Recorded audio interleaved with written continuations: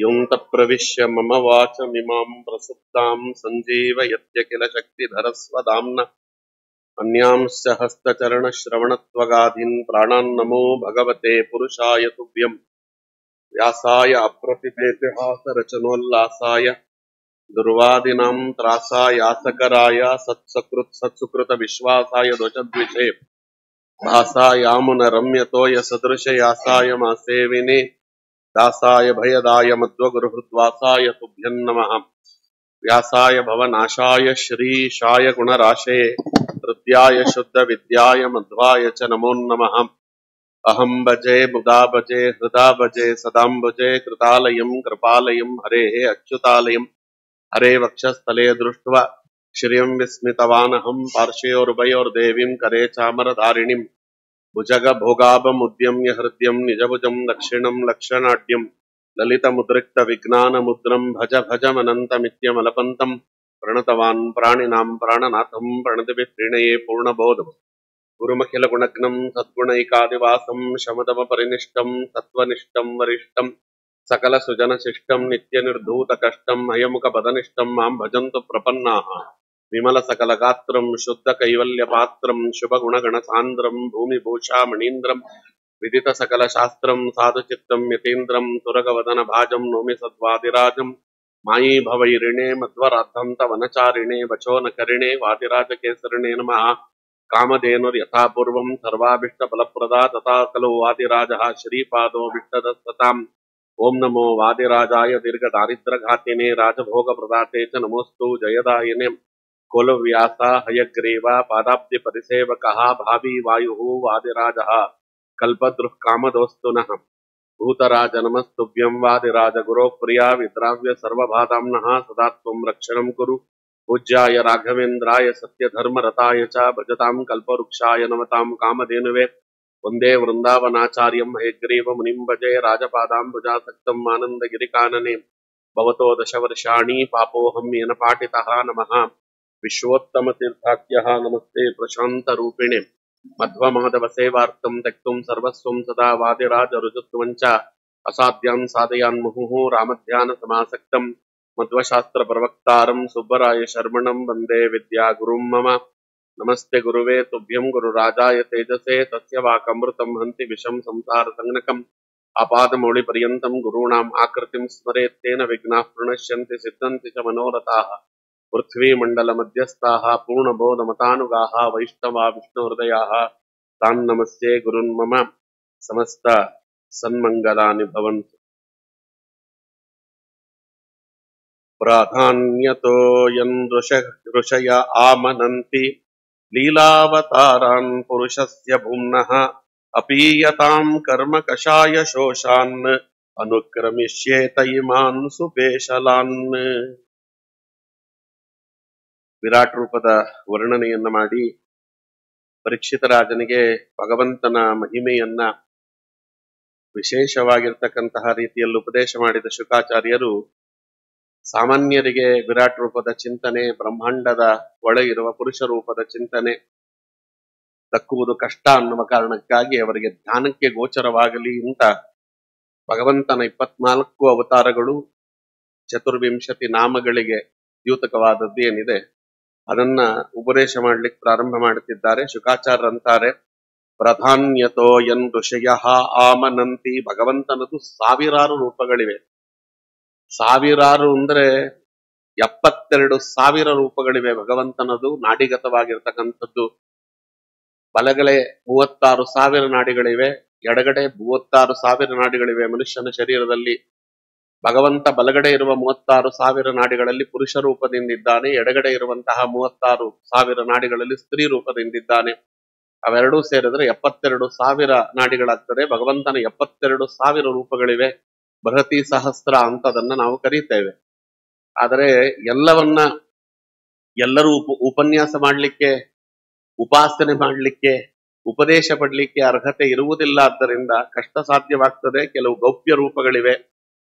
ಅದರಿಂದ ಎಲ್ಲರೂ ಉಪಾಸನೆ ಮಾಡಬಹುದಾದಂತಹ ಯಾವ ಉಪಾಸನೆಯಿಂದ ಎಲ್ಲರ ಮನಸ್ಸು ಶುದ್ಧಿ ಆಗ್ತದೋ, ಎಲ್ಲರ ಚಿತ್ತ ಶುದ್ಧಿ ಆಗತ್ತೋ, ಚೇತನ ಶುದ್ಧಿ ಆಗತ್ತೋ ಅಂತಹ ಅವತಾರಗಳನ್ನ ಭಗವಂತ ಇಲ್ಲಿ ತಿಳಿಸಿಕೊಡ್ತಾನೆ.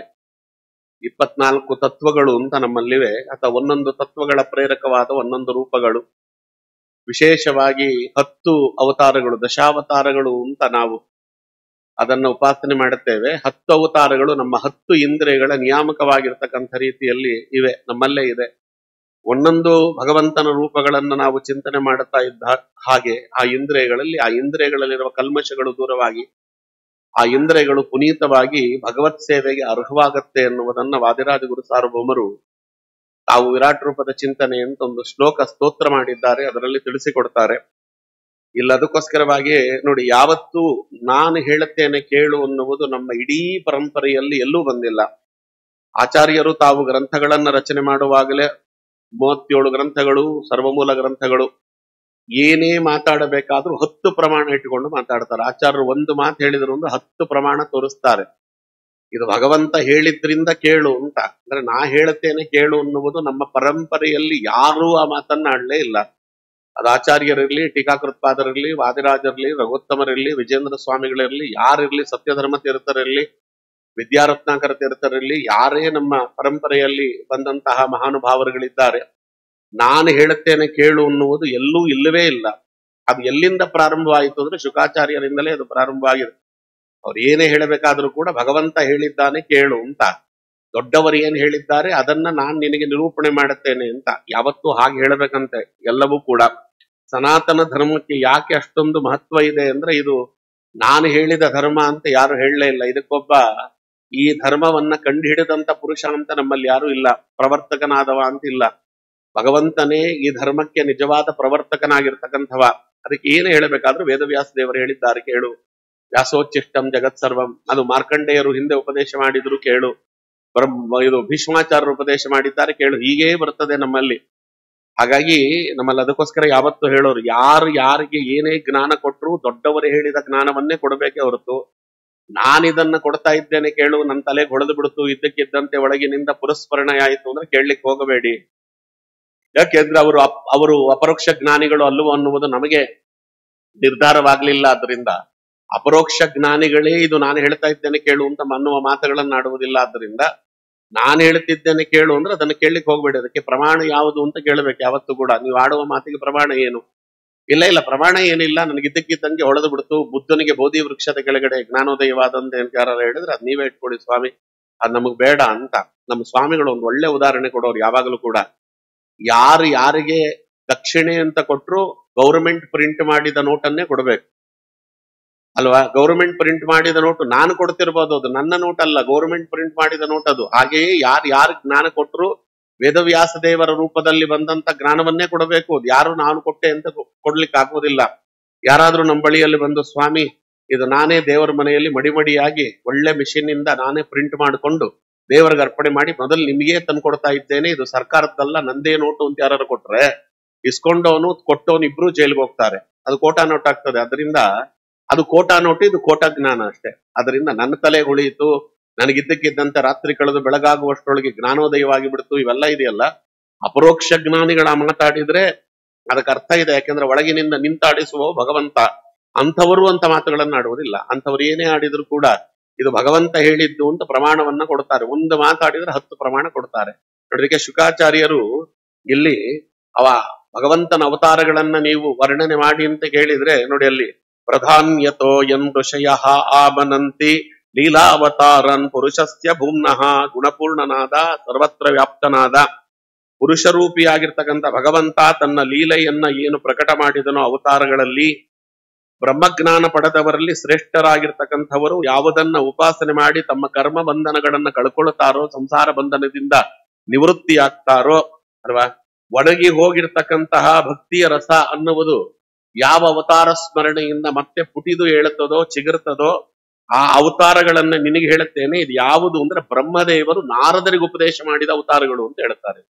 ನಾರದರು ಬ್ರಹ್ಮದೇವರ ಬಳಿಯಲ್ಲಿ ತಾವು ಪ್ರಶ್ನೆ ಮಾಡಿದಾಗ ಭಗವಂತನ ಅವತಾರಗಳನ್ನ ಕುರಿತು ಮಹಿಮೆಯನ್ನ ಕುರಿತು ಆಗ ಬ್ರಹ್ಮದೇವರು ತಾವು ಹಯಗ್ರೀವ ನಾಮಕನಾದ ಭಗವಂತನಿಂದ ಪಡೆದಂತ ಜ್ಞಾನವನ್ನ ನಾರದರಿಗೆ ಭಗವಂತನ ಅವತಾರಗಳ ರೂಪದಲ್ಲಿ ಏನು ವಿಸ್ತಾರವಾಗಿ ಅದನ್ನ ಹೇಳಿದ್ರು, ಅದನ್ನ ನಿನಗೆ ನಾನು ಉಪದೇಶ ಮಾಡ್ತಿದ್ದೇನಪ್ಪ ಅಂತ ಅಲ್ಲಿ ಪರೀಕ್ಷಿತ ರಾಜನಿಗೆ ಶುಕಾಚಾರ್ಯ ಹೇಳುವಾಗಲೂ ಇದು ಬ್ರಹ್ಮದೇವರು ನಾರದರಿಗೆ ಉಪದೇಶ ಮಾಡಿದ್ದು ಅಂತ ಅಲ್ಲಿಗೆ ನೇರವಾಗಿ ಅಲ್ಲಿಂದ ಬಂದ ಜ್ಞಾನಪ್ಪ ಇದು ಶುದ್ಧವಾದ ಜ್ಞಾನ ಅಂತ ಅದನ್ನ ತಿಳಿಸಿಕೊಡ್ತಾರೆ. ಅನುಕ್ರಮಿಶ್ಯೇತ ಇಮಾನ್ ಸುಪೇಶಲಾನ್.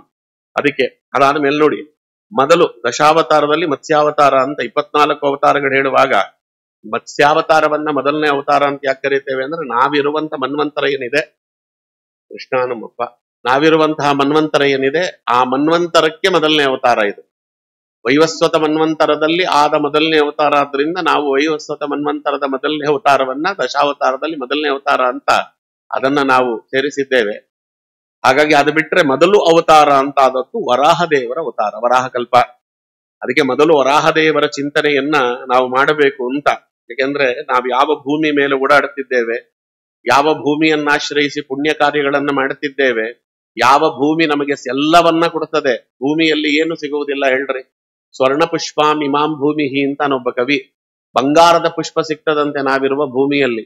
ಅಂತಹ ಭೂಮಿ ನಮಗೆ ಧಾನ್ಯ ಕೊಡುತ್ತದೆ, ದವಸ ಕೊಡುತ್ತೆ, ಔಷಧಿಗಳನ್ನ ಕೊಡುತ್ತೆ, ಚಿನ್ನ ಕೊಡುತ್ತೆ, ಬೆಳ್ಳಿ ಕೊಡುತ್ತೆ, ಕಬ್ಬಿಣ ಅದಿರುಗಳು ಏನು ಬೇಕೋ ಜೀವನ ಮಾಡ್ಲಿಕ್ಕೆ, ನಾವು ನಿವಾಸ ಮಾಡ್ಲಿಕ್ಕೆ, ನಮಗೆ ಮನೆ ಕಟ್ಲಿಕ್ಕೆ ಅವಕಾಶ ಮಾಡಿಕೊಟ್ಟಿದೆ. ನೀರು ಸಿಗತ್ತೆ ಭೂಮಿಯಲ್ಲಿ, ಬೋರ್ ಹಾಕದವರು ಗೊತ್ತಿರ್ತದೆ, ಒಳಗಿನಿಂದ ನೀರು. ಒಬ್ಬ ಮನುಷ್ಯ ಬದುಕಲಿಕ್ಕೆ ಬೇಕಾಗಿರ್ತಕ್ಕಂಥದ್ದು ಎಲ್ಲವೂ ಭೂಮಿಯಲ್ಲಿ ಸಿಗತ್ತೆ. ಆದ್ದರಿಂದ ಅಂತ ಭೂಮಿಯನ್ನ ನಮಗೆ ಕಕ್ಷೆಯಲ್ಲಿಟ್ಟು ನಾವು ವಾಸ ಮಾಡಲಿಕ್ಕೆ ಯೋಗ್ಯವಾದ ರೀತಿಯಲ್ಲಿ ಅದನ್ನ ಪೊರೆದು ಅನುಗ್ರಹ ಮಾಡಿದವನು ವರಾಹದೌಪಿಯಾದ ಭಗವಂತ. ಅದಕ್ಕೆ ಮೊದಲನ ಚಿಂತನೆ ಅದು ವರಾಹ ರೂಪದ ಭಗವಂತನ ಚಿಂತನೆ. ಯತ್ರೋದ್ಯತ ಕ್ಷಿತಿ ತಲೋದ್ಧರಣಾಯ ಬಿಭ್ರತ್ ಕ್ರೌಢಿಂ ತನುಂ ಸಕಲ ಯಜ್ಞಮಯಿಂ ಅನಂತಃ ಅಂತರ್ಮಹಾರ್ಣವ ಉಪಾಗತಂ ಆದಿದೈತ್ಯಂ ತಂ ದಂಶ್ರಯ ಅದ್ರಿಂ ಇವ ವಜ್ರಧರೋಧಧಾರ ಅಂತಾರೆ ಬ್ರಹ್ಮದೇವರು. ಯತ್ರೋದ್ಯತಃ ಕ್ಷಿತಿ ತಲೋತ್ ಧರಣಾಯ ಬಿಭ್ರತ್. ರುದ್ರದೇವರಿಗೆ ಅವತಾರ ಮಾಡು ಅಂತ ಆಜ್ಞೆ ಮಾಡಿದ್ರು ಬ್ರಹ್ಮದೇವರು. ಅವತಾರ ಮಾಡಿದ್ರು ಅವರು ಮಧ್ಯದಿಂದ, ಭೂಮಧ್ಯದಿಂದ ಅವತಾರ ಮಾಡುತ್ತಾ, ನನಗೆ ಒಳ್ಳೆಯ ಸ್ಥಳಗಳನ್ನ ಕೊಡು, ನನಗೆ ನಾಮಗಳನ್ನ ಕೊಡು, ಪತ್ನಿಯರನ್ನ ಕೊಡು ಅಂತ ಹೇಳಿದ್ರು. ರೋದನಾಥ್ ರುದ್ರ ಅವೆಲ್ಲವನ್ನ ಕೊಟ್ಟರು ಬ್ರಹ್ಮದೇವರು. ತದನಂತರದಲ್ಲಿ ರುದ್ರದೇವರಿಗೆ ಈ ಒಂದು ನನ್ನ ಕಾರ್ಯ ಏನಿದೆ ಅಂದ್ರೆ ಸೃಷ್ಟಿ ಕಾರ್ಯವನ್ನ ನೀನು ಮುಂದುವರಿಸಪ್ಪ ಅಂದ್ರೆ, ರುದ್ರದೇವರ ಆ ಸೃಷ್ಟಿ ಕಾರ್ಯದಲ್ಲಿ ಭೂತ ಪ್ರೇತ ಪಿಶಾಚಿಗಳೇ ಹೆಚ್ಚಾಗಿ, ಅದು ಇಡೀ ಭೂತ ಪ್ರೇತ ಪಿಶಾಚಿಗಳಿಂದ ಭೂಮಂಡಲ ತುಂಬಿ ಹೋಗುವ ಪರಿಸ್ಥಿತಿ ಬಂದಾಗ ರುದ್ರದೇವರಿಗೆ ಸಾಕಪ್ಪ, ಇನ್ನು ನಿನ್ನ ಸೃಷ್ಟಿ ಕಾರ್ಯವನ್ನ ನಿಲ್ಲಿಸು ಅಂತ ಹೇಳಿಬಿಡ್ತಾರೆ. ಅದಾದ ಮೇಲೆ ಬ್ರಹ್ಮದೇವರು ಹೇಳಿದ್ರಂತೆ, ಇದರ ನಂತರದಲ್ಲಿ ಏನಾದ್ರೂ ಸೃಷ್ಟಿ ಅಂತಾಗಬೇಕಾದ್ರೆ ಅದು ಗಂಡು ಹೆಣ್ಣಿನ ಸಂಪರ್ಕದಿಂದ, ಮಿಥುನದಿಂದಲೇ ಸೃಷ್ಟಿಯಾಗಬೇಕು, ಮಿಥುನ ಸೃಷ್ಟಿ ಅಂತ. ಇನ್ನ ಇದಾದ ಮೇಲೆ ಈಗ ಸಂಕಲ್ಪ ಸೃಷ್ಟಿ, ದೃಷ್ಟಿ ಸೃಷ್ಟಿ, ಶ್ರವಣ ಸೃಷ್ಟಿ ಇವೆಲ್ಲ ಏನಾಗಿದೆ, ಇದಕ್ಕಿಂತ ಮುಂಚೆ ಅವೆಲ್ಲವೂ ಕೂಡ ತಾತ್ಕಾಲಿಕವಾಗಿ ನಿಂತು ಹೋಗಲಿ, ತುಂಬಾ ಜ್ಞಾನಿಗಳು ಮಾತ್ರ ಅಂತವನ್ನ ಮಾಡ್ಲಿ. ಸಾಮಾನ್ಯವಾಗಿರ್ತಕ್ಕಂಥ ಸೃಷ್ಟಿ ಅಂದ್ರೆ ಗಂಡು ಹೆಣ್ಣಿನ ಸಮಾಗಮದಿಂದ ಆಗಲಿ ಅಂತ ಬ್ರಹ್ಮದೇವರು ಭಗವಂತನ ಇಚ್ಛೆಯ ಪ್ರಕಾರವಾಗಿ ಆಜ್ಞೆ ಮಾಡ್ತಾರೆ. ಅದಕ್ಕಿನ್ನ ಮುಂಚೆ ನೋಡ್ರಿ, ಅದು ಯಾವುದು ಒಂದು ಸ್ತ್ರೀಯ ಅಪೇಕ್ಷಾ ರಹಿತವಾಗಿ ಆದಂತ ಸೃಷ್ಟಿ.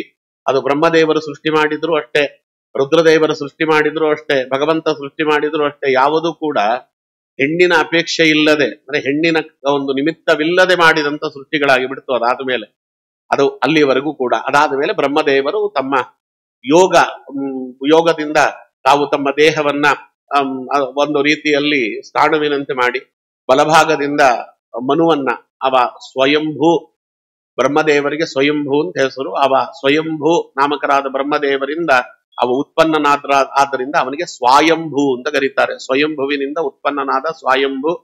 ಮನು ಅವಬೋಧನೆ ಅಂತ ಧಾತು, ಅವ ಜಗತ್ತಿಗೆ ಜ್ಞಾನ ಕೊಡ್ಲಿಕ್ಕೆ ಅಂತ ಹುಟ್ಟಿದವಾದ್ದರಿಂದ ಅವ ಮನು ಅಂತ, ಸ್ವಯಂಭೂ ಮನು ಅಂತ. ಶತರೂಪಾದೇವಿ ಅಂತ ಬ್ರಹ್ಮದೇವರ ಎಡಭಾಗದಿಂದ ಉತ್ಪನ್ನರಾದವರು ಅವನ ಅನಾದಿ ದಂಪತಿಗಳು. ಮುಖ್ಯವಾಗಿ ಅನಾದಿ ದಂಪತಿಗಳು. ನಮಗೆಲ್ಲ ಶಾಲೆಯಲ್ಲಿ ಆಡಮ್ ಅಂಡ್ ಈವ್ ಯಾವುದೂ ಅಲ್ಲ. ನಮಗೆ ನಿಜವಾಗಿ ಮೂಲವಾಗಿರ್ತಕ್ಕಂಥ ಅನಾದಿ ದಂಪತಿಗಳು ಯಾರು ಅಂತ ಕೇಳಿದ್ರೆ ಅದು ಶತರೂಪಾದೇವಿ ಮತ್ತು ಸ್ವಯಂಭುವನು.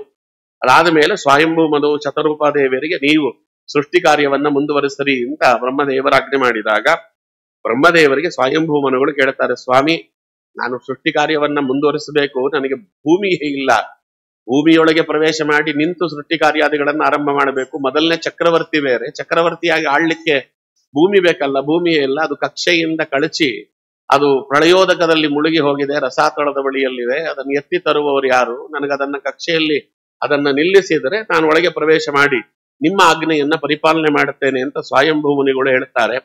ಅದಾದ ಮೇಲೆ ಬ್ರಹ್ಮದೇವರು ಹೌದಲ್ಲ ಅಂತ ಕಣ್ಮುಚ್ಚಿದರಂತೆ ಭಗವಂತನ ಧ್ಯಾನ ಮಾಡ್ಲಿಕ್ಕೆ. ಬ್ರಹ್ಮದೇವರು ಏನು ಮಾಡಿದ್ರು ದೇವರ ಧ್ಯಾನ ಮಾಡುತ್ತಾರೆ. ಕಣ್ಣು ಮುಚ್ಚಿದ್ರು ಬ್ರಹ್ಮದೇವರ ನಾಸಾಪುಟದಿಂದ ದಪ್ಪಂತ ಒಂದು ಭಗವಂತನ ಮೂರ್ತಿ ಆವಿರ್ಭೂತವಾಯಿತು. ಅದೇ ವರಾಹ ರೂಪಿ ಆಗಿರ್ತಕ್ಕಂಥ ಭಗವಂತ. ಇಲ್ಲೊಂದು ಸಮಸ್ಯೆ ಇದೆ. ಹಂದಿಗಳಲ್ಲಿ ಎರಡು ರೀತಿಯ ಹಂದಿಗಳಿವೆ. ಒಂದು ಕಾಡಹಂದಿ, ನಾಡಹಂದಿ ಅಂತ ಎರಡಿದೆ. ಕಾಡಹಂದಿ ಅತ್ಯಂತ ಪವಿತ್ರವಾದದ್ದು. ಭಗವಂತ ಕಾಡು ಹಂದಿಯಾಗಿ ಅವತಾರ ಮಾಡಿದ. ಹಂದಿ ಅಂತ ಯಾರಾದ್ರೂ ನಮ್ಮನ್ನು ಬೈದು ಬಿಟ್ರೆ ಕೋಪ ಬರ್ತದೋ ಇಲ್ವೋ ನಮಗೆ? ಭಗವಂತ ಅವತಾರ ಮಾಡಿದ್ದೇ ಹಂದಿಯಾಗಿ. ಆದ್ರೆ ಕಾಡಹಂದಿ ಅಂತ ಯಾವ ಯೋನಿಯಲ್ಲಿ ಭಗವಂತ ನಮ್ಮನ್ನ ಉತ್ಪನ್ನ ಮಾಡಿದ್ರು ನಮಗೆ ಯೋಗ್ಯತೆ ಇದ್ರೆ ಆ ಯೋನಿಯಲ್ಲಿ ನಾವು ನಮ್ಮ ಉದ್ಧಾರವನ್ನ ಮಾಡಿಕೊಳ್ಳಬಹುದು ಅನ್ನುವುದನ್ನ ದೇವರೇ ತೋರಿಸಿಬಿಟ್ಟ. ನೋಡಿ, ಊರ ಹಂದಿ ಇದೆಯಲ್ಲ, ಆ ಊರ ಹಂದಿ ಅಮೇಧ್ಯವನ್ನ ತಿಂತದೆ, ಮಲಮೂತ್ರಾದಿಗಳನ್ನ ತಿನ್ನತ್ತೆ, ಅದು ಕೊಚ್ಚೆಯಲ್ಲಿ ಬಿದ್ದು ಒದ್ದಾಡತ್ತೆ. ಅದಕ್ಕೆ ಪುರಂದರದಾಸರು ಊರ ಹಂದಿಗೆ ಷಡ್ರಸಾನ್ನವ ನಿಕ್ಕಿದರೆ ನಾರುವ ದುರ್ಗಂಧ ಬಿಟ್ಟಿತೆ, ಘೋರ ಪಾತಕಿಗೆ ಸತ್ಕರ್ಮವ ಪೇಳಿದರೆ ಘೋರ ಕರ್ಮವ ತೊರೆದು ಸುಗುಣನಾಗುವನೆ, ಜಾಲಿಯ ಮರದಂತೆ ದುರ್ಜನರು ಜಾಲಿಯ ಮರದಂತೆ. ಆ ಕೀರ್ತನೆಯಲ್ಲಿ ಊರ ಹಂದಿಗೆ ಷಡ್ರಸಾನ್ನವ ನಿಕ್ಕಿದರೆ ನಾರುವ ದುರ್ಗಂಧ ಬಿಟ್ಟಿತೆ, ಅದು ಊರ ಹಂದಿ. ಅದಕ್ಕೆ ಊರ ಹಂದಿ ಎನ್ನುವುದಿದೆಯಲ್ಲ, ಅದು ಯಾವ ಕಾರಣಕ್ಕೂ ಮನೆಯಲ್ಲಿ ಸೇರಿಸ್ತಕ್ಕದ್ದಲ್ಲ. ಹಂದಿ ಸಾಕುವಂತ ಜನ ಇದ್ದಾರೆ. ನನಗೆ ಆಶ್ಚರ್ಯವಾಗ್ತದೆ, ಕಲಿಯುಗ ಎಲ್ಲಿಗೆ ಒಂದು ಬಿಡುತ್ತು ಅಂತ ಕೇಳಿದ್ರೆ, ನಾಯಿ ಸಾಕುತ್ತಾರೆ ಎನ್ನುವುದೇ ತಡ್ಕೊಳ್ಳಿಕ್ಕಾಗಲಿ, ಹಂದಿ ಸಾಕುವಂತ ಜನಗಳು. ಕಲಿ ಯಾವ ರೀತಿಯಲ್ಲಿ ಎಲ್ಲಿ ಪ್ರವೇಶ ಮಾಡ್ತಾನೆ, ಹೇಗೆ ಪ್ರವೇಶ ಮಾಡ್ತಾನೆ ಅವನಿಗೊಬ್ಬನಿಗೆ ಗೊತ್ತಿದೆ. ಹಂದಿ, ಊರ ಹಂದಿ ಎನ್ನುವುದಿದೆಯಲ್ಲ, ಅದು ಕಲಿಯ ಪರಿಪೂರ್ಣವಾಗಿರ್ತಕ್ಕಂಥ ಸನ್ನಿಧಾನವನ್ನ ತನ್ನಲ್ಲಿ ಇಟ್ಟುಕೊಂಡಿರ್ತದೆ ಅಲ್ವಾ. ಅದಕ್ಕೋಸ್ಕರವಾಗಿ ಹೇಳಿದ ಅಲ್ಲಿ ಆ ಊರ ಹಂದಿಯನ್ನ ಯಾವತ್ತೂ ಕೂಡ ಅದು ಸ್ಪರ್ಶಕ್ಕೆ ಯೋಗ್ಯವೂ ಅಲ್ಲ, ಅದು ದೂರದಲ್ಲಿರ್ಬೇಕು ಅಂತ ಹೀಗೆಲ್ಲ ಹೇಳ್ತಾರೆ. ಹಂದಿ ಜ್ವರ ಎಲ್ಲ ಬಂದಿದೆಯಲ್ಲ, ಅದು ಅದರಿಂದಲೇ ಬಂದದ್ದು. ಕಾಡ ಹಂದಿ ಇದೆಯಲ್ಲ, ಅದು ಅತ್ಯಂತ ಪವಿತ್ರವಾದದ್ದು. ಅದು ಅಮೇಧ್ಯಾದಿಗಳನ್ನ ತಿನ್ನುವುದಿಲ್ಲ, ಅದು ಅತ್ಯಂತ ಶುದ್ಧವಾದಂತಹ ಗೆಡ್ಡೆ ಗೆಣಸುಗಳನ್ನ ಮಾತ್ರ ತಿಂತದೆ, ಬೇರೆ ತಿನ್ನುವುದಿಲ್ಲ. ಭೂಮಿಯನ್ನ ಬಗೆದು ಭೂಮಿಯೊಳಗಿರುವಂತಹ ಗೆಡ್ಡೆ ಗೆಣಸುಗಳು ಅಂತ ಏನ್ ಹೇಳ್ತೇವೆ, ಮೂಲಿಕೆಗಳು, ಅದನ್ನ ಮಾತ್ರ ತಿಂತವೆ. ಆದ್ದರಿಂದ ಆಯುರ್ವೇದ, ಸುಶ್ರುತ ಮತ್ತೆ ಚರಕ ಸಂಹಿತೆ ಹೇಳ್ತದೆ, ಎಲ್ಲಿ ಕಾಡಹಂದಿ ಭೂಮಿಯನ್ನ ಬಗದಿರ್ತದಲ್ಲ, ಆ ಭೂಮಿಯನ್ನ ಬಗದಿರುವಂತಹ ಜಾಗಕ್ಕೆ ಹೋಗಿ ಅದರ ಮಣ್ಣನ್ನ ತೆಗೆದುಕೊಂಡು ಬಂದು ಆ ಮಣ್ಣನ್ನ ಮೈಗೆಲ್ಲ ಹಚ್ಚಿಕೊಂಡು ಬಿಡ್ರಿ, ನಿಮಗೆ ಎಂಥ ಚರ್ಮ ರೋಗವಿದ್ರು, ವೈಟ್ ಪ್ಯಾಚಸ್ ಇದ್ರು, ಏನೇ ಇದ್ರು ಕೂಡ ಹೋಗಿಬಿಡ್ತದೆ. ಅದು ಇವತ್ತಿಗೂ ಸಿದ್ಧೌಷಧಿ. ನಮಗಂತ ಮಣ್ಣು ಸಿಗುವುದಿಲ್ಲ ಅನ್ನುವುದು ಸಮಸ್ಯೆ. ಆದ್ರೆ ಎಲ್ಲಿ ಹೋಗ್ಬೇಕಂತೆ, ಕಾಡಿಗೆ ಹೋಗಿ ಕಾಡ ಹಂದಿ ಕೆದರಿದಂತ ಮಣ್ಣಿರ್ತದಲ್ಲ, ಅದರಲ್ಲಿ ಎಷ್ಟರ ಮಟ್ಟಿಗೆ ಔಷಧಿ ಇರ್ತದೆ ಅಂದ್ರೆ ಕುಷ್ಠರೋಗ ಹೋಗಿ ಬಿಡ್ತದೆ ಅಂತ ಚರಕ ಸಂಹಿತೆ ಬರೀತದೆ. ಅದು ಭಗವಂತ ಅದಕ್ಕೆ ಅಂಥ ರೂಪವನ್ನ ತೆಗೆದುಕೊಂಡು ಬಂದ ಅನ್ನುವುದು. ಇನ್ನೊಂದು ವಿಶೇಷ ಏನು ಅಂದ್ರೆ, ಕಾಡಹಂದಿಯ ಮೈ ಮೇಲೆ ಬೆಳೆದಂತ ಕೂದಲಿದೆಯಲ್ಲ, ಅದು ಎಷ್ಟು ಶ್ರೇಷ್ಠ ಅಂತ ಕೇಳಿದರೆ, ಈ ಸ್ವಾಮಿಗಳೆಲ್ಲ ತಮ್ಮ ಸಂಸ್ಥಾನದಲ್ಲಿ ಸಾಲಿಗ್ರಾಮವನ್ನ ಶುದ್ಧಿ ಮಾಡ್ಲಿಕ್ಕೆ ಕಾಡಹಂದಿಯ ಮೈ ಮೇಲೆ ಬೆಳೆದಂತ ಕೂದಲುಗಳನ್ನು ಉಪಯೋಗಿಸ್ತಾರೆ. ಕಾಡಹಂದಿಯ ಮೈ ಮೇಲೆ ಬೆಳೆದಂತ ಕೂದಲು ಸಾಲಿಗ್ರಾಮ ಶುದ್ಧಿಗೆ ಉಪಯುಕ್ತವಾಗ್ತದೆ ಅಂದ್ರೆ ಅದು ಶ್ರೇಷ್ಠತೆ ನೋಡ್ಕೊಳ್ರಿ. ಭಗವಂತ ಕಾಡಹಂದಿಯಾಗಿ ಅವತಾರ ಮಾಡಿದ ಅನ್ನುವುದನ್ನು ತಿಳಿಯಬೇಕು. ಅದು ತಿಳಿಲಿಲ್ಲ ಅಂದ್ರೆ ಪಾಪ ಬಂದ್ಬಿಡ್ತದೆ. ಯಾವ ಭಗವಂತನ ಅವತಾರವನ್ನು ತಿಳಿದು ಪುಣ್ಯ ಭಾಜನರಾಗಬೇಕು ಅಂತಿದ್ದೇವೆ, ಅದು ಪಾಪ ಭಾಜನತೆಗೆ ಒಳಗಾಗಬಾರದು ಅನ್ನುವುದಕ್ಕೆ ಇಷ್ಟೊಂದು ವಿವರ ಮಾಡಿದೆ. ಅದಾದ ಮೇಲೆ ಭಗವಂತನ ಅವತಾರ, ಆ ಬ್ರಹ್ಮದೇವರ ನಾಸಾಪುಟದಿಂದ ಉದರಿದಂತಹ ಸ್ವಾಮಿ ತಾನು ಬೆಳೆದು ನಿಂತ. ಅಲ್ಲಿ ಎರಡು ರೂಪ ಭಗವಂತನದು, ಮುಖ್ಯವಾಗಿ ಒಂದು ಯಜ್ಞವರಾಹ, ಒಂದು ಶ್ವೇತವರಾಹ ಅಂತ. ಅದಾದ ಮೇಲೆ ನೀಲವರಾಹ ಅಂತ ಮೂರನೇ ರೂಪ ಇದೆ. ಆ ಮೂರು ವರಾಹ, ಮೊದಲು ಯಜ್ಞವರಾಹನಾಗಿ ಸ್ವಾಮಿ ಕಾಣಿಸಿಕೊಳ್ಳುತ್ತಾನೆ. ಕ್ರೌಡಿಂ ತನುಂ ಸಕಲ ಯಜ್ಞ ಮಯಿಂ ಅನಂತಹ. ಯಜ್ಞಕ್ಕೆ ಬೇಕಾಗಿರ್ತಕ್ಕಂಥ ಸಮಸ್ತವಾಗಿರ್ತಕ್ಕಂಥ ಉಪಕರಣಗಳನ್ನ, ಪರಿಕರಗಳನ್ನ ತಾನು ತನ್ನ ದೇಹದ ಅವಯವಗಳಿಂದ ಸೃಷ್ಟಿ ಮಾಡಿಬಿಟ್ಟ. ಸಕಲ ಸುರ್ಕ್ ಸ್ರವ. ಯಾಕೆಂದ್ರೆ ಯಜ್ಞ ಅನ್ನುವುದಿದೆಯಲ್ಲ, ಅದು ಮಾಧ್ಯಮ. ಮನುಷ್ಯರಿಗೂ ದೇವತೆಗಳಿಗೂ ಇರುವ ಮಾಧ್ಯಮ ಇದೆಯಲ್ಲ, ಅದು ಯಜ್ಞ. ಆ ಯಜ್ಞದಿಂದಲೇ ಮನುಷ್ಯರು ಮತ್ತೆ ದೇವತೆಗಳು ಕೂಡ ಪರಸ್ಪರವಾಗಿರ್ತಕ್ಕಂಥ ಸಮ್ಮಿಲತೆಯಿಂದ ತೊಡಗಿರುವುದು ಸಂಬಂಧ ಅವ್ರಿಗೆ ಅದಿದೆ. ಅದಕ್ಕೆ ಯಜ್ಞದ ಮುಖೇನ ಏನು ಕೊಟ್ಟರೂ ದೇವತೆಗಳಿಗೆ ತಲುಪತ್ತೆ. ಅದರಿಂದ ತೃಪ್ತರಾದ ದೇವತೆಗಳು ಮಳೆ ಬೆಳೆಗಳನ್ನ ಕೊಡುತ್ತಾರೆ ಅಂತ ಇವತ್ತು ಸೈನ್ಸ್ ಒಪ್ಕೊಂಡಿದೆ. ಅದನ್ನ ಯಜ್ಞದಿಂದ ಬರುವಂತ ಧೂಮ ಮೋಡವಾಗತ್ತೆ ಅಂತ ಇವತ್ತು ವಿಜ್ಞಾನ ಒಪ್ಕೊಂಡಿದೆ. ಇದನ್ನ ಭಗವದ್ಗೀತೆ, ಭಾಗವತ, ಮಹಾಭಾರತ ಯಾವತ್ತೂ ಹೇಳಿ ಆಯ್ತು. ಯಾರೋ ಪುಣ್ಯಾತ್ಮರು ಎಲ್ಲೋ ಮಾಡ್ತಿರ್ತಾರೆ, ಅದರಿಂದ ಎದ್ದಂತ ಹೊಗೆ ಇದೆಯಲ್ಲ ಧೂಮ, ಅದು ಒಳ್ಳೆಯ ಮೋಡವಾಗ್ತದೆ ಅಂತ. ಅದಕ್ಕೆ ಅನ್ನಾದ್ಭವಂತಿ ಭೂತಾನಿ ಪರ್ಜನ್ಯಾದನ್ನ ಸಂಭವ ಯಜ್ಞಾದ್ಭವಂತಿ ಪರ್ಜನ್ಯ ಯಜ್ಞ ಕರ್ಮ ಸಮುದ್ಭವ ಅಂತ ಭಗವಂತ ಭಗವದ್ಗೀತೆಯಲ್ಲಿ ಹೇಳಿದ್ದಾನಲ್ಲ. ಅದಕ್ಕೆ ಅನ್ನದಿಂದ ಸಕಲ ಜೀವ ಜಂತುಗಳು ಹುಟ್ಟಿದರೆ, ಅನ್ನ ಹುಟ್ಟುವುದು ಮಳೆಯಿಂದ, ಮಳೆ ಬರುವುದು ಯಜ್ಞದಿಂದ, ಯಜ್ಞ ಅನ್ನುವುದು ಕರ್ಮದಿಂದ ಉಂಟಾಗ್ತದೆ ಅಂತ ಸ್ವಾಮಿ ಹೇಳ್ತಾನೆ. ನಮ್ಮ ರಾಘವೇಂದ್ರ ಸ್ವಾಮಿಗಳು ಅದಕ್ಕೆ ಅಪೂರ್ವವಾಗಿರ್ತಕ್ಕಂಥ ಅರ್ಥವನ್ನ ಗೀತಾ ತಾತ್ಪರ್ಯದಲ್ಲಿ, ಅದು ಗೀತಾ ವಿವೃತ್ತಿಯಲ್ಲಿ ರಚನೆ ಮಾಡಿ ಕೊಡ್ತಾರೆ. ನೋಡೋಣ ಇನ್ನೊಮ್ಮೆ ಯಾವಾಗಾದ್ರೂ. ಇಲ್ಲಿ ಭಗವಂತ ತನ್ನ ಮೈಮೇಲಿನ ಒಂದು ಮೈಮೇಲಿನ ರೋಮಗಳಿಂದ ದರ್ಭೆಯನ್ನು ಸೃಷ್ಟಿ ಮಾಡಿದ ಅಂತಲೇ ದರ್ಭೆಗೆ ಅತ್ಯಂತ ಪವಿತ್ರವಾದದ್ದು. ಮಿಕ್ಕ ಯಾವುದೂ ಕೂಡ ನಿಮಗೆ ತಿಂಗಳಾನ್ಗಟ್ಲೆ ಪವಿತ್ರವಾಗಿ ಉಳಿಯುವುದಿಲ್ಲ, ದರ್ಭೆ ಮಾತ್ರ ಪವಿತ್ರವಾಗಿ ಉಳಿಯುತ್ತದೆ. ಯಾವ ಮಟ್ಟಿಗೆ ಪವಿತ್ರವಾಗಿ ಉಳಿಯಿತು ಅಂದ್ರೆ, ಇದೇ ದರ್ಭೆಯ ಮೇಲೆ ಗರುಡ ದೇವರು ಅಮೃತವನ್ನಿಡುತ್ತಾರೆ. ಮಹಾಭಾರತದಲ್ಲ ಕಥೆಯನ್ನು ನಾವು ಕೇಳ್ತೇವೆ.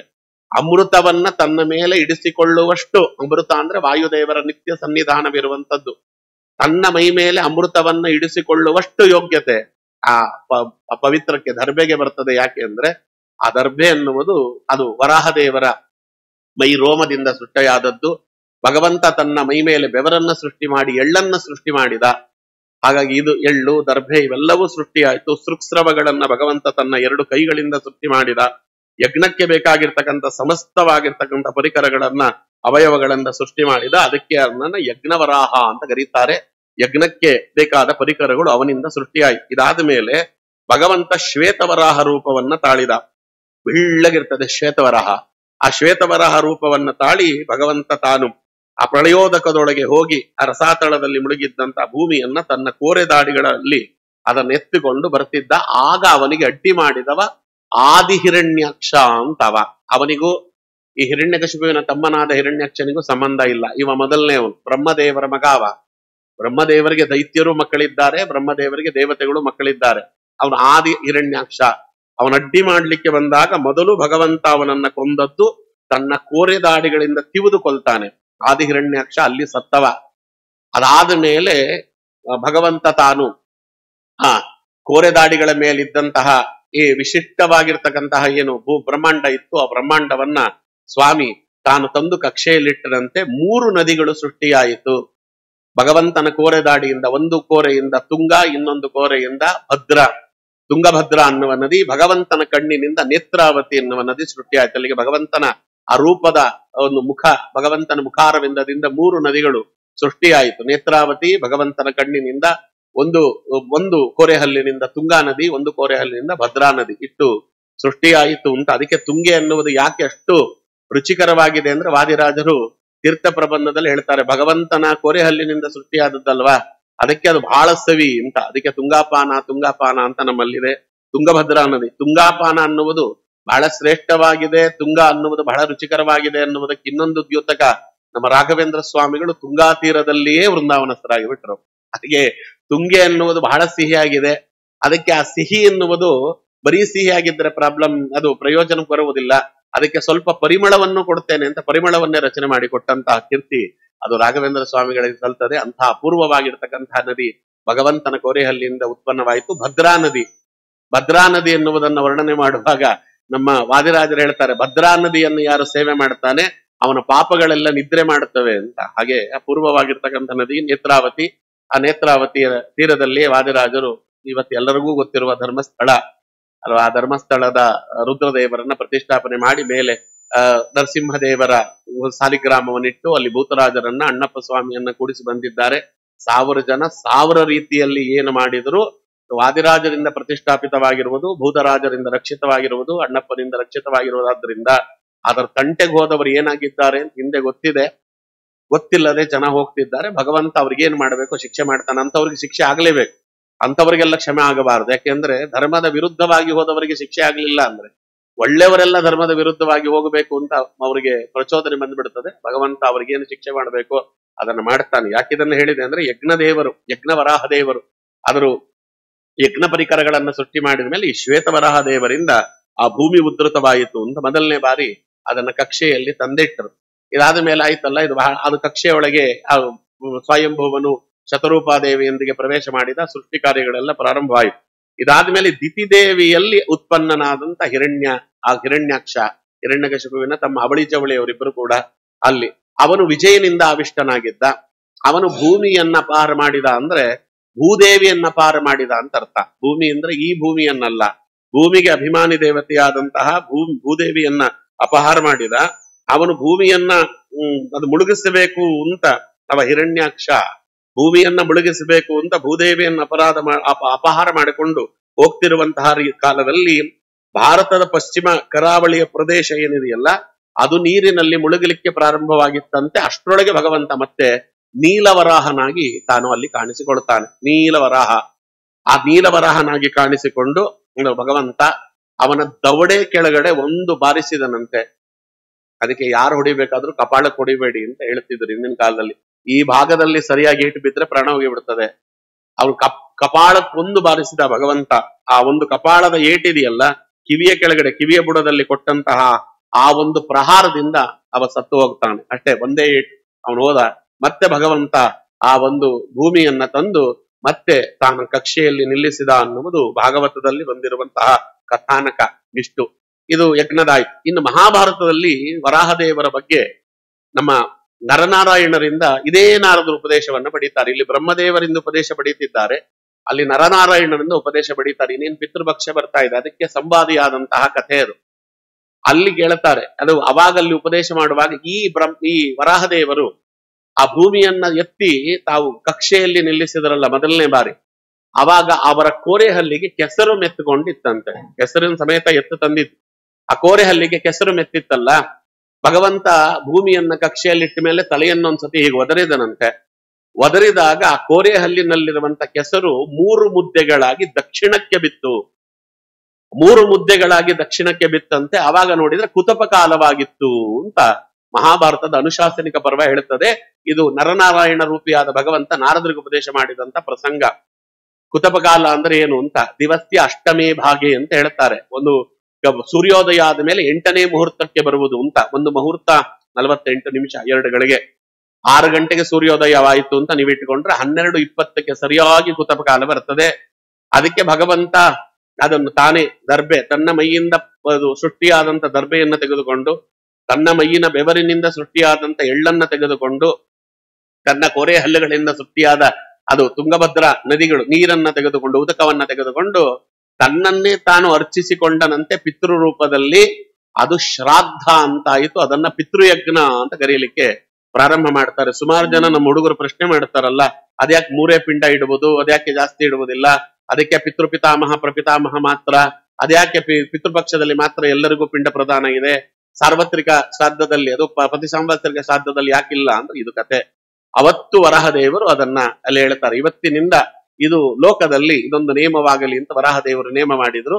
ಅದಕ್ಕೆ ಅವರು ಪಿತೃಶ್ರಾದ್ದವನ್ನ ಮಾಡುವಂತಹ ಇವರಿದ್ದಾರೆ, ಪ್ರತಿ ಸಂವತ್ಸರಿಕ ಶ್ರಾದ್ದ ಮಾಡುವಂತವರು ಯಾರಿದ್ದಾರೆ ಅವರು ದಕ್ಷಿಣಕ್ಕಭಿಮುಖವಾಗಿ ದರ್ಬೆಯನ್ನ ಹರಡಿ, ಆ ದರ್ಬೆಯ ಮೇಲೆಯೇ ಪಿಂಡವನ್ನ ಅಂದ್ರೆ ಮಣ್ಣಿನ ಮುದ್ದೆಯಿಂದ ಅವರು ಅದನ್ನ ಇಟ್ಟರು. ಮಣ್ಣು ಅಂತಂದ್ರೆ ಅನ್ನ ಅಂತ, ವಿಕಾರ, ಮಣ್ಣಿನ ವಿಕಾರ ಅನ್ನ. ಇದು ಅನ್ನಗತ ಪ್ರಾಣವಾದದ್ದರಿಂದ ನಮಗೆ, ಅದಕ್ಕೆ ಬ್ರಾಹ್ಮಣರಾಗಿರ್ತಕ್ಕಂಥವರು ಅನ್ನದಲ್ಲಿ ಪಿಂಡ ಪ್ರದಾನವನ್ನ ಮಾಡ್ತೇವೆ. ಯಾಕೆಂದ್ರೆ ಪಿಂಡ ಗುಂಡಿಗಿರ್ತದಲ್ಲ, ಒಳಗಿರುವಂತಹ ನಮ್ಮ ಚೇತನವು ಕೂಡ ಪೂರ್ಣವಾಗಿದೆ. ಭಗವಂತ ಹೇಗೆ ಪೂರ್ಣನೋ ಆ ಬಿಂಬನಾಗಿ ನಾವು ಪ್ರತಿಬಿಂಬರಾಗಿ ನಮ್ಮ ಯೋಗ್ಯತಾನುಸಾರವಾಗಿ ನಾವು ಪೂರ್ಣರಾಗಿದ್ದೇವೆ. ಅದಕ್ಕೆ ಪೂರ್ಣವಾಗಿರ್ತಕ್ಕಂತಹ ಚೇತನ ಅನ್ನುವ ಕಾರಣಕ್ಕೆ ಅದು ಗುಂಡುಗು ಮಾಡುತ್ತಾರೆ. ಗುಂಡುಗು ಮಾಡಿ ನಾರಿಕೇಳ ಪ್ರಮಾಣೇನ ಅಂತಿದೆ. ಪ್ರತಿ ಸಾಂವತ್ಸರಿಕ ಶ್ರಾದ್ದದಲ್ಲಿ ನಾರಿಕೇಳ ಪ್ರಮಾಣ, ತೆಂಗಿನಕಾಯಿ ಗಾತ್ರದಲ್ಲಿ ಇಡಬೇಕಂತ ಪಿಂಡವನ್ನ. ಅದೇ ಇದರಲ್ಲಿ ಪಿತೃಪಕ್ಷದಲ್ಲಿರುವಾಗ ಅಮಲಕ ಪ್ರಮಾಣೇನ ಅಂತ ಒಂದು ಬೆಟ್ಟದ ನೆಲ್ಲಿಕಾಯಿ ಗಾತ್ರದಲ್ಲಿ ಇಟ್ಟರೆ ಸಾಕು ಅಂತ ಅದನ್ನ ಶ್ರಾದ್ದ ಮಂಜರಿ ಹೇಳ್ತದೆ. ನಾನು ಸಂದರ್ಭ ಬಂತು ಅಂತ ಅದನ್ನ ಹೇಳಿದ್ದೇನೆ. ಹಾಗಾಗಿ ಅದು 3 ಪಿಂಡವನ್ನ ಅಲ್ಲಿ ಧಾರಣೆ ಮಾಡುವುದು ಅಂತ. ಬ್ರಾಹ್ಮಣರನ್ನ ಬಿಟ್ಟು ಮಿಕ್ಕವರು ಯಾರಿದ್ದಾರೆ ಅವರೆಲ್ಲರೂ ಕೂಡ ಕ್ಷತ್ರಿಯರು ಮತ್ತೆ ವೈಶ್ಯರು, ಅವರಿಗೆ ಪಿಂಡ ಪ್ರದಾನವಿದೆ.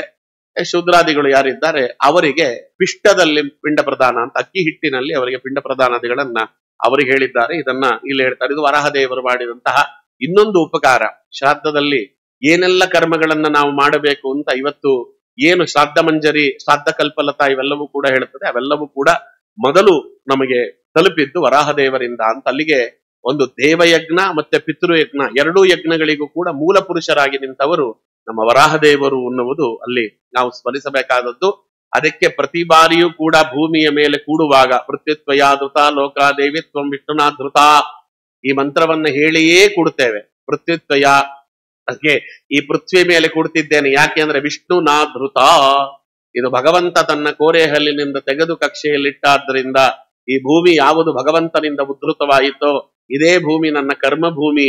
ಈ ಭೂಮಿಯಲ್ಲಿ ನಾನು ಪಾಪ ಪುಣ್ಯಗಳನ್ನ ಕಳೆದುಕೊಂಡು ಸಾತ್ವಿಕವಾಗಿರ್ತಕ್ಕಂಥ ಕರ್ಮಗಳನ್ನೂ ಕಳೆದುಕೊಂಡು ಪ್ರಾರಬ್ಧಂ ಪರಿಭುಜ್ಯ ಕರ್ಮ ಚಕಲಂ ಪ್ರಕ್ಷೀಣ ಕರ್ಮಾಂತರಃ, ಇದಕ್ಕೆ ಮೋಕ್ಷಕ್ಕೆ ಬೇಕಾಗಿರ್ತಕ್ಕಂತಹ ಸಾಧನೆ ಏನಿದೆ ಆ ಸಾಧನೆಯನ್ನ ಮಾಡಿಕೊಂಡು ಪ್ರಾರಬ್ಧವನ್ನೆಲ್ಲ ಇಲ್ಲೇ ಕಳೆದುಕೊಂಡು ಮುಮುಕ್ಷುವಾಗಿ ಕಂಸಾರಿಯ ಪಾದಾಂಬುಜವನ್ನ ಪಡೆಯಲೆತ್ತಿಸುವ ಸಂಸಾರಿಯಾಗಿ ಬದುಕ್ತೇನೆ ಅಂತ ಸಂಕಲ್ಪವನ್ನ ದಿನ ಮಾಡಬೇಕು ಅನ್ನುವುದಕ್ಕೆ ಪೃಥ್ವಿತ್ವಯಾದೃತ ಲೋಕ ದೇವಿತ್ವಂ ವಿಷ್ಣುನಾದೃತ ವಂಚಧಾರ್ಯಮಾನ್ ದೇವಿ ಪವಿತ್ರಂ ಕುರುಚಾಸನಂ.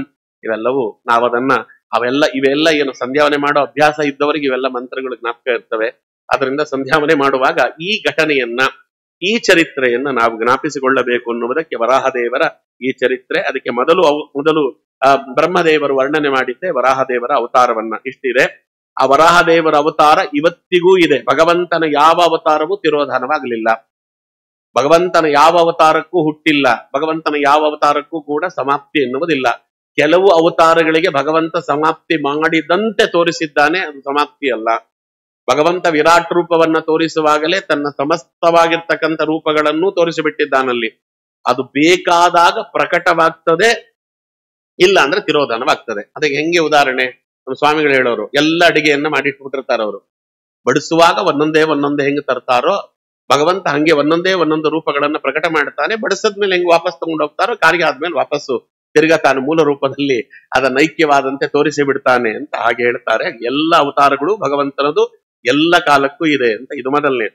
ಎರಡನೆಯದು ಯಜ್ಞನಾಮಕನಾಗಿರ್ತಕ್ಕಂಥ ಭಗವಂತನ ಅವತಾರ. ಯಾವ ಸ್ವಯಂಭೂಮನು ಭಗವಂತನ ಮತ್ತೆ ಬ್ರಹ್ಮದೇವರ ಆಜ್ಞಾ ಪ್ರಕಾರವಾಗಿ ತಾನು ಸೃಷ್ಟಿ ಕಾರ್ಯವನ್ನ ಪ್ರಾರಂಭ ಮಾಡಿದ, ಅವನಿಗೆ 3 ಜನ ಹೆಣ್ಣು ಮಕ್ಕಳು, 2 ಗಂಡು ಮಕ್ಕಳಾದರು. ಇವೆಲ್ಲ ಕಥೆಗಳನ್ನು ಕೇಳಿರ್ತೀರಿ, ಅದರಿಂದ ಮುಖ್ಯ ಭಾಗವನ್ನ ಮಾತ್ರ ನಾನು ತೆಗೆದುಕೊಳ್ತಾ ಇದ್ದೇನೆ.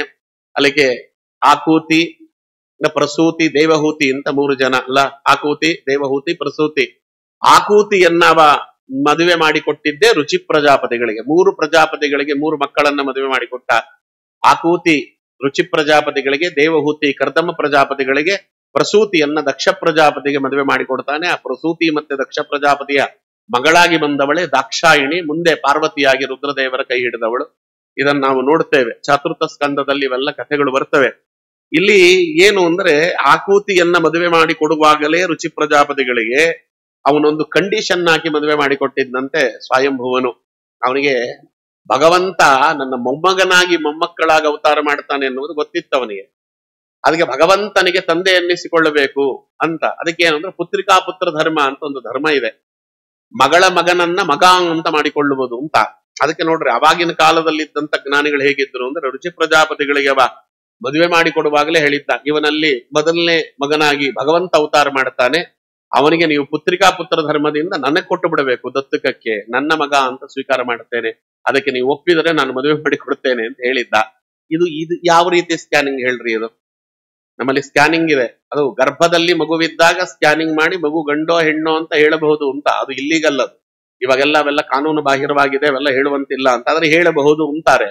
ಆಗಿನ ಕಾಲದ ಸ್ಕ್ಯಾನಿಂಗ್ ನೋಡಿ, ಮದುವೆನೇ ಆಗಿಲ್ಲ, ಇನ್ನ ಮಗು ಬರೋದಲ್ಲ, ಮದುವೆ ಆಗಿಲ್ಲ, ಮದುವೆ ಆಗುವಾಗಲೇ ಅವನು ಹೇಳಿಬಿಟ್ಟ ಸ್ವಯಂಭುವನು, ಇವಳಲ್ಲಿ ಗಂಡು ಮಗುವೇ ಆಗತ್ತೆ, ಆ ಗಂಡು ಮಗುವನ್ನ ನನಗ್ ಕೊಡಬೇಕು ಅಂತ ಅವ್ರು ಹೇಳಿದ. ಅಂದ್ರೆ ಅವನು ಇನ್ನೆಂತಹ ಸ್ಕ್ಯಾನಿಂಗ್ ಅನ್ನ ಮಾಡಿದವ, ಭಗವಂತನ ಅಪೂರ್ವವಾಗಿರ್ತಕ್ಕಂಥ ಅನುಗ್ರಹಕ್ಕೆ ಪಾತ್ರನಾದವ ಸ್ವಯಂಭುವನು. ಅದಕ್ಕೋಸ್ಕರವಾಗಿ ಆಯಿತು ಅಂತ ಒಪ್ಪಿದ್ರು. ಜಾತೋ ರುಚೇಹೇ ಅಜನಯತ್ಸು ಯಶಾಸು ಯಜ್ಞ ಆಕೂತಿ ಸೂನುಹು ಅಮರಾನಥ ದಕ್ಷಿಣಾಯಂ ಲೋಕತ್ರಯಸ್ಯ ಮಹತಿಂ ಅಹ ದ್ಯುದಾರ್ಥಿಂ ಸ್ವಯಂಭುವೇನ ಮನುನಾ ಹರಿರಿತ್ಯನುಕ್ತಃ ಅಂತ ಆ ಯಜ್ಞಾವತಾರವನ್ನ ಇಲ್ಲಿ ವಿಶೇಷವಾಗಿ ವರ್ಣಿಸ್ತಾರೆ. ಭಗವಂತನ ಯಜ್ಞರೂಪಿ, ಯಜ್ಞ ನಾಮಕನಾಗಿರ್ತಕ್ಕಂಥ ಭಗವಂತನ ವಿಶಿಷ್ಟವಾಗಿರ್ತಕ್ಕಂಥ ರೂಪ ಅದು. ಈ ಭಗವಂತನ ಮಗನಾಗಿ ಅವ ಪುತ್ರಿಕಾ ಪುತ್ರ ಧರ್ಮದಿಂದ ಕೊಡಲ್ಪಟ್ಟವನಾದ. ಅವನನ್ನ ಸ್ವಯಂಭೂವನು ತಾನು ಬಹಳ ಭಕ್ತಿಯಿಂದ, ಯದ್ಯಪಿ ಲೋಕ ದೃಷ್ಟಿಯಲ್ಲಿ ಮಗು ಅಂತಾದ್ರೂ ಕೂಡ ಅವ ಪಾರಮಾರ್ಥಿಕ ದೃಷ್ಟಿಯಲ್ಲಿ ಅವನು ಗೊತ್ತಿತ್ತವ ಭಗವಂತ ಅಂತ ಅವನನ್ನು ಉಪಾಸನೆ ಮಾಡುತ್ತಿದ್ದ. ಭಗವಂತನನ್ನು ಏಕಾಂತದಲ್ಲಿ ಉಪಾಸನೆ ಮಾಡಬೇಕಲ್ಲ, ಅದಕ್ಕೋಸ್ಕರ ರುಚಿ ಪ್ರಜಾಪತಿಯ ಮಗನಾಗಿ ಅವತಾರ ಮಾಡಿದಂತ ಯಜ್ಞನಾಮಕನಾದ ಭಗವಂತ ಸ್ವಯಂಭೂವನುವಿಗೆ ಯಾರು ದತ್ತಕಕ್ಕೆ ಕೊಟ್ಟಲ್ಪಟ್ಟವನಾಗಿದ್ದ, ಅವನು ಇಂದ್ರ ಪದವಿಯನ್ನ ಅಳುತ್ತಿದ್ದ. ಅವಾಗ ಅವ ಇಂದ್ರ ಪದವಿಯನ್ನ ಅಳುತ್ತಿದ್ದಾಗ ಭಗವಂತನನ್ನ ನಾನು ಉಪಾಸನೆ ಮಾಡಬೇಕು ಅಂತ ಸ್ವಯಂಭುವನು ಪ್ರಿಯವ್ರತ ರಾಜರಿಗೆ ಮತ್ತೆ ಉತ್ತಾನಪಾದ ರಾಜರಿಗೆ ತಮ್ಮ ಈ ರಾಜ್ಯವನ್ನ ಹಂಚಿಕೊಟ್ಟು ವಾನಪ್ರಸ್ಥಾಶ್ರಮಕ್ಕೆ ಅಂತ ಹೋಗ್ತಾನೆ. ವಿರಕ್ತಃ ಕಾಮ ಭೋಗೇಶು ಶತರೂಪಾಪತಿ ಪ್ರಭು ವಿಸೃಜ್ಯ ರಾಜ್ಯಂ ತಪಸೆ ಸಭಾರ್ಯ ವನಮಾವಿಶತ್ ಸುನಂದಾಯಾಹ ವರ್ಷಶತಂ ಪದೈಕೇನ ಭುವಂ ಸ್ಪೃಶನ್ ತಪ್ಯಮಾನಃ ತಪೋ ಘೋರಂ ಇದಮನ್ವಾಹ ಭಾರತ. ಅಲ್ಲಿ ಹೇಳ್ತಾರೆ ಅವರು ನೋಡಿ, ಸ್ವಯಂಭೂಮನು ಸಂಸಾರದಲ್ಲಿ ವೈರಾಗ್ಯವನ್ನ ಹೊಂದಿದವನಾಗಿ ಭಗವಂತನಲ್ಲಿ ಆಸಕ್ತಿಯನ್ನ ರತಿಯನ್ನ ಬೆಳೆಸಿಕೊಂಡು ಸಾಮ್ರಾಜ್ಯವನ್ನೆಲ್ಲವನ್ನ ಕೂಡ ತ್ಯಜಿಸಿ ತನ್ನ ಮಕ್ಕಳಿಗೆ ಅದನ್ನು ಹಂಚಿಕೊಟ್ಟು ವಾನಪ್ರಸ್ಥಾಶ್ರಮವನ್ನು ಸ್ವೀಕಾರ ಮಾಡಿ ತನ್ನ ಪತ್ನಿಯಾದ ಶತರೂಪಾದೇವಿಯೊಂದಿಗೆ ವನಕ್ಕೆ ಪ್ರವೇಶ ಮಾಡಿದ. ಅಲ್ಲೊಂದು ನದಿ, ಸುನಂದಾ ನದಿ ಅಂತ ಒಂದು ನದಿ. ಆ ನದಿಯ ತೀರದಲ್ಲಿ ದೇವಮಾನದ ಲೆಕ್ಕದಲ್ಲಿ 100 ವರ್ಷಗಳ ಕಾಲ ಪದೈಕೇನ ಒಂದೇ ಕಾಲಿನ ಮೇಲೆ ನಿಂತು ತಪಸ್ಸು ಮಾಡಿದನಂತೆ. ಒಂದೇ ಕಾಲಿನ ಮೇಲೆ ನಿಂತು ದೇವಮಾನದ ಲೆಕ್ಕದಲ್ಲಿ 100 ವರ್ಷಗಳ ಕಾಲ ತಪಶ್ಚರ್ಯವನ್ನು ಮಾಡಿದ ಮಹಾನುಭಾವ. ಯದ್ಯಪಿ ಮಗನಾಗಿ ಹುಟ್ಟಿರಬಹುದು ಭಗವಂತ, ಆದರೆ ಒಳಗಿರುವಂತ ಬಿಂಬರೂಪಿಯಾದ ಭಗವಂತನ ಅನುಗ್ರಹದಿಂದ ಮಾತ್ರ ಸದ್ಗತಿ ಆಗ್ತದೆ. ಹೊರಗಿನ ಯಾವ ರೂಪದಿಂದಲೂ ಕೂಡ ಸದ್ಗತಿ ಆಗುವುದಿಲ್ಲ. ಜ್ಞಾನ ಬರುತ್ತೆ, ಬ್ರಹ್ಮಜ್ಞಾನ ಪ್ರಾಪ್ತಿಗೆ ಭಗವಂತನ ಹೊರಗಿನ ರೂಪಗಳು. ಆದ್ರೆ ಸದ್ಗತಿ ಆಗಬೇಕು, ಮೋಕ್ಷ ಆಗಬೇಕು ಅಂದ್ರೆ ನಮ್ಮ ಬಿಂಬರೂಪದ ಅನುಗ್ರಹದಿಂದಲೇ ಮೋಕ್ಷವಾಗ್ತದೆ. ಅದಕ್ಕೆ ನಮಗೆ ಸಮಸ್ಯೆ ಏನು ಅಂದ್ರೆ ನಮ್ಮ ಬಿಂಬರೂಪ ಯಾವುದು ಅಂತ ನಮಗೆ ಗೊತ್ತಿಲ್ಲ. ಯಾವಾಗ ಗೊತ್ತಾಗ್ತದೆ? ನಿಯತ ಗುರುಗಳು ಬಂದು ಉಪದೇಶ ಮಾಡಿದಾಗ ಗೊತ್ತಾಗತ್ತೆ, ಅಲ್ಲಿವರೆಗೂ ಗೊತ್ತಾಗುವುದಿಲ್ಲ. ಮತ್ತೆ ಬಿಂಬರೂಪಕ್ಕೆ ಎಲ್ಲವನ್ನ ಅರ್ಪಣೆ ಮಾಡಬೇಕು, ಬಿಂಬರೂಪದ ಉಪಾಸನೆ ಮಾಡಬೇಕು ಅಂತ ಹೇಳ್ತೀರ ಆಚಾರ್ಯ. ನಮ್ಮ ಬಿಂಬರೂಪ ಯಾವುದು ಅಂತಲೇ ನಮಗೆ ಗೊತ್ತಿಲ್ಲ. ಗೊತ್ತಿಲ್ಲದೆ ಇರುವಂತ ರೂಪಕ್ಕೆ ಹೇಗೆ ನಾವು ಎಲ್ಲವನ್ನ ಅರ್ಪಣೆ ಮಾಡುವುದು ಅಂತ ಪ್ರಶ್ನೆ ಕೇಳಿದಾಗ, ಅದಕ್ಕೆ ಅಂತಲೇ ಜ್ಞಾನಿಗಳಾಗಿರ್ತಕ್ಕಂಥವರು ಶಾಸ್ತ್ರದಲ್ಲಿ ಒಂದು ನೇಮ ಮಾಡಿದ್ದಾರೆ. ಎಲ್ಲಿಯವರೆಗೆ ನಮ್ಮ ಬಿಂಬರೂಪ ಅನ್ನುವುದು ನಮಗೆ ಅರ್ಥವಾಗುವುದಿಲ್ಲ, ಅಲ್ಲಿವರೆಗೆ ಬಿಂಬರೂಪವನ್ನ ಲಕ್ಷ್ಮೀ ನರಸಿಂಹ ಅಂತ ಚಿಂತನೆ ಮಾಡ್ರಿ. ಅದಕ್ಕೆ ನೀವು ಯಾವ ದೇವರಿಗೆ ನೈವೇದ್ಯ ಮಾಡಿದರೂ ಕೂಡ ನರಸಿಂಹ ಪ್ರಸಾದೇನ ಸರ್ವೇ ಗೃಣ್ಣಂತ ವೈಷ್ಣವ, ಅದು ನರಸಿಂಹ ದೇವರ ಪ್ರಸಾದವೇ. ಆ ಲಕ್ಷ್ಮೀ ನರಸಿಂಹ ಅಂತ ಏನಿದೆಯಲ್ಲ ರೂಪ, ನಮ್ಮೊಳಗಿರುವಂತಹ ಬಿಂಬರೂಪ ಅಂತ ನಾವೇನ್ ಚಿಂತನೆ ಮಾಡ್ತೀವಲ್ಲ, ಅದಕ್ಕೆ ಕೃಷ್ಣ ಅಂತ ಹೆಸರು. ಅದಕ್ಕೆ ಕೃಷ್ಣಾರ್ಪಣಮಸ್ತು. ಅಲ್ಲಿ ವಾಸುದೇವಾರ್ಪಣಮಸ್ತು, ರಾಮಾರ್ಪಣಮಸ್ತು, ವರಾಹಾರ್ಪಣಮಸ್ತು ಅವೆಲ್ಲ ಇಲ್ಲವೇ ಇಲ್ಲ. ಕೃಷ್ಣಾರ್ಪಣಮಸ್ತು ಅಂತ ಯಾಕೆ ಹೇಳ್ತೇವೆ? ಅದು ಕೃಷ್ಣ ಅಂದ್ರೆ ಬಿಂಬರೂಪ ಅಂತ ಅರ್ಥ. ಅದಕ್ಕೆ ನಮ್ಮಲ್ಲಿಗೆ ನಾಳೆ ಜಗನ್ನಾಥದಾಸರ ಆರಾಧನೆ, ಅವ್ರಿಗೆ ಹರಿದಾಸರು ಅಂತ ಕರೀತೇವೆ. ಹರಿ ಎನ್ನುವುದು ಬಿಂಬರೂಪದ ಚಿಂತನೆ. ದಾಸರೆಲ್ಲರಿಗೂ ಕೂಡ ಹರಿ ಅಂದ್ರೆ ನರಹರಿ ಅಂತ ಅರ್ಥ ಅಲ್ವಾ? ನರಹರಿ ಅಂದ್ರೆ ನರಸಿಂಹ ದೇವರು. ಅದಕ್ಕೆ ಅವರೆಲ್ಲ ಹರಿದಾಸರು, ಬಿಂಬರೂಪದ ಭಗವಂತನ ದಾಸರು ಅವರೆಲ್ಲರೂ ಕೂಡ. ಹಾಗೆ ಇದನ್ನ ಚಿಂತನೆ ಅವರಿಗೆ ಗೊತ್ತಿರ್ತದೆ. ಅವರೆಲ್ಲ ಅಪರೋಕ್ಷ ಜ್ಞಾನಿಗಳು, ಅವರಿಗೆ ಬಿಂಬರೂಪ ಯಾವುದು ಅಂತ ಗೊತ್ತಿರುತ್ತೆ. ಹಾಗಾಗಿ ಅವಲ್ಲಿ ತಪಶ್ಚರ್ಯವನ್ನ ಮಾಡ್ತಾ ಇದ್ದನಂತೆ. ಆಗ ಅಸುರರು ಅದನ್ನು ನೋಡಿದ್ರು. ದೃಷ್ಟ್ವಾ ಅಸುರ ಯಾತು ದಾನಂ ಜಗ್ದುಹು ಅಭ್ಯದ್ರವಂಶದ. ಅವಾಗ ಅಸುರರು ನೋಡಿದ್ರಂತೆ. ಅವನು ಪಟ್ಟದಲ್ಲಿರುವಾಗ ಅವನಿಗೆ ಬೇಕಾದಷ್ಟು ಸೈನ್ಯ ಇತ್ತು, ಅವನಿಗೆ ಎಲ್ಲ ರೀತಿಯಲ್ಲೂ ಕೂಡ ಸಪೋರ್ಟ್ ಇತ್ತು, ಅವನಿಗೆ ಎಲ್ಲರೂ ಕೂಡ ಅವನಿಗೆ ಬೆಂಬಲವಾಗಿ ನಿಂತಿದ್ರು. ಅವನನ್ನ ಸೋಲಿಸ್ಲಿಕ್ಕೆ ಆಗಲಿಲ್ಲ. ಈಗ ಅವನೊಬ್ಬನೇ ಇದ್ದಾನೆ, ತಪಶ್ಚರ್ಯ ಮಾಡುತ್ತಿದ್ದಾನೆ, ಶಸ್ತ್ರಾಸ್ತ್ರಗಳನ್ನ ತೊರೆದಿದ್ದಾನೆ. ವಾನಪ್ರಸ್ಥ ಆಶ್ರಮಕ್ಕೆ ಹೋದ ಮೇಲೆ ಶಸ್ತ್ರಾಸ್ತ್ರಗಳನ್ನ ತೊರೆದಿರ್ತಾರವ್ರು. ತುಂಬಾ ಆಪತ್ಕಾಲ ಬರದ ಹೊರತು ಶಸ್ತ್ರಾಸ್ತ್ರಗಳನ್ನ ಅವರು ಗ್ರಹಣ ಮಾಡುವುದಿಲ್ಲ. ಹಾಗಾಗಿ ಈಗ ಅವನ ಮೇಲೆ ನಾವು ಎಲ್ಲರೂ ಕೂಡ ಎಷ್ಟು ಜನ ದೈತ್ಯರಿದ್ದೇವೆ ಎಲ್ಲ ಸೇರಿ ಅವನ ಮೇಲೆ ಒತ್ತಟ್ಟಿಗೆ ಆಕ್ರಮಣ ಮಾಡಿಬಿಟ್ರೆ ಈಗ ಅವನು ನಮ್ಮ ವಶಕ್ಕೆ ಬಂದು ಬಿಡ್ತಾನೆ, ಅವನನ್ನ ಕೊಂದು ಬಿಡೋಣ ಅಂತ ಎಲ್ಲ ಅಸುರರು ಕೂಡ ಅವನನ್ನು ತಿಂದು ಹಾಕಿ ಬಿಡಬೇಕು ಅಂತ ಯಾತುಧಾನರು ಅನ್ನುವಂಥವರ ಜೊತೆಯಲ್ಲಿ ಸೇರಿಕೊಂಡು ಕ್ರೋಧದಿಂದ ಬಂದರಂತೆ. ಬಂದಾಗ ಅವಾಗ ನೋಡ್ತಾನೆ, ಈಗ ಅವನಿಗೆ ಸ್ವಯಂಭೂಮನುವಿಗೆ ನೋಡಿ, ತಾಂಸ್ತತಾ ಅವಸೀತ್ ವೀಕ್ಷ ಯಜ್ಞ ಸರ್ವಗತೋ ಹರಿಹಿ ತಪ್ಯಮಾನ ತಪೋಗೋರಂ ಇದಮನ್ವಾಹ ಭಾರತ. ಈಗ ನೋಡ್ರಿ, ಈಗ ವಿಶೇಷ, ಈಗ ನಮಗೂ ಕೂಡ ಇದೊಂದು ಸಂದರ್ಭ ಬರ್ತದೆ ಅಂತ ಇಟ್ಕೊಳ್ರಿ. ಘೋರ ಅಲ್ಲಿ ರಾಕ್ಷಸರು ಯಾತುಧಾನರ ಜೊತೆಯಲ್ಲಿ ಕೂಡಿಕೊಂಡು ಬಂದ್ರು. ನಮಗೆ ಕಷ್ಟ ನಷ್ಟಗಳು, ಕಷ್ಟ ಅನ್ನುವಂಥ ದೈತ್ಯರು, ನಷ್ಟ ಅನ್ನುವಂಥ ಯಾತುಧಾನರು ಒಟ್ಟಿಗೆ ಬರ್ತದೆ. ಅದಕ್ಕೆ ನಮ್ಮಲ್ಲಿ ಕಷ್ಟ ನಷ್ಟ ಅಂತ ಒಟ್ಟಿಗೆ ಉಪಯೋಗಿಸ್ತೇವೆ. ರಾಕ್ಷಸರು ಯಾತುಧಾನರ ಜೊತೆಯಲ್ಲಿ ಬರ್ತಾರೆ. ಏನು ಮಾಡಬೇಕು ಅಂತ ಮೂರು ರೀತಿಯಲ್ಲಿ ದಾರಿಗಳಿವೆ. ಅವನು ಸ್ವಯಂಭೂಮನು ಯೋಚನೆ ಮಾಡಿದಂತೆ 3 ದಾರಿಗಳಿವೆ. ಒಂದು, ಪಲಾಯನ ಮಾಡುವುದು. ಅವ್ರು ಬರ್ತಾ ಇದ್ದಾರೆ, ಅವ್ರ ಕೈಗೆ ಸಿಗದೆ ಇದ್ದಂತೆ ಓಡಿ ಹೋಗಿಬಿಡುವುದು ಮೊದಲನೇ ದಾರಿ. ಆದ್ರೆ ಪಲಾಯನ ಮಾಡುವುದು ಕ್ಷತ್ರಿಯ ಧರ್ಮ ಅಲ್ಲ, ಪಲಾಯನ ಮಾಡಬಾರದು. ಹೋಗ್ಲಿ, ಅವರು ಬರ್ತಾರೆ, ಅವರ ಜೊತೆಯಲ್ಲಿ ನಿಂತು ಯುದ್ಧ ಮಾಡುವಂತಹ ಶಕ್ತಿ ಇಲ್ಲದೆ ಹೋದ್ರು ಎಷ್ಟಾಗತ್ತೋ ಸಾಧ್ಯವಾಗತ್ತೋ ಅವರನ್ನ ಎದುರು ಹಾಕಿಕೊಂಡು ಅವರ ವಿರುದ್ಧವಾಗಿ ನಿಂತು ಅವರಿಗೆ ಸೋತು ಅವರಿಗೆ ಆಹಾರವಾಗಿ ಬಿಡೋದು. ಅದು ಮಾಡ್ಲಿಕ್ಕೆ ಇಷ್ಟ ಇಲ್ಲ. ಯಾಕಂದ್ರೆ ಉತ್ತಮರಿಗೆ ಆಹಾರವಾಗೋಣ, ಅಯೋಗ್ಯರಿಗೆ ಯಾಕೆ ಆಹಾರವಾಗಬೇಕು? 3ನೇದೇನು ಅಂದ್ರೆ ಭಗವಂತ ಕಾಪಾಡು ಅಂತ ಕೇಳುವುದು, ಭಗವಂತನ ಪ್ರಾರ್ಥನೆ ಮಾಡುವುದು. ಬಂದದ್ದೆಲ್ಲ ಬರಲಿ, ಗೋವಿಂದನ ದಯ ಬಂದಿರಲಿ, ಸುಖವಾಗಲಿ ಬಹು ದುಃಖವೇ ಆಗಲಿ, ಸಖ ನೀನಾಗಿರು ಪಾಂಡುರಂಗ ಅಂತ ಭಗವಂತನನ್ನ ಶರಣು ಹೋಗುವುದು ಅಂತ 3 ದಾರಿಯನ್ನ ಅವ ನಮಗೋಸ್ಕರವಾಗಿ ತಿಳಿದು ಹೇಳಿ ಭಗವಂತನನ್ನ ಶರಣು ಹೋದನಂತೆ. ಯಾವ ಭಗವಂತ ಅಂದ್ರೆ ಯಜ್ಞನಾಮಕನಾದ ಭಗವಂತ. ಯಾರು ತನಗೆ ಮೊಮ್ಮಗನಾಗಿ ತದನಂತರದಲ್ಲಿ ಮಗನಾಗಿ ಬಂದಿದ್ನೋ ಅದೇ ಯಜ್ಞನಾಮಕನಾದ ಭಗವಂತನನ್ನ ಶರಣು ಹೊಂದಿದ. ಅವನು ಮಾಡಿದಂತಹ ಸ್ತೋತ್ರವೇ ಯಜ್ಞೋಪನಿಷತ್ತು ಅಂತ ಲೋಕದಲ್ಲಿ ಪ್ರಕಟವಾಯಿತು.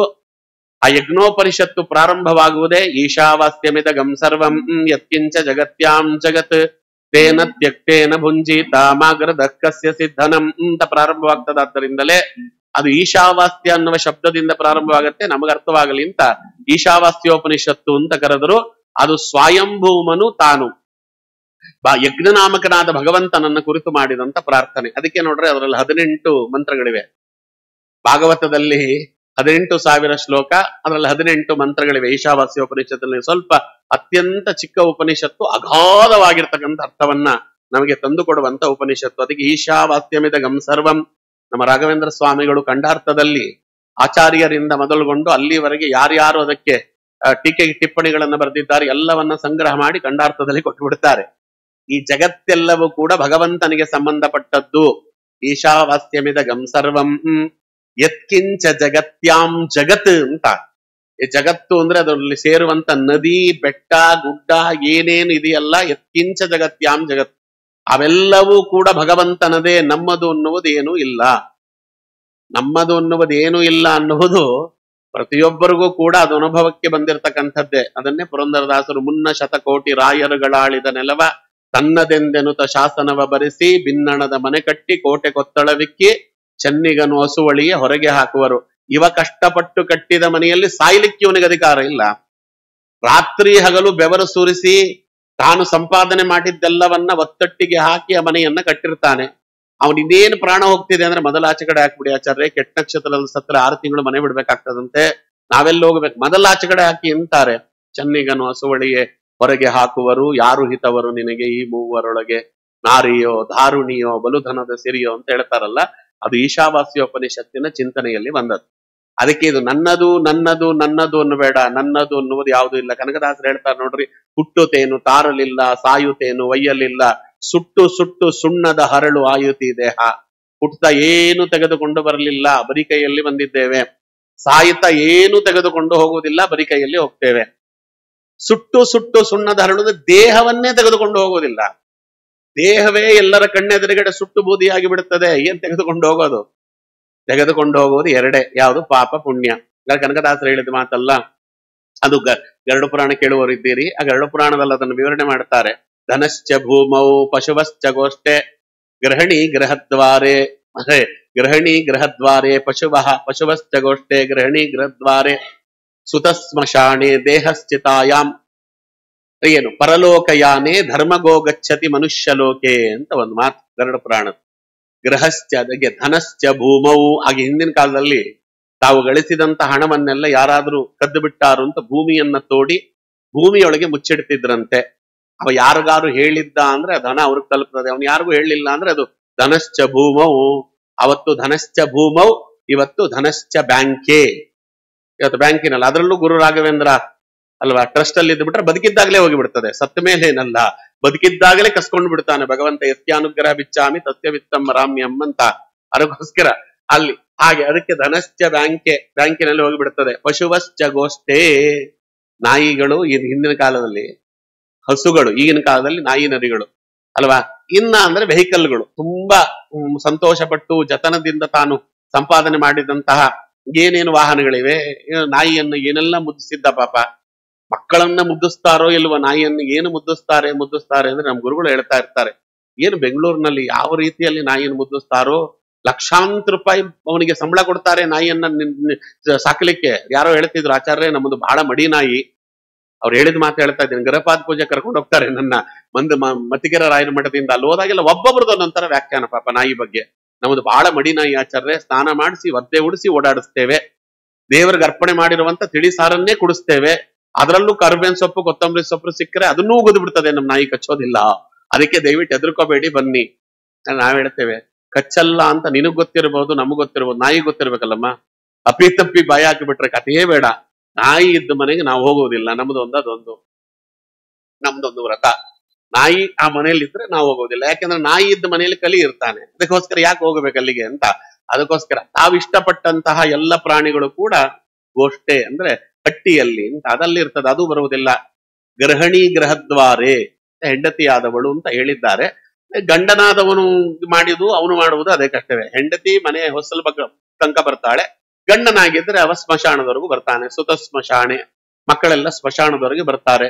ತನಗೆ ಅತ್ಯಂತ ಪ್ರಿಯವಾಗಿರ್ತಕ್ಕಂಥ ದೇಹ ಎಲ್ಲಿವರೆಗೂ ಬರ್ತದೆ? ದೇಹಶ್ಚಿತಾಯಾಮ್, ಚಿತೆಯ ಮೇಲೆ ಬರ್ತದೆ. ಆಮೇಲೆ ಪರಲೋಕಯಾನೆ, ಅವ ಅಗ್ನಿಸ್ಪರ್ಶವೊಮ್ಮೆ ಮಾಡಿಬಿಟ್ಟ ಅಂದ್ರೆ ಪರಲೋಕಯಾನೆಯಲ್ಲಿ ನಮಗೆ ಬರುವುದು ಧರ್ಮಗೋ ಗಚ್ಚತಿ ಮನುಷ್ಯಲೋಕೆ. ನಾವು ಮಾಡಿದ ಪಾಪ ಪುಣ್ಯಗಳು ಎರಡೇ ನಮ್ಮ ಜೊತೆಯಲ್ಲಿ ಬರುವುದು ಅಂತಲೇ ಕನಕದಾಸರು ಆತ್ಮಪೋದರೆ ದೇಹ ಅಗ್ನಿಹೋತ್ರನ ಪಾಲು, ಕಠಿಣ ಶಲ್ಯಗಳೆಲ್ಲ ಗಂಗೆ ಪಾಲು, ಮೇಲೆ ಹೊದ್ದಿಹ ವಸ್ತ್ರ ಜವನ ವಗಸನ ಪಾಲು, ಕೂತಿಟ್ಟ ಧನ ಧಾನ್ಯ ಧರಣಿ ಪಾಲು, ಮಗನು ಹಾಕುವ ಪಿಂಡ ಕಾಗೆಗಳ ಪಾಲು, ಅರಿಯ ಜೀವನು ಕಾಯ ಯಮನ ಪಾಲು, ತಾನು ಮಾಡಿದ ಪಾಪ ಪುಣ್ಯಗಳೆರಡಲ್ಲದೆ ಮತ್ಯಾವುದೋ ಹಿಂದಕ್ಕೆ ಬಾರದೋ, ವರಕಾಗಿ ನೆಲೆಯಾದಿ ಕೇಶವರಾಯ ಅಂತಾರೆ. ಅದಿಲ್ಲ ಅರ್ಥ ಆಗಬೇಕು ಅನ್ನುವುದಕ್ಕೆ ಇದನ್ನ ಹೇಳ್ತಾ ಇರೋದು. ಅದಕ್ಕೆ ಯಾವುದೂ ಬರುವುದಿಲ್ಲ. ಹಾಗಾಗಿ ಯಾವುದು ಬರುವುದಿಲ್ಲ, ಯಾಕೆಂದ್ರೆ ಯಾವುದು ನಮ್ಮದಲ್ಲ, ನಮ್ಮದಾಗಿರುವುದು ಮಾತ್ರ ಬರುತ್ತದೆ ಎನ್ನುವುದನ್ನು ಈಶಾವಾಸ್ಯಮಿದ ಗಂ ಸರ್ವಂ ಯತ್ಕಿಂಚ ಜಗತ್ಯಾಂ, ಜಗತ್ತು ಜಗತ್ತಿನಲ್ಲಿರುವ ಪ್ರತಿಯೊಂದು ವಸ್ತುವೂ ದೇವರದೇ. ಅವ ನಮಗ್ ಕೊಟ್ಟಿದ್ದಾನಷ್ಟೇ, ಇಟ್ಕೊಂಡಿರಿ ಅಂತ. ಇಟ್ಕೊಂಡಿರಿ ಅಂತ ಕೊಟ್ಟಿದ್ದೆಲ್ಲ ನಮಗ್ ಸ್ವಂತಕ್ಕಾಗುವುದಿಲ್ವಲ್ಲ, ಅವನು ಯಾವಾಗ ಬೇಕಾದ್ರೂ ಇಸ್ಕೋಬೋದಲ್ವಾ. ಪುರಂದರದಾಸರದನ್ನೇ ಹೇಳಿದ್ದು, ಗಟ್ಟಿ ಪಿಂಡದ ಮುದ್ದೆ ಮಾಡಿ ಗರ್ಭದಲ್ಲಿಟ್ಟು ಹೆರಲಿಲ್ಲ, ಕೊಟ್ಟ ದೇವರು ಕೊಂಡು ಹೊಯ್ಯಲು ಕುಟ್ಟಿಕೊಂಡು ಅಳುವುದು ಯಾಕು ಅಂತಾರೆ. ನಾವ್ ಯಾರು ಕೂಡ ಮಕ್ಕಳನ್ನ ಯಾರೋ ಸತ್ರೆ ಗೋಳೋ ಅಂತ ಅಳ್ತಾರಲ್ಲ, ಆ ಮಕ್ಕಳನ್ನೇನು ಗಟ್ಟಿ ಪಿಂಡವನ್ನ ನಾವೇನಾರು ಮಾಡಿ ಗರ್ಭದಲ್ಲಿ ತುರುಕಿದ್ವಾ? ಕಣ್ಣು ಮೂಗು ಬಾಯಿ ಎಲ್ಲ ಮಾಡಿ ದೇವರು ಮಾಡಿದ್ದವೆಲ್ಲವೂ ಕೂಡ ದೇವರು ಕೊಟ್ಟದ್ದು. ಅವನು ಯಾವಾಗ ಬೇಕಾದ್ರೂ ತೆಗೆದುಕೊಂಡು ಹೋಗ್ತಾನೆ. ಕೊಟ್ಟ ದೇವರು ಕೊಂಡು ಹೊಯ್ಯಲು ಕುಟ್ಟಿಕೊಂಡು ಅಳುವುದು ಯಾಕೋ? ಅದಕ್ಕೋಸ್ಕರ ಅವನು ಇಷ್ಟು ದಿನ ನಮ್ಮ ಬಳಿಯಲ್ಲಿಟ್ಟಿದ್ದ, ಕರ್ಕೊಂಡು ಹೋದ ಅಷ್ಟೇ, ಅದಕ್ಕೆ ಅಳೋದು ಯಾಕೆ ಅಂತ ಅಲ್ವಾ. ವೈರಾಗ್ಯದ ಅವೆಲ್ಲವೂ ಕೂಡ ಇವೆಲ್ಲ ಉಪದೇಶಗಳು ಬಂದದ್ದು ಈಶಾವಾಸ್ಯ ಉಪನಿಷತ್ತಿನಿಂದ. ಅದಕ್ಕೆ ತೇನ ತ್ಯಕ್ತೇನ ಭುಂಜೀತ, ಭಗವಂತ ಏನು ಕೊಡ್ತಾನೋ ಅದರಿಂದ ತೃಪ್ತಿಯಾಗುವುದನ್ನ ಕಲಿ. ಮಾ ಫಲೇಶು ಕದಾಚನ, ಅಲ್ಲಿ ಏನ್ ಕೃಷ್ಣ ಪರಮಾತ್ಮ ಹೇಳಿದ ಅದು ತೇನ ತ್ಯಕ್ತೇನ ಭುಂಜೀತ ಮಾಗೃದಕ್ಕಸ್ಯ ಸಿದ್ಧನಂ ಅಂತ ಅಲ್ಲಿಂದ ಪ್ರಾರಂಭವಾಗ್ತದೆ. ಅದು ಚಿಂತನೆ. ಅವೆಲ್ಲವನ್ನ ಇತಿ ಮಂತ್ರೋಪನಿಷದಂ ವ್ಯಾಹರಂತಂ ಸಮಾಹಿತಂ. ಯಾವಾಗ ಈ ಯಜ್ಞೋಪನಿಷತ್ತು ಅಂತ ಕರೀತೀವ, ಆ ಯಜ್ಞೋಪನಿಷತ್ತು ಅಂತ ಕರೆಯುವಂತ ಮಂತ್ರಗಳಿಂದ ಭಗವಂತನನ್ನ ಸ್ತೋತ್ರ ಮಾಡ್ಲಿಕ್ಕೆ ಪ್ರಾರಂಭ ಮಾಡಿದ, ಅವಾಗ ತಾಂಸ್ತತಾವಾಸೀತ್ ವೀಕ್ಷ ಯಜ್ಞ ಸರ್ವಗತೋ ಹರಿಹಿ ಯಾಮ್ನೈ ಪರಿವೃತೋ ದೇವೈಹಿ ಹತ್ವಾ ಶಾಸಾತ್ರಿವಿಷ್ಟಪಂ. ಆ ಸಮಯದಲ್ಲಿ ಭಗವಂತ ತಾಂಸ್ತತಾವಸಿತ್, ತಾಂಸ್ತತಾ ಅವಸಿತಾನ್, ಹೇಗೆ ಗಜೇಂದ್ರ ಮೋಕ್ಷದ ಕಾಲದಲ್ಲಿ ಭಗವಂತ ತಾಪಸ ನಾಮಕನಾಗಿ ಬಂದೋ, ಇಲ್ಲಿ ಯಜ್ಞ ನಾಮಕನಾಗಿ ಭಗವಂತ ಇಲ್ಲಿಗೆ ಬಂದು ತಾನು ಯಜ್ಞ ನಾಮಕನಾಗಿ ಬಂದು ಯಾರು ಯಾತದಾನರು ಅಂತಿದ್ರಲ್ಲ ಅವರೆಲ್ಲರನ್ನ ಸಂಹಾರ ಮಾಡಿ ಯಾಮರು ಅನ್ನುವಂತ ದೇವತೆಗಳ ಸಹಿತವಾಗಿ ಬಂದಂತೆ ಭಗವಂತ ಯಾಮೈಹಿ ಪರಿವೃತೋ ದೇವೈಹಿ ಅಥವಾ ಶಾಸತ್ ತ್ರಿವಿಷ್ಟಪಂ, ಅವರೆನ್ನೆಲ್ಲರನ್ನ ಸಂಹಾರ ಮಾಡಿ ಅದು ಸ್ವಯಂಭೂ ಮನುವಿಗೆ ಅವ ಶಾಂತಿಪೂರ್ವಕವಾಗಿ ತಪಸ್ಸು ಮಾಡ್ಲಿಕ್ಕೆ ಬೇಕಾದ ಅನುಕೂಲವನ್ನು ಮಾಡಿಕೊಟ್ಟು ತಾನು ಮತ್ತೆ ಇಂದ್ರ ಪದವಿಯನ್ನು ಆಳ್ಲಿಕ್ಕೆ ಹೋದ ಅಂತ ಹೇಳುತ್ತಾರೆ. ಇದು ಯಜ್ಞನಾಮಕನಾಗಿರ್ತಕ್ಕಂಥ ಭಗವಂತ ಏನು ರುಚಿ ಪ್ರಜಾಪತಿಯ ಮಗನಾಗಿ ಸ್ವಯಂಭೂ ಮನುವಿನ ದತ್ತುಪುತ್ರನಾಗಿ ಮಾಡಿದಂತಹ ಕಾರ್ಯ ಅನ್ನುವುದನ್ನು ಇಲ್ಲಿ ತಿಳಿಸ್ತಾರೆ. ಈಶಾವಾಸ್ಯೋಪನಿಷತ್ತು ಯಾರ್ಯಾರು ಸ್ಮರಣೆ ಮಾಡುತ್ತಾರೆ, ಅದರಲ್ಲಿರುವಂತಹ ತತ್ವಗಳನ್ನ ತಾವು ಉಪಾಸನೆ ಮಾಡುತ್ತಾರೆ, ಭಗವಂತ ನಮಗೂ ಕೂಡ ಇಂಥ ಕಷ್ಟ ಕಾಲದಲ್ಲಿ ಕಾಪಾಡ್ತಾನೆ ಅಂತ. ಯಾಕೆಂದ್ರೆ ಎಲ್ಲ ನಮಗೆ ಕಷ್ಟ ನಷ್ಟಗಳು ಬರುವುದು ವೃದ್ಧಾಪ್ಯದಲ್ಲೇ, ಯೌವನ ಇರುವಾಗ ಬರುವುದಿಲ್ಲ. ಅದಕ್ಕೆ ಗರುಡ ಪುರಾಣ ಹೇಳುತ್ತದೆ, ಭಾಗವತವೂ ಹೇಳುತ್ತದೆ, ಮನುಷ್ಯನಿಗಿರುವ ದೊಡ್ಡ ಶತ್ರು ಅಂದ್ರೆ ಯಾವುದು ಅಂದ್ರೆ ಅದು ವೃದ್ಧಾಪ್ಯ. ಇನ್ಯಾವ ಶತ್ರುವನ್ನ ಬೇಕಾದ್ರೂ ನೀವು ಮಣಿಸಿ ಬಿಡಬಹುದು, ವೃದ್ಧಾಪ್ಯವನ್ನ ಮಣಿಸ್ಲಿಕ್ಕಾಗುವುದೇ ಇಲ್ಲ. ಅದಕ್ಕೋಸ್ಕರವಾಗಿ ಅದಕ್ಕೆ ವೃದ್ಧಸ್ತನ್ ಕಿಂ ಕರಿಷ್ಯಸಿ ಇವಸ್ಯ ಧರ್ಮಶೀಲ ಸ್ಯಾತ್, ವೃದ್ಧಸ್ತನ್ ಕಿಂ ಕರಿಷ್ಯಸಿ ಪದ್ಮಪುರಾಣ ಹೇಳುತ್ತದೆ. ಏನು ಮಾಡ್ಕೋಬೇಕು ಅಂತಿದ್ರು ಸಾಧನೆಯನ್ನ ಯುವಕನಾಗಿದ್ದಾಗ ಮಾಡಿಕೊಂಡು ಬಿಡಯ್ಯ. ವೃದ್ಧಸ್ತನ್ ಕಿಂ ಕರಿಷ್ಯಸಿ, ವೃದ್ಧಾಪ್ಯದಲ್ಲಿ ಏನು ಮಾಡ್ಕೊಳ್ಳಿಕ್ಕಾಗ್ತದೆ? ಸ್ವಗಾತ್ರಾಣ್ಯಪಿ ಭಾರಾಯ ಭವಂತಿ ವಿಪರ್ಯಯೇ, ನಮ್ಮ ದೇಹವೇ ನಮಗೆ ಭಾರವಾಗಿ ಬಿಡುತ್ತದೆ. ಏನ್ ಮಾಡ್ಕೊಳ್ಳಿಕ್ಕಾಗ್ತದೆ ಸಾಧನೆ ಎಲ್ಲ? ಅದಕ್ಕೆ ಏನ್ ಮಾಡಬಹುದು ಅಂದ್ರೆ ಮಲಗಿದ್ದಾಗ ಏನು ಚಿಂತನ ಮಂಥನಗಳನ್ನ ಮಾಡಬಹುದು, ಅಷ್ಟನ್ನ ಮಾತ್ರ ವೃದ್ಧಾಪ್ಯದಲ್ಲಿ ಇಟ್ಕೋಬೇಕಂತ, ಮಿಕ್ಕಿದ್ ಯಾವುದನ್ನ ವೃದ್ಧಾಪ್ಯದಲ್ಲಿ ಇಟ್ಕೋಬೇಡ ಅಂತ. ಅದಕ್ಕೆ ನಮ್ಮ ಅತ್ರಿಸ್ಮೃತಿ ಒಂದು ಮಾತು ಹೇಳ್ತದೆ, ಅತ್ರಿ ಮಹರ್ಷಿಗಳು ಹೇಳ್ತಾರೆ, ಪ್ರಥಮೇನಾರ್ಜಿತೋ ವಿತ್ತ, ಪ್ರಥಮೇನಾರ್ಜಿತೋ ವಿದ್ಯಾ, ದ್ವಿತೀಯೇನಾರ್ಜಿತಂ ಧನಂ, ತೃತೀಯೇನಾರ್ಜಿತೋ ಧರ್ಮ, ಚತುರ್ಥ ಕಿಂ ಕರಿಷ್ಯಸಿ ಅಂತ ಒಂದು ಮಾತು. ಪ್ರಥಮೇನಾರ್ಜಿತೋ 25 ಅಂತ ಇಟ್ಕೊಳ್ರಿ. 100 ವರ್ಷ ಬದುಕ್ತೀವಿ ಅಂತ ಅನ್ಕೊಂಡು, ಯಾರು ಬದುಕೋದಿಲ್ಲ, ಬದುಕ್ತೀವಿ ಅಂತ ಅನ್ಕೊಂಡು ಇಟ್ಕೊಂಡ್ರೆ ವರ್ಷಗಳ ಕಾಲ. ಅದಕ್ಕೆ ಪ್ರಥಮೇನಾರ್ಜಿತೋ ವಿದ್ಯಾ, ಚೆನ್ನಾಗಿ ವಿದ್ಯೆಯನ್ನು ಸಂಪಾದನೆ ಮಾಡಬೇಕಂತೆ, ಬೇರೆದ್ರ ಬಗ್ಗೆ ತಲೆ ಕೆಡಿಸ್ಕೊಳ್ಳಬೇಡ. ದ್ವಿತೀಯೇನಾರ್ಜಿತೋ ಧನಂ, ಎರಡನೇ ಬಾರಿ ಧರ್ಮದಿಂದ ಧನವನ್ನ ಸಂಪಾದನೆ ಮಾಡು. ತೃತೀಯೇನಾರ್ಜಿತೋ ಧರ್ಮ, ಮೂರನೇ ಭಾಗದಲ್ಲಿ ಧರ್ಮವನ್ನು ಸಂಪಾದನೆ ಮಾಡ್ಲಿಕ್ಕೆ ಅಂತಲೇ ಇಟ್ಟುಕೋ. ಅಲ್ಲಿ ಬರೀ ಧರ್ಮ ಸಂಪಾದನೆ ಮಾಡ್ಬೇಕು. ಯಾಕೆಂದ್ರೆ ಚತುರ್ಥ ಕಿಂ ಕರಿಷ್ಯಸಿ, 4ನೇ ಭಾಗದಲ್ಲಿ ಏನೂ ನಾವು ಸಂಪಾದನೆ ಮಾಡ್ಲಿಕ್ಕೆ ಆಗುವುದಿಲ್ಲ. ಸಂಪಾದನೆ ಮಾಡಿದ್ದನ್ನು ಉಪಜೀವಿಸಿಕೊಳ್ಳುವ ಕಾಲ ಅದು ಅಲ್ವಾ. ಅದಕ್ಕೋಸ್ಕರವಾಗಿ ಇಲ್ಲಿ ಯಜ್ಞ ರೂಪಿಯಾಗಿರ್ತಕ್ಕಂಥ ಭಗವಂತನ ಚಿಂತನೆ ಮಾಡ್ಬೇಕಂತ. ಯಾಕೆಂದ್ರೆ ನಮಗೆ ಬರುವಂತಹ ಕಷ್ಟಗಳು 3 ವಿಧ: ಅಧಿಭೌತಿಕ, ಅಧಿದೈವಿಕ, ಆಧ್ಯಾತ್ಮಿಕ ಅಂತ 3 ವಿಧವಾಗಿರ್ತಕ್ಕಂಥ ತಾಪ ಬರ್ತದೆ. ಆ 3 ವಿಧವಾಗಿರ್ತಕ್ಕಂಥ ತಾಪ, ಮೊದಲು ಆಧ್ಯಾತ್ಮಿಕ ಅಂದ್ರೆ ದೇಹಕ್ಕೆ ಬರುವಂತ ರೋಗ ರುಜಿನಾದಿಗಳು, ಅದರಿಂದಲೂ ಭಗವಂತ ನಮ್ಮನ್ನ ಕಾಪಾಡಬೇಕು. ದೇಹದಲ್ಲಿ ಆರೋಗ್ಯ ಒಂದು ಇದ್ದು ಬಿಟ್ರೆ ನಿಮಗೆ ಕೋಟಿ ರೂಪಾಯಿ ಇದ್ದ ಹಾಗೆ. ಆರೋಗ್ಯ ಒಂದು ತಪ್ಪಿತು ಅಂದ್ರೆ ಕೋಟಿ ರೂಪಾಯಿ ಹೋಯ್ತು ಅಂತಲೇ ಅರ್ಥ. ದೇವರದಕ್ಕೆ ಆರೋಗ್ಯ ಕೊಡಬೇಕು. ಮೊದಲು ಆರೋಗ್ಯ ಕೊಟ್ಟು ಆಯುಸ್ಸೇ ಇಲ್ಲ ಅಂದ್ರೆ ಪ್ರಯೋಜನ ಇಲ್ಲಲ್ಲ. ಅದಕ್ಕೆ ಆಯುಸ್ಸು ಕೊಡಬೇಕು. ಅದಾದ ಮೇಲೆ ಆಯುಸ್ಸಿದ್ದು ಐಶ್ವರ್ಯ ಇಲ್ಲ ಅಂದ್ರೆ ಪ್ರಯೋಜನ ಇಲ್ಲ. ಅದಕ್ಕೆ ಆರೋಗ್ಯ, ಆಯುಸ್ಸು, ಐಶ್ವರ್ಯ 3 ಇರಬೇಕಲ್ಲ.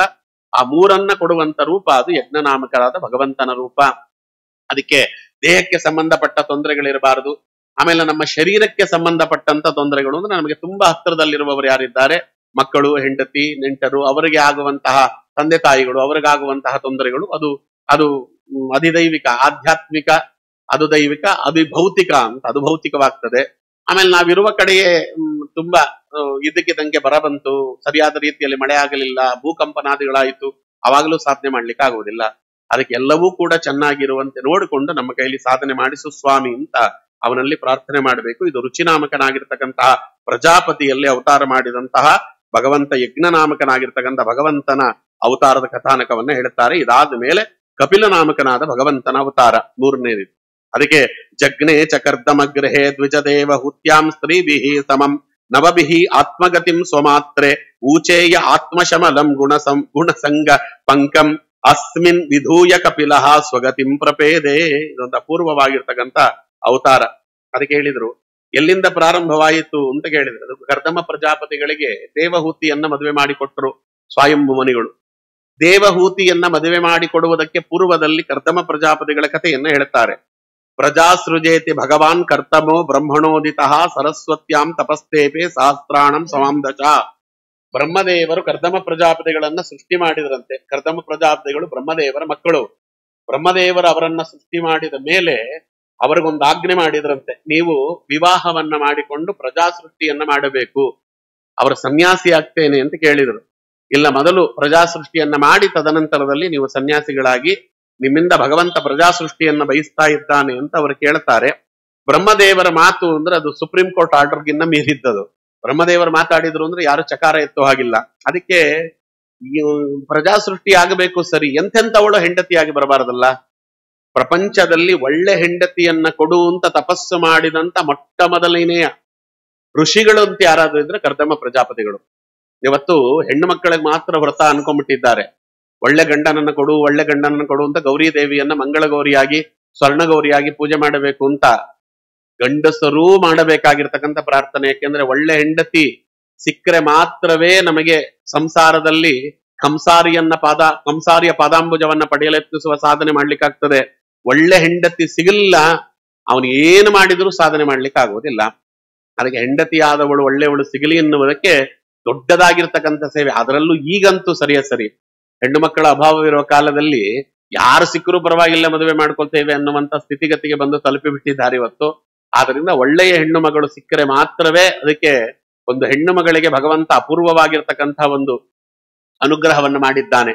ಅದೇನು ಅಂದ್ರೆ ಆಚಾರ್ಯರು ಮಹಾಭಾರತ ತಾತ್ಪರ್ಯ ನಿರ್ಣಯದಲ್ಲಿ ಹೇಳ್ತಾರೆ, ಕನ್ಯಾಬತ ಕುಲದ್ವಯ ತಾರಣೀತಿ ಅಂತ. ಅವಳು 2 ಕುಲವನ್ನ ಉದ್ಧಾರ ಮಾಡುತ್ತಾಳೆ ಅಂತ, ಅದಕ್ಕೆ ಇನ್ನೊಂದು ಕುಲ ಸೇರಿಸ್ಕೊಂಡು ಬಿಡ್ರಿ ಅಂತಂದ್ರು. ಅವಳು ಹೆಣ್ಣು ಮಗಳು ಒಬ್ಬಳೇ 3 ಕುಲವನ್ನು ಉದ್ಧಾರ ಮಾಡ್ತಾಳಂತೆ. ತನ್ನ ತಂದೆಯ ಕುಲ, ತನ್ನ ತಾಯಿಯ ಕುಲ, ಮತ್ತೆ ಗಂಡನ ಕುಲ, 3 ಕುಲವನ್ನು ಉದ್ಧಾರ ಮಾಡುವಂತ ಶಕ್ತಿ ಇರುವುದು ಹೆಣ್ಣು ಮಗಳಿಗೆ ಮಾತ್ರ. ಗಂಡಸರು ಏನು ಪ್ರಯತ್ನ ಪಟ್ಟರು ಅಪ್ಪನ ಕುಲವನ್ನೊಂದನ್ನು ಉದ್ಧಾರ ಮಾಡಬಹುದು, ಅಷ್ಟೇ ಮಾಡಿದ್ರೆ, ಇಲ್ಲ ಅಂದ್ರೆ ಆಗುವುದಿಲ್ಲ. ಸುಮಾರು ಜನ ನನ್ನನ್ನು ಪ್ರಶ್ನೆ ಕೇಳುವುದುಂಟು, ಯಾಕೆ ಗಂಡಸರಿಗೆ ಮಾತ್ರ ಪಿತೃ ಯಜ್ಞವನ್ನ ಹೇಳಿದ್ದಾರೆ, ಪಿಂಡ ಪ್ರದಾನಾದಿಗಳನ್ನು ಹೇಳಿದ್ದಾರೆ, ಹೆಣ್ಣು ಮಕ್ಕಳು ಮಾಡಿದರೆ ಏನ್ ತಪ್ಪು ಅಂತ ಕೆಲವು ಪ್ರಶ್ನೆ. ಈಗೆಲ್ಲ ಸೆಕ್ಯುಲರ್ ಪ್ರಶ್ನೆಗಳಲ್ಲ. ಯಾರು ಬೇಕಾದ್ರೂ ಏನು ಬೇಕಾದ್ರೂ ಮಾಡಬಹುದು ಅಂತ. ಇದು ಸ್ವತಂತ್ರ ಸರ್ಕಾರ, ಇದು ಸ್ವೇಚ್ಛೆಯ ಸರ್ಕಾರ. ಸುಮಾರು ಜನ ಅದಕ್ಕೆ ಪ್ರಶ್ನೆ ಕೇಳುವುದು ತಪ್ಪಲ್ಲ, ಅದಕ್ಕೆ ಏನು ಉತ್ತರ ಇದೆ ಎನ್ನುವುದನ್ನ ತಿಳ್ಕೊಳ್ಬೇಕು. ತಿಳ್ಕೊಳ್ಳದೆ ಪ್ರಶ್ನೆ ಕೇಳಬಾರದು. ಉತ್ತರವನ್ನ ನೀವು ನಿರೀಕ್ಷೆ ಮಾಡಿ ಪ್ರಶ್ನೆಯನ್ನ ಕೇಳ್ರಿ. ನೀವು ಏನು ಪ್ರಶ್ನೆ ಕೇಳಿದ್ರು ಉತ್ತರ ಕೊಡೋಣ. ಯಾಕಂದ್ರೆ ಎಲ್ಲ ಉತ್ತರವನ್ನ ವೇದವ್ಯಾಸ ದೇವರು ಕೊಟ್ಟಾಗಿದೆ ಆಗ್ಲೇ, ಅಲ್ಲಿಂದ ತೆಗೆದು ನಿಮ್ ಮುಂದೆ ಇಡಬೇಕು. ಅದಕ್ಕೆ ಉತ್ತರ ಏನು ಗೊತ್ತಾ? ಪಿತೃಯಜ್ಞವನ್ನ ಮಾಡುತ್ತಿರುವುದು ಯಾಕೆ? ಋಣ ಪರಿಹಾರಕ್ಕೋಸ್ಕರವಾಗಿ. ನಾವು ಏನಕ್ಕೆ ಪಿಂಡ ಪ್ರದಾನಾದಿಗಳನ್ನು ಮಾಡಿ ಪಿತೃಗಳನ್ನ ಅರ್ಚನೆ ಮಾಡುವುದು ಯಾಕೆ ಅಂದ್ರೆ ನಮಗೆ ಪಿತೃಋಣ ಅಂತಿದೆ. ಪಿತೃಋಣವನ್ನ ಕಳೆದುಕೊಳ್ಳುವುದಕ್ಕೆ ಮಾಡುತ್ತಾ ಇದ್ದೇವೆ. ಆದ್ರೆ ಹೆಣ್ಣು ಮಕ್ಕಳಿಗೆ ಪಿತೃಋಣ ಕಳೆದು ಹೋಗಿದೆ. ಯಾವಾಗ ಕಳೆದು ಹೋಗಿದೆ ಅಂದ್ರೆ ಹೆಣ್ಣು ಮಗಳು ಯಾವಾಗ ಕನ್ಯಾದಾನವಾಗಿ ಬಂದಳೋ, ಆ ಕನ್ಯಾದಾನ ಮಾಡುವಾಗ ಒಂದು ಮಂತ್ರ ಹೇಳಿಸ್ತಾರೆ. ಸ್ವಲ್ಪ ಹತ್ರ ನಿಂತು ಕೇಳಿದ್ರೆ ಗೊತ್ತಾಗ್ತದೆ. ಆ ಮಂತ್ರ ಹೇಳಿಸುವಾಗಲೇ ಪಿತೃಋಣದ ಪರಿಹಾರಕ್ಕೋಸ್ಕರವಾಗಿ ಇವಳನ್ನ ನಾನು ಕನ್ಯೆಯನ್ನಾಗಿ ಇವರ ಮನೆಗೆ ದಾನದ ರೂಪದಲ್ಲಿ ಕೊಡ್ತಾ ಇದ್ದೇನೆ. ಈ ಪುರುಷನಿಗೆ ಹೆಂಡತಿಯಾಗಿ ಇವಳು ಅವನ ಧರ್ಮದ ಒಂದು ಸಾಧನೆಯಲ್ಲಿ ಜತೆಗೂಡಲಿ ಅಂತ ಹೇಳ್ತದ. ಅದು ಸಾಲಂಕೃತ ಕನ್ಯಾದಾನ ಮಾಡುವಾಗ ಪಿತೃಲೋಕಂ ಜಿಗೀಷಯ, ನನ್ನ ಪಿತೃಗಳೆಲ್ಲರೂ ಕೂಡ ಸದ್ಗತಿಗೆ ಹೋಗಲಿ, ಒಳ್ಳೆ ಲೋಕಕ್ಕೆ ಹೋಗಲಿ ಅಂತ. ಹಾಗೆ ಅವಳು ಪಿತೃಗಳನ್ನ ಒಳ್ಳೆ ಲೋಕಕ್ಕೆ ತಲುಪಿಸಿ ಬಂದಿರ್ತಾಳಾದ್ರಿಂದ ಅವಳಿಗೆ ಪಿತೃಋಣ ಇಲ್ಲ. ಪಿತೃಋಣ ಇರುವವರು ಶ್ರಾದ್ದ ಮಾಡಬೇಕು. ಪಿತೃಋಣ ಇಲ್ಲದೆ ಇದ್ದವ್ರು ಯಾಕೆ ಶ್ರಾದ್ದ ಮಾಡಬೇಕು? ಪರೀಕ್ಷೆ ಕಟ್ಟಿರೋರು ಎಕ್ಸಾಮ್ ಬರೀಬೇಕು, ಮಿಕ್ಕವರೆಲ್ಲ ಎಕ್ಸಾಮ್ ಬರೆದ್ರೆ ಬರೀಬಹುದು, ಆದ್ರೆ ಅದನ್ನ ಯಾರು ವ್ಯಾಲ್ಯೂ ಮಾಡುವುದಿಲ್ವಲ್ಲ. ಅದಕ್ಕೆ ಯಾರಿಗೆ ಏನ್ ಹೇಳಿದ್ದಾರೆ ಅದನ್ನ ಮಾಡ್ರಿ. ಅದನ್ನ ಮಾಡಿದ್ರೆ ಸಾಕು ಅಂತ ಹೇಳಿದ್ರೆ ನಾವ್ ಎಲ್ಲ ಮಾಡುತ್ತೇವೆ ಅಂದ್ರೆ ಎಲ್ಲ ಮಾಡಿದ್ರೆ ಫಲ ಕೊಡೋರು ಬೇಕಲ್ಲ. ನನ್ ತಲೆಗೆ ತೋಚಿದ್ದೆಲ್ಲ ಮಾಡಿದ್ರೆ ಫಲ ಕೊಡುವುದಿಲ್ಲ. ಎಕ್ಸಾಮ್ ಅಲ್ಲಿ ಅವ್ರು ಏನ್ ಪ್ರಶ್ನೆ ಕೊಟ್ಟಿರ್ತಾರ ಅದಕ್ಕೆ ಉತ್ತರ ಬರೀಬೇಕು. ನನಗ್ ಗೊತ್ತಿರೋದೆಲ್ಲ ಬರೆದ್ರೆ ಮಾರ್ಕ್ಸ್ ಕೊಡುವುದಿಲ್ಲ. ಹಂಗೆ ಭಗವಂತ ಏನನ್ನ ನಮಗೆ ಮಾಡ್ಲಿಕ್ಕೆ ಹೇಳಿದ್ದಾನೆ ಅಷ್ಟು ಮಾಡಿದ್ರೆ ಫಲ ಬರ್ತದೆ. ಅದಕ್ಕೆ ಪಿತೃಗಳ ಋಣವನ್ನ ತೀರಿಸುವ ಮಹಾಭಾಗ್ಯವನ್ನ ಭಗವಂತ ಹೆಣ್ಣು ಮಕ್ಕಳು ಕೊಟ್ಟಾಗಿದೆ. ಒಂದು ಯಾಕೆ ಅದಕ್ಕೆ ಪಿತೃಋಣವನ್ನ ನಾವು ತೀರಿಸಬೇಕು ಅಂತ ಯಾಕೆ ಅದಕ್ಕೆ ಯೋಚನೆ ಮಾಡುತ್ತೀರಿ ಅಂತ ಅದನ್ನ ನಾವಲ್ಲ, ವೇದವ್ಯಾಸ ದೇವರೇ ಉತ್ತರ ಕೊಟ್ಟಿದ್ದಾರೆ. ಅದಕ್ಕೆ ಇಲ್ಲಿ ಹೇಳಿದ್ರು. ಹಾಗಾಗಿ ಪಿತೃಋಣವನ್ನ ಯಾರು ತೀರಿಸಿದ್ಲು ಅಂದ್ರೆ ನಮಗೆ ದೇವಹೂತಿ ದೇವಿಯನ್ನ ನಾವು ಅದಕ್ಕೆ ಉದಾಹರಣೆಯಾಗಿ ನಾವು ತೆಗೆದುಕೊಳ್ಳಬಹುದು. ಅದಕ್ಕೆ ನೋಡ್ರಿ, ಇಲ್ಲಿ ಒಬ್ಬ ಒಳ್ಳೆ ಹೆಣ್ಣು ಮಗಳು ನನಗೆ ಹೆಂಡತಿಯಾಗಿ ಬರಲಿ ಅಂತ ಕರ್ದಮ ಪ್ರಜಾಪತಿಗಳಂಥವರು ತಪಸ್ಸು ಮಾಡಿದ್ರು ಅಂದ್ರೆ ದೇವಹೂತಿ ಯೋಗ್ಯತೆ ಏನಿತ್ತು ನೋಡಿಕೊಳ್ರಿ. ಅದಕ್ಕೆ 10,000 ವರ್ಷ ತಪಸ್ಸು ಮಾಡಿದ್ರಂತೆ, ಒಂದಲ್ಲ ಎರಡಲ್ಲ. ಸರಸ್ವತಿ ನದಿ ತೀರದಲ್ಲಿ ಸರಸ್ವತ್ಯಾಂ ತಪಸ್ತೇಪೆ ಸಹಸ್ರಾಣಂ ಸಮಾಂ ದಶ, 10,000 ವರ್ಷಗಳ ಕಾಲ ತಪಸ್ಸು. ಅಂದ್ರೆ ಒಬ್ಬ ಒಳ್ಳೆ ಹೆಂಡತಿ ಬರಬೇಕಾದ್ರೆ ಎಷ್ಟು ಕಷ್ಟ ಇದೆ. ಎಲ್ಲರಿಗೂ ಒಳ್ಳೆ ಹೆಂಡತಿ ಸಿಗುವುದಿಲ್ಲ ಅನ್ನುವುದಕ್ಕೆ ಇದು ದ್ಯೂತಕ. ಅದಕ್ಕೆ ತತ ಸಮಾಧಿಯುಕ್ತೇನ ಕ್ರಿಯಾ ಯೋಗೇನ ಕರ್ತಮಃ ಸಂಪರ್ಪಯದೆ ಹರಿಂ ಭಕ್ತ್ಯ ಪ್ರಪನ್ನ ವರದಾಶುಷಂ. ಏಕಾಗ್ರ ಚಿತ್ತತೆಯಿಂದ ವೇದೋಕ್ತವಾಗಿರ್ತಕ್ಕಂಥ ತಂತ್ರಸಾರೋಕ್ತವಾಗಿರ್ತಕ್ಕಂಥ ಭಗವತ್ ಪೂಜಾ ರೂಪವಾದ ಉಪಾಯದಿಂದ ಕರ್ದಮ ಪ್ರಜಾಪತಿಗಳು ಭಗವಂತನಲ್ಲಿ ಶರಣು ಹೊಂದಿ ಭಗವಂತನ ಸೇವಾದಿಗಳನ್ನು ಮಾಡಿದ್ರು. ಇದು ಕೃತಯುಗದಲ್ಲಿ ನಡೆದ ಕಥೆ ಅಂತ ಹೇಳ್ತಾರೆ. ತಾವತ್ ಪ್ರಸನ್ನೋ ಭಗವಾನ್ ಪುಷ್ಕರಾಕ್ಷ ಕೃತೇ ಯುಗೆ ದರ್ಶಯಾಮ ಸತಂ ಶತ್ತಃ ಶಾಬ್ದಃ ಬ್ರಹ್ಮ ದದತ್ವಪು. ಭಗವಂತ ಅವರ ತಪಸ್ಸಿನಿಂದ ತೃಪ್ತನಾದವನಂತೆ ತೋರಿಸಿದ. ಅವರಿಗೆ ಗರುಡಗಮನನಾಗಿ ತಾನು ದರ್ಶನವನ್ನಿತ್ತ. ಭಗವಂತ ಎಲ್ಲರಿಗೂ ಗರುಡಗಮನನಾಗಿ ದರ್ಶನವನ್ನ ಕೊಡುವುದಿಲ್ಲ. ಭಗವಂತ ಯಾರನ್ನ ಉದ್ಧಾರ ಮಾಡಬೇಕು, ಯಾರಿಗೆ ಅದು ಕೊನೆಯ ಜನ್ಮ ಚರ್ಮ ಶರೀರ, ಅವರಿಗೆ ಮಾತ್ರ ಭಗವಂತ ತಾನು ಗರುಡಗಮನನಾಗಿ ದರ್ಶನ ಕೊಡ್ತಾನೆ. ನೀವು ಯಾರ್ಯಾರಿಗೆ ಭಗವಂತ ಗರುಡಗಮನನಾಗಿ ದರ್ಶನ ಕೊಟ್ಟಿದ್ದಾನೆ ನೋಡ್ರಿ, ಅವರೆಲ್ಲ ಸದ್ಗತಿಯನ್ನ ಪಡೆದವರೇ. ಅದು ಗಜೇಂದ್ರನಾಗಿರ್ಲಿ, ಅದು ಕಪಿಲನಾಮಕನಾದ ಭಗವಂತನಾಗಿರ್ಲಿ, ಆ ವೃಷಭನಾಮಕನಾಗಿರ್ತಕ್ಕಂಥ ದೈತ್ಯನ ರೂಪದಲ್ಲಿದ್ದಂತ ಯಮದೇವರಾಗಿರ್ಲಿ. ಆ ಶ್ರೀನಿವಾಸ ಕಲ್ಯಾಣದಲ್ಲಿ ನಾವು ಅದನ್ನು ನೋಡಿದ್ದೇವೆ. ಅವರಿಗೆಲ್ಲ ಭಗವಂತ ಗರುಡಗಮನನಾಗಿ ದರ್ಶನ ಕೊಟ್ಟಿದ್ದಾನೆ. ಸ್ವಾಮಿ ಗರುಡಗಮನನಾಗಿ ದರ್ಶನ ಕೊಟ್ಟಂತೆ ಸತಂ ವಿರಜಂ ಅರ್ಭಾಕಂ ಅರ್ಕೆ ಅರ್ಕಾಭಂ ಸಿತಪದ್ಮೋಜ್ವಲಾತ್ಸರಜಂ ಸ್ನಿಗ್ಧನೀಲಾಲಕವ್ರಾತ ವಕ್ತ್ರಾಬ್ಜ ವಿರಜಾಂಬರಂ ಕಿರೀಟಿನಂ ಕುಂಡಿಲಿನಂ ಶಂಖಚಕ್ರ ಗದಾಧರಂ ಶ್ವೇತೋತ್ಪಲ ಕ್ರೀಡನಕಂ ಮನಸ್ಪರ್ಶಾಸ್ಮಿತೆ ಕ್ಷಣಂ ವಿನ್ಯಸ್ತ ಚರಣಾಂಭೋಜಂ ಹಂಸದೇಶೇ ಸಗುರುತ್ಮತಃ ಗರುತ್ಮತಃ ಅಂದ್ರೆ ಗರುಡನ ಮೇಲೆ ಕೂತಿದ್ದಾನೆ. ದೃಷ್ಟ್ವಾಖೇ ವಸ್ತಿತಂ ವಕ್ಷಃ ಶ್ರಿಯಂ ಕೌಸ್ತುಭ ಕಂಧರಂ. ಅವರೆಲ್ಲವನ್ನ ನೋಡಿದಂತ ಅಡಿಯಿಂದ ಮುಡಿಯವರೆಗೂ ಸೂರ್ಯನಂತೆ ಕಾಂತಿಯುಳ್ಳಂತಹ ಶುಭ್ರವಾದಂತಹ ಪದ್ಮ ಕೆನ್ನೈದೆಲೆಗಳ ಮಾಲೆಯನ್ನ ಧರಿಸಿದ, ಮೃದುವಾದ ಕಪ್ಪಾದ ಗುಂಗುರು ಕೂದಲುಗಳಿಂದ ಶೋಭಿಸುವಂತಹ ಮುಖ ಕಮಲವುಳ್ಳಂತಹ ಶುಭ್ರವಾದ ರಮಾತ್ಮಕವಾದ ಪೀತಾಂಬರವನ್ನ ಧರಿಸಿದಂತಹ, ರಮಾತ್ಮಕವಾಗಿರ್ತಕ್ಕಂತಹ ಶಿರಸ್ಸಿನಲ್ಲಿ ಕಿರೀಟವನ್ನ ಧರಿಸಿದ, ಮಕರಕುಂಡಲವನ್ನ ಧರಿಸಿದ, ಕೈಯಲ್ಲಿ ಶಂಕುಚಕ್ರಾದಿಗಳನ್ನ ಬಿಡಿದಂತಹ ಸ್ವಾಮಿ ಅವ ಏನಿದ್ದಾನೆ ಮಂದಹಾಸವನ್ನ ತೋರ್ತಾ ಕರುಣಾಪೂರ್ಣವಾಗಿರ್ತಕ್ಕಂಥ ನೋಟವನ್ನ ಬೀರ್ತಾ ಗರುಡನ ಹೆಗಲ ಮೇಲೆ ಕೂತು ಕೈಯಲ್ಲಿ ಪದ್ಮವನ್ನಿರಿಸಿಕೊಂಡು ಆಕಾಶದಲ್ಲಿ ನಿಂತು ಲಕ್ಷ್ಮೀ ದೇವಿಯನ್ನ ಭಕ್ತದಲ್ಲಿ ಕೂಡಿಸಿಕೊಂಡು ಹೃದಯದಲ್ಲಿರುವ ಲಕ್ಷ್ಮೀ ದೇವಿ, ಕುತ್ತಿಗೆಯಲ್ಲಿ ವೈಜಯಂತಿ ಮಾಲೆಯ ರೂಪದಲ್ಲಿರುವ ಲಕ್ಷ್ಮೀ ದೇವಿ, ಕುತ್ತಿಗೆಯಲ್ಲಿ ಕೌಸ್ತುಭ ಮಾಲೆಯ ರೂಪದಲ್ಲಿರುವ ಬ್ರಹ್ಮದೇವರ ಸಹಿತವಾಗಿ ಲಕ್ಷ್ಮೀ ಸಹಿತವಾಗಿ ಗರುಡ ಗಮನನಾಗಿ ಭಗವಂತ ಅವರಿಗೆ ದರ್ಶನ ಕೊಟ್ಟ. ಕರ್ದಮ ಪ್ರಜಾಪತಿಗಳು ಅಲ್ಲಿ ಅವರಿಗೆ ನಮಸ್ಕಾರ ಮಾಡ್ತಾರೆ, ದೀರ್ಘದಂಡ ನಮಸ್ಕಾರ ಮಾಡಿ, ಜುಷ್ಟಾಬತಾತಕಿಲ ಸತ್ವರಾಶೇಹೇ ಸಂಸಿದ್ಧಿಮಕ್ಷೋಸ್ತವ ದರ್ಶನಾತ್ಮಃ ಯದ್ದರ್ಶನಂ ಜನ್ಮಭಿಹಿ ಇಡ್ಯ ಸದ್ಭಿಹಿ ಆಶೇಸತೆ ಯೋಗಿನೋ ರೂಢ ಯೋಗಾಹ. ಅವರು ಸ್ತೋತ್ರ ಮಾಡ್ಲಿಕ್ಕೆ ಪ್ರಾರಂಭ ಮಾಡ್ತಾರೆ. ತುಂಬಾ ದೊಡ್ಡದಿದೆ, ಎರಡೇ ಎರಡು ಸ್ತೋತ್ರ ನೋಡಿ ಮುಂದಕ್ಕೆ ಹೋಗಿ ಬಿಡೋಣ. ಸಕಲ ವೇದಗಳಿಂದ ಸ್ತುತ್ಯನಾದಂತ ಪರಮಾತ್ಮ, ಪೂರ್ಣವಾಗಿರ್ತಕ್ಕಂಥ ಬಲ ಜ್ಞಾನಾದಿಗಳನ್ನ ಹೊತ್ತಿರುವಂತ ನೀನು ಅಲ್ಪ ಕಾಲದಲ್ಲಿ ನನಗೆ ದರ್ಶನ ಕೊಟ್ಟೆ ಅಂತಾರೆ. ನಿನ್ನನ್ನು ಕಾಣಬೇಕು ಅಂತ ಕೋಟ್ಯಾಂತರ ವರ್ಷಗಳ ಕಾಲ ತಪಸ್ಸು ಮಾಡುವವರಿದ್ದಾರೆ. ಅವರೆಲ್ಲ ಹಠಯೋಗದಿಂದ ತಪಸ್ಸು ಮಾಡ್ತಾರೆ. ತಲೆ ಕೆಳಗೆ ಮಾಡಿ, ಕಾಲ ಮೇಲ್ ಮಾಡಿ, ಒಂದೇ ಪಾದದಲ್ಲಿ ನಿಂತು, ನಾವು ನೋಡಿದ್ದೇವೆ ಸ್ವಯಂಭೂಮನು ಒಂದೇ ಪಾದದಲ್ಲಿ ನಿಂತು ಅವ ತಪಸ್ಸು ಮಾಡಿದ. ಹೀಗೆ ಎಲ್ಲರೂ ಒಂದೊಂದು ರೀತಿಯಲ್ಲಿ ದೇಹ ಶೋಷಣೆ ಮಾಡಿ ತಪಸ್ಸು ಮಾಡ್ತಾರೆ, ಪಂಚಾಗ್ನಿಗಳ ಮಧ್ಯದಲ್ಲಿ ನಿಂತು ಎಲ್ಲ. ಆದ್ರೆ ಭಗವಂತ ನನಗೆ ನೀನು ಬರೀ 10,000 ವರ್ಷ ತಪಸ್ಸು ಮಾಡಿದ್ದಕ್ಕೆ ಮಾತ್ರ ಒಲಿದು ಬಿಟ್ಟಿಯಲ್ಲೋ ಸ್ವಾಮಿ, ನಿನ್ನಂತಹ ಕರುಣಾಶಾಲಿಯಾದವ ಯಾರಿದ್ದಾನೆ? ಅದರಿಂದ ನನಗೆ ಅಲ್ಪ ಕಾಲದಲ್ಲಿ ದರ್ಶನವಿತ್ತಂತ ನಿನಗೆ ನಮಸ್ಕಾರ ಅಂತ ನೋಡಿ. ಮೊದಲ ನಮಸ್ಕಾರ ಇದು. ದೇವರು ದರ್ಶನ ಕೊಟ್ಟ ತಕ್ಷಣವೇ ನಮಗೇನೇನ್ ಬೇಕು ಅವೆಲ್ಲ ಲಿಸ್ಟ್ ಇಟ್ಬಿಡೋದಲ್ಲ ದೇವರ ಹತ್ರ. ಅವನ್ ನಮಗೆ ದರ್ಶನ ಕೊಟ್ಟಲ್ಲ ಅನ್ನೋದಕ್ಕೆ ಮೊದಲ ನಮಸ್ಕಾರ. ಯಾರೇ ನಮ್ಮ ಮನೆಗೆ ದೊಡ್ಡವರನ್ನ ಕರೆದ್ರೆ ಮೊದಲು ಅವರಿಗೆ ನಮಸ್ಕಾರ ಮಾಡ್ಬೇಕಾದದ್ದು ಯಾಕೆ ಅಂತ. ನಮ್ಮಲ್ಲಿ ಹಂಗಲ್ಲ, ಯಾರು ಬಂದ ತಕ್ಷಣ ಮೊದಲು ಕೂಡಿಸಿ ನಮ್ ಕಷ್ಟ ಹೇಳಲಿಕ್ಕೆ ಪ್ರಾರಂಭ ಮಾಡಿಬಿಡ್ತೇವೆ. ಹಂಗ ಮಾಡಬಾರದಂತೆ. ಇಲ್ಲಿ ಕರ್ದಮರು ತೋರಿಸಿಕೊಡ್ತಾರೆ, ಭಗವಂತ ದರ್ಶನ ಕೊಟ್ಟದ್ದಕ್ಕೆ ಮೊದಲು ನಮಸ್ಕಾರ ಹೇಗೋ, ನಮ್ಮ ಕರೆಗೆ ಹೋಗೊಟ್ಟು ನೀವು ನಮ್ಮನೆಗೆ ಬಂದ್ರಲ್ಲ ಸ್ವಾಮಿ, ನಿಮಗೆ ಮೊದಲು ನಮಸ್ಕಾರ ಅಂತ ನಮಸ್ಕಾರ ಮಾಡ್ಬೇಕಂತೆ. ಬರಲ್ಲ ಅಂತ ಹೇಳ್ಬೋದಾಗಿತ್ತು, ನಾನಲ್ಲೆಲ್ಲ ಬರಲ್ಲಮ್ಮ, ನನಗೆ ಬೇರೆ ಕೆಲಸ ಇದೆ, ನಾನು ಬರಲ್ಲ ಅಂತ ಹೇಳ್ಬೋದಾಗಿತ್ತು. ಆದ್ರೆ ನಮ್ಮ ಕರೆಗೆ ಹೋಗೊಟ್ಟು, ನಮ್ಮ ಕರೆಯನ್ನ ಮನ್ನಿಸಿ ನೀವು ನಮ್ಮನೆಗೆ ಬಂದ್ರಲ್ಲ ನಮ್ಮನ್ನು ಉದ್ಧಾರ ಮಾಡ್ಲಿಕ್ಕೆ, ನಿಮ್ಮ ಆ ಕರುಣೆಗೆ ನಮಸ್ಕಾರ ಅಂತ ನಮಸ್ಕಾರ ಮಾಡ್ಬೇಕು. ಅವರಲ್ಲೇ ಭಗವಂತ ಇರ್ತಾನೆ. ಅತಿಥಿಗಳಲ್ಲಿ ಅತಿಥಿ ನಾಮಕನಾದ ಭಗವಂತ, ಅಭ್ಯಾಗತರಲ್ಲಿ ಅಭ್ಯಾಗತ ನಾಮಕನಾದ ಭಗವಂತ ಇರ್ತಾನೆ. ಇದೇ ಭಾಗವತದಲ್ಲಿ ಹೇಳ್ತಾರೆ, ಒಬ್ಬೊಬ್ಬರಲ್ಲಿ ಒಂದೊಂದು ರೀತಿಯಲ್ಲಿ ಭಗವಂತ ಇರ್ತಾನಂತೆ. ನಮಗದು ಗೊತ್ತಿರಬೇಕು ಅಂತ. ಹೇಗಿರ್ತಾನೆ ಭಗವಂತ ಅಂತ ನೀವು ನಮಸ್ಕಾರ ಮಾಡ್ತೀರಿ ನೋಡ್ರಿ, ಎಲ್ಲರಿಗೂ ಒಂದೇ ರೀತಿಯಲ್ಲಿ ನಮಸ್ಕಾರ ಮಾಡೋದಲ್ಲ, ಯಾರ್ಯಾರಿಗೆ ಹೇಗೆ ನಮಸ್ಕಾರ ಮಾಡಬೇಕು ಅನ್ನುವುದನ್ನ ಇಲ್ಲಿ ಹೇಳ್ತಾರೆ ನೋಡಿ. ಆಚಾರ್ಯರಿಗೆ ನಮಸ್ಕಾರ ಮಾಡ್ತೀರಿ, ಆಚಾರ್ಯೋ ಬ್ರಹ್ಮಣೋ ಮೂರ್ತಿ. ನೀವು ಯಾವ ಆಚಾರ್ಯರನ್ನ ನೀವು ಮನೆಗೆ ಕರೆಸಿ ನಮಸ್ಕಾರ ಮಾಡಿದ್ರು ಒಳಗೆ ಬ್ರಹ್ಮದೇವರಿದ್ದಾರೆ ಅಂತ, ಸರಸ್ವತಿ ಸಹಿತನಾದ ಬ್ರಹ್ಮದೇವರಿಗೆ ನಮಸ್ಕಾರ ಮಾಡ್ಬೇಕಂತೆ. ಆಚಾರ್ಯರಿಗೆ ನಮಸ್ಕಾರ ಮಾಡಿದಾಗ ಪಿತಾಮೂರ್ತಿ ಪ್ರಜಾಪತಿ ಅಂತಾರೆ. ಪಿತಾಮೂರ್ತಿ ಪ್ರಜಾಪತಿ ಅಂದ್ರೆ ತಂದೆ. ತಂದೆಯಲ್ಲಿ ನಮಸ್ಕಾರ ಮಾಡುವಾಗ ಬ್ರಹ್ಮದೇವರನ್ನ ಸ್ಮರಣೆ ಮಾಡಿಕೊಂಡು ನಮಸ್ಕಾರ ಮಾಡ್ಬೇಕಂತೆ. ಆಚಾರ್ಯೋ ಬ್ರಹ್ಮಣೋ ಮೂರ್ತಿ ಎಂದ್ರು. ಅಲ್ಲಿ ಆಚಾರ್ಯರಲ್ಲಿ ಬ್ರಹ್ಮ ಅಂದ್ರೆ ಪರಬ್ರಹ್ಮ ನಾಮಕನಾದ ಭಗವಂತ. ಅದೇ ನಮ್ಮ ತಂದೆಗೆ ನಮಸ್ಕಾರ ಮಾಡುವಾಗ ನಮ್ಮ ಬ್ರಹ್ಮದೇವರನ್ನ ನೆನೆಸ್ಕೊಂಡು ನಮಸ್ಕಾರ ಮಾಡ್ಬೇಕಂತೆ. ಯಾಕೆಂದ್ರೆ ಬ್ರಹ್ಮದೇವರು ಸೃಷ್ಟಿಕರ್ತರು, ನಮಗೆ ಸೃಷ್ಟಿ ಮಾಡಿದವ ನಮ್ಮಪ್ಪ. ಅದಕ್ಕೆ ತಂದೆಗೆ ನಮಸ್ಕಾರ ಮಾಡುವಾಗ ಪ್ರಜಾಪತಿ ಬ್ರಹ್ಮದೇವರನ್ನ ಸ್ಮರಣೆ ಮಾಡಿಕೊಂಡು ನಮಸ್ಕಾರ ಮಾಡು ಅಂತಾರೆ. ಮೂರನೇದೇನು ಅಂದ್ರೆ ಭ್ರಾತ ಮರುತ್ಪತೆ ಮೂರ್ತಿ. ಅಣ್ಣನಿಗೆ ನಮಸ್ಕಾರ ಮಾಡ್ತೀರಿ. ಅಣ್ಣನಿಗೆ ನಮಸ್ಕಾರ ಮಾಡುವಾಗ ಒಳಗಡೆ ಮುಖ್ಯ ಪ್ರಾಣ ದೇವರನ್ನ, ಭಾರತೀಯ ರಮಣ ಮುಖ್ಯ ಪ್ರಾಣಾಂತರ್ಗತ ಭಾರತೀಯ ರಮಣ ಮುಖ್ಯ ಪ್ರಾಣನನ್ನ ನಾವು ನಮಸ್ಕಾರ ಮಾಡ್ಬೇಕಂತ. ಯಾಕೆಂದ್ರೆ ಅಣ್ಣ ತಂದೆಗೆ ಸಮಾನ ಅಂತ. ಜ್ಯೇಷ್ಠ ಭ್ರಾತ ಪಿತೃ ಸಮಹ ಅಂತಾರೆ. ಅದಕ್ಕೆ ಮುಂದೆ ತಂದೆಯ ಸ್ಥಾನಕ್ಕೆ ಬರುವವ, ಇವರು ಮುಂದೆ ಬ್ರಹ್ಮನ ಸ್ಥಾನಕ್ಕೆ ಬರುವವರು. ಅದಕ್ಕೆ ತಂದೆಯಲ್ಲಿ ಬ್ರಹ್ಮದೇವರು, ಅಣ್ಣನಲ್ಲಿ ಮುಖ್ಯ ಪ್ರಾಣ ದೇವರು. ಆಯ್ತಾ. ದಯಯಾ ಭಗಿನಿ ಮೂರ್ತಿ ನೋಡಿ.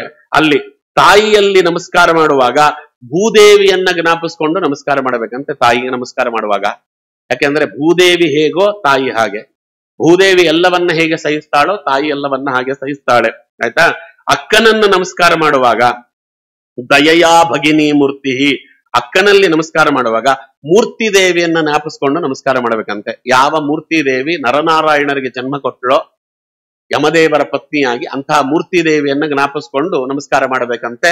ಯಾಕೆಂದ್ರೆ ಅಂತ ಅಳಿಯಂದ್ರು ಬೇಕು ಅಂತ ಅಲ್ವಾ. ನರನಾರಾಯಣರಂತಹ ಅಳಿಯಂದ್ರನ್ನ ಕೊಡಮ್ಮ ಉದ್ಧಾರವಾಗ್ತೇನೆ ಎನ್ನುವ ಅರ್ಥದಲ್ಲಿ. ಆಮೇಲೆ ಅತಿಥಿಯನ್ನ ನಾವು ನಮಸ್ಕಾರ ಮಾಡುವಾಗ, ಯಾರು ನಮ್ಮ ಮನೆಗೆ ಅತಿಥಿಗಳಾಗಿ ಬರ್ತಾರೆ. ಅತಿಥಿ ಅಂದ್ರೆ ಏನ್ ಹೇಳ್ರಿ, ಅವ ಬರುವ ತಿಥಿ ಗೊತ್ತಾಗುವುದಿಲ್ಲ ಅಂತ.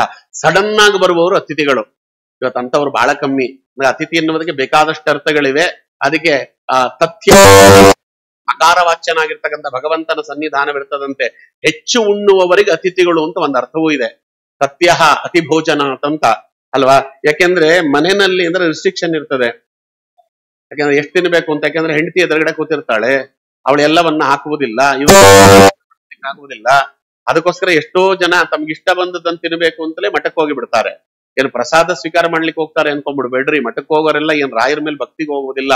ಅಲ್ಲಿ ಮಠಕ್ಕೆ ಆರಾಧನೆ ಇರ್ತದೆ, 4 ಸ್ವೀಟ್ ಮಾಡಿರ್ತಾರೆ, ಮನೇಲಿ ಶುಗರ್ ಅಂತ ಕೊಡೋದಿಲ್ಲ. ಅದಕ್ಕೋಸ್ಕರ ಇವರು ಒಳ್ಳೆ ಪೀತಾಂಬರವನ್ನ ಧರಿಸಿ ಮಠದಲ್ಲೊಂದು ಊಟಕ್ಕೆ ಬರೆಸಿ ಹಸ್ತೋದಕ ಅಂತ ಹೋಗಿಬಿಡ್ತಾರೆ. ಇವರಿಗೆ ಎಷ್ಟು ಬುದ್ಧಿ ಇದ್ರೆ ಹೆಂಡತಿಗೆ ಎಷ್ಟು ಬುದ್ಧಿ ಇರ್ತದೆ? ಇವ್ರು ಯಾವತ್ತೂ ರೆಡಿ ಆಗದೆ ಇದ್ದವ್ರು ಇಷ್ಟು ಚೆನ್ನಾಗಿ ರೆಡಿ ಆಗಿ ಹೋಗ್ತಾರೆ ಅಂದ್ರೆ ಅವಳು ಗೊತ್ತಿರ್ತದೆ ನಮ್ಮ ಯಜಮಾನ್ರು ಎಲ್ಲಿಗೆ ಹೋಗ್ತಾಳೆ ಅಂತ. ಗೊತ್ತಿರಲ್ವೇನೋ ಅವಳಿಗೆ? ಅವಳು ಇವ್ರ ಹಿಂದೆ ಪೀತಾಂಬರ ಉಟ್ಟುಕೊಂಡು ಅವಳು ಹೋಗಿರ್ತಾರೆ ಅಲ್ವಾ? ಅವಳು ಎಲ್ಲಿ ಕೂತಿರ್ತಾಳೆ ಅಂದ್ರೆ ಗಂಡ ಎಲ್ಲಿ ಕೂತಿರ್ತಾನೋ ಸರಿಯಾಗದ್ರಿ ಎದುರುಗಡೆನೆ ಕೂತಿರ್ತಾಳೆ, ಎಲೆನೇ ನೋಡ್ತಾ ಇರ್ತಾಳೆ. ಇವನಿಗೇನು ಹಿಂಗ್ ಹಾಕಿಸ್ಕೊಳ್ಳೋದು ಹೆಂಗೆ ಅಲ್ವಾ? ಎಲೆ ನೋಡ್ತಿರ್ತಾಳೆ, ಇವ್ನಿಗೆ ಹಾಕಿಸ್ಕೋಬೇಕು ಅಂತ ಆಸೆ, ಹಾಕಿಸ್ಕೊಳ್ಲಿಕ್ಕೆ ಆಗೋದಿಲ್ಲ. ಕಡೆಗೆ ಒಂದೇ ಮಾತು ಹೇಳ್ತಾಳೆ, ತಿಂದು ಬಿಡಿ, ನಾನೇನ್ ಬೇಡ ಅನ್ನಲ್ಲ, ತಿಂದು ನಮ್ ತಲೆ ಮೇಲೆಲ್ಲ ಚಪ್ಪಡಿ ಎಳೆದು ಹೋಗ್ಬಿಡಿ ಅಂತಾಳೆ. ಈಟಿ ಚುಚ್ಚದಂಗ ಆಗ್ತದೆ ಅದಕ್ಕೆ. ಅದಕ್ಕೆ ಏನ್ ಮಾಡ್ತಾರೆ ಅಂದ್ರೆ ಅತಿಥಿಗಳಾಗಿ ಹೋಗ್ಬಿಡೋದು ಎಲ್ಲರ ಮನೆಗೆ, ಅವ್ರಿಗೆ ಇಷ್ಟ ಬಂದಂಗೆ ತಿನ್ಬೋದಾಗತ್ತೆ ಅಂತ ಅದೊಂದು ಅರ್ಥ.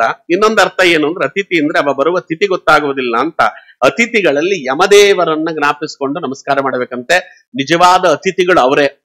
ಯಾಕೆಂದ್ರೆ ಯಮದೇವರು ಬರುವ ತಿಥಿ ಗೊತ್ತಾಗೋದಿಲ್ಲ, ಸಡನ್ ಆಗಿ ಬರ್ತಾರಲ್ಲ, ಅದಕ್ಕೆ ಅತಿಥಿಗಳಾದವರು. ಅದಕ್ಕೆ ಎಷ್ಟು ಅತಿಥಿಗಳ ಸೇವೆ ಮಾಡ್ತೀರಿ ಅಷ್ಟು ನಮಗೆ ಅಪಮೃತ್ಯು ಹೋಗ್ತದೆ. ಅದಕ್ಕೆ ಹಿಂದೆ ಅತಿಥಿಗಳ ಸೇವೆ ಮಾಡದೆ ಯಾರು ಊಟ ಮಾಡ್ತಿರ್ಲಿಲ್ಲ. ಒಬ್ಬ ಅತಿಥಿಗಾದರೂ ಊಟ ಹಾಕಿಯೇ ಊಟ ಮಾಡೋರು.